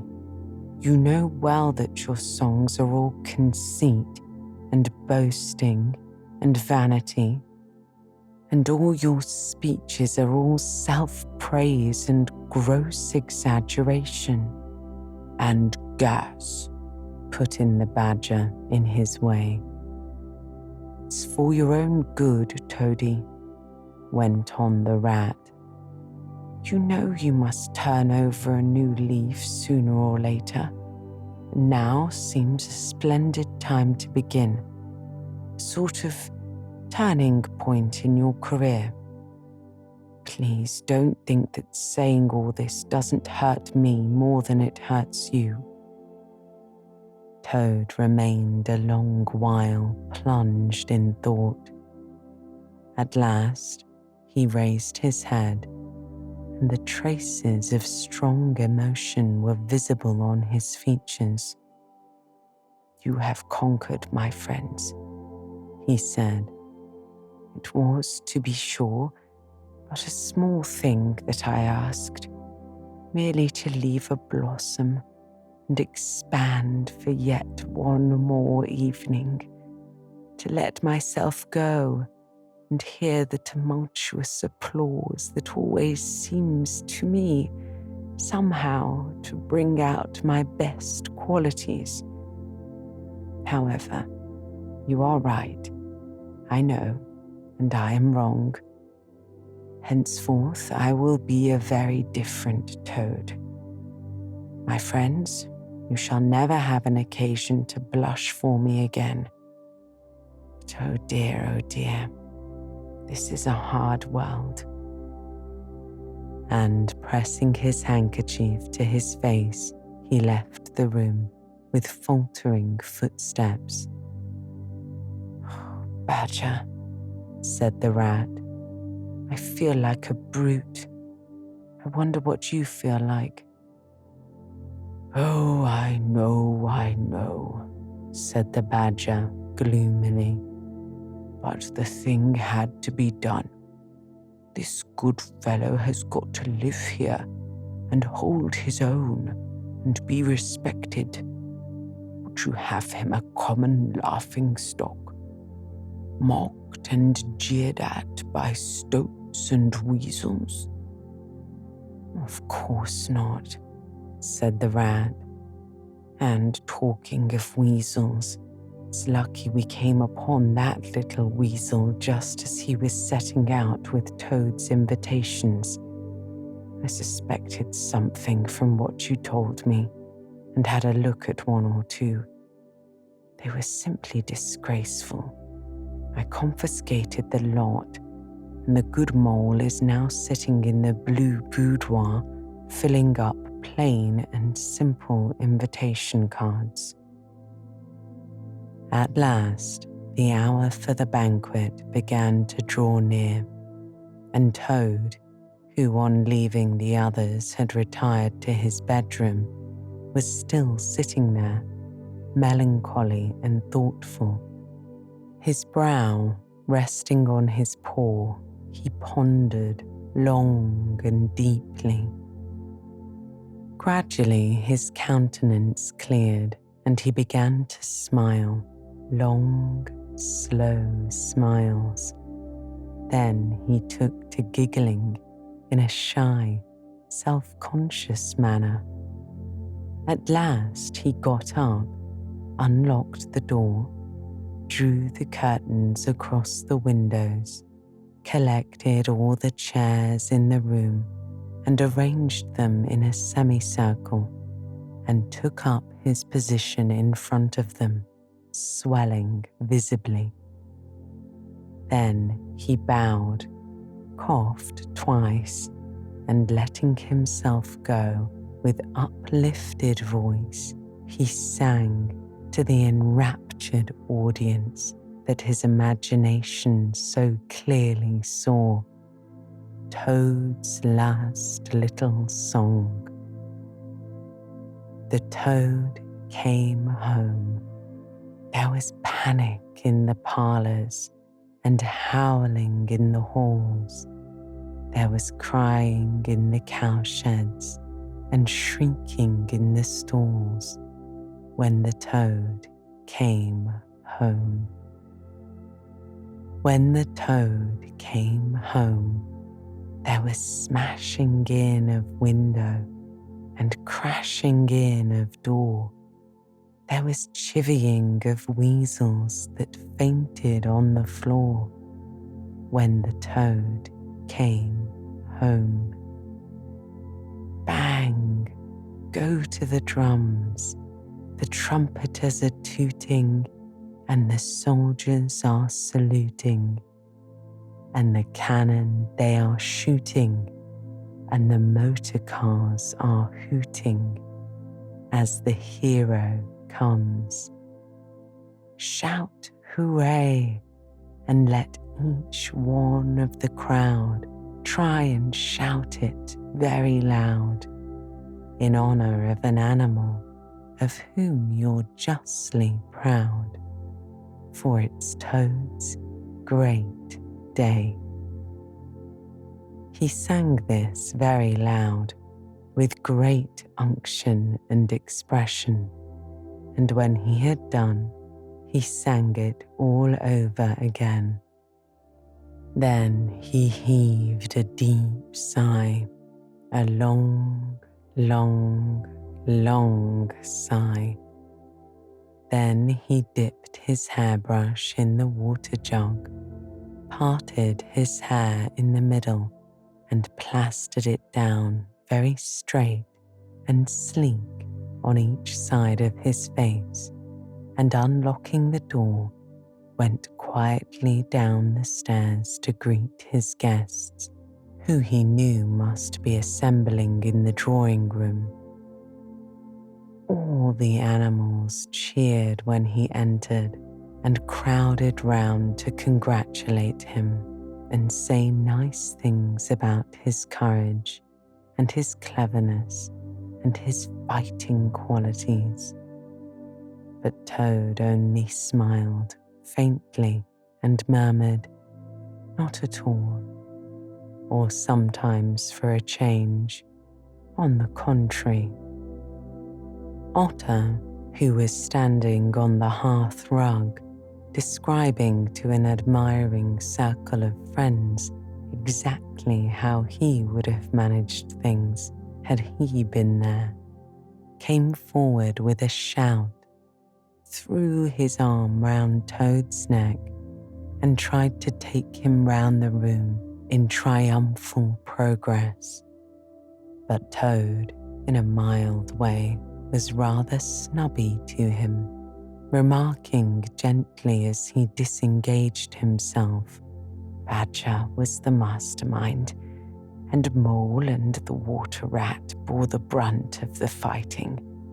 I merely served in the ranks and did little or nothing. The animals were evidently puzzled and taken aback by this unexpected attitude of his, and Toad felt, as he moved from one guest to the other, making his modest responses, that he was an object of absorbing interest to everyone. The Badger had ordered everything of the best, and the banquet was a great success. There was much talking and laughter and chaff among the animals, but through it all, Toad, who of course was in the chair, looked down his nose and murmured pleasant nothings to the animals on either side of him. At intervals he stole a glance at the Badger and the rat, and always when he looked, they were staring at each other with their mouths open, and this gave him the greatest satisfaction. Some of the younger and livelier animals, as the evening wore on, got whispering to each other that things were not so amusing as they used to be in the good old days, and there were some knockings on the table and cries of "Toad! Speech! Speech from Toad! Song! Mr. Toad's song!" But Toad only shook his head gently, raising one paw in mild protest, and by pressing delicacies on his guests, by topical small talk, and by earnest inquiries after members of their families, not yet old enough to appear at social functions, managed to convey to them that this dinner was being run on strictly conventional lines. He was indeed an altered Toad. After this climax, the four animals continued to lead their lives, so rudely broken in upon by civil war, in great joy and contentment, undisturbed by further risings or invasions. Toad, after due consultation with his friends, selected a handsome gold chain and locket set with pearls, which he dispatched to the jailer's daughter, with a letter that even the Badger admitted to be modest, grateful, and appreciative. And the engine driver, in his turn, was properly thanked and compensated for all his pains and trouble. Under severe compulsion from the Badger, even the barge woman was, with some trouble, sought out, and the value of her horse discreetly made good to her, though Toad kicked terribly at this, holding himself to be an instrument of fate sent to punish barge women who couldn't tell a real gentleman when they saw one. The amount involved, it was true, was not very burdensome, the man with the caravan's valuation being admitted by local assessors to be approximately correct. Sometimes, in the course of long summer evenings, the friends would take a stroll together in the wild wood, now successfully tamed so far as they were concerned. It was pleasing to see how respectfully they were greeted by the inhabitants, and how the mother weasels would bring their young ones to the mouths of their holes and say, pointing, "Look, baby, there goes the great Mr. Toad, and that's the gallant water rat, terrible fighter, walking along with him. And yonder comes the famous Mr. Mole, of whom you so often have heard your father tell." But when their infants were fractures and quite beyond control, they would quiet them by telling how, if they didn't hush them and not fret them, the terrible grey badger would up and get them. This was a base libel on Badger, who, though he cared little about society, was rather fond of children, but it never failed to have its full effect. The end.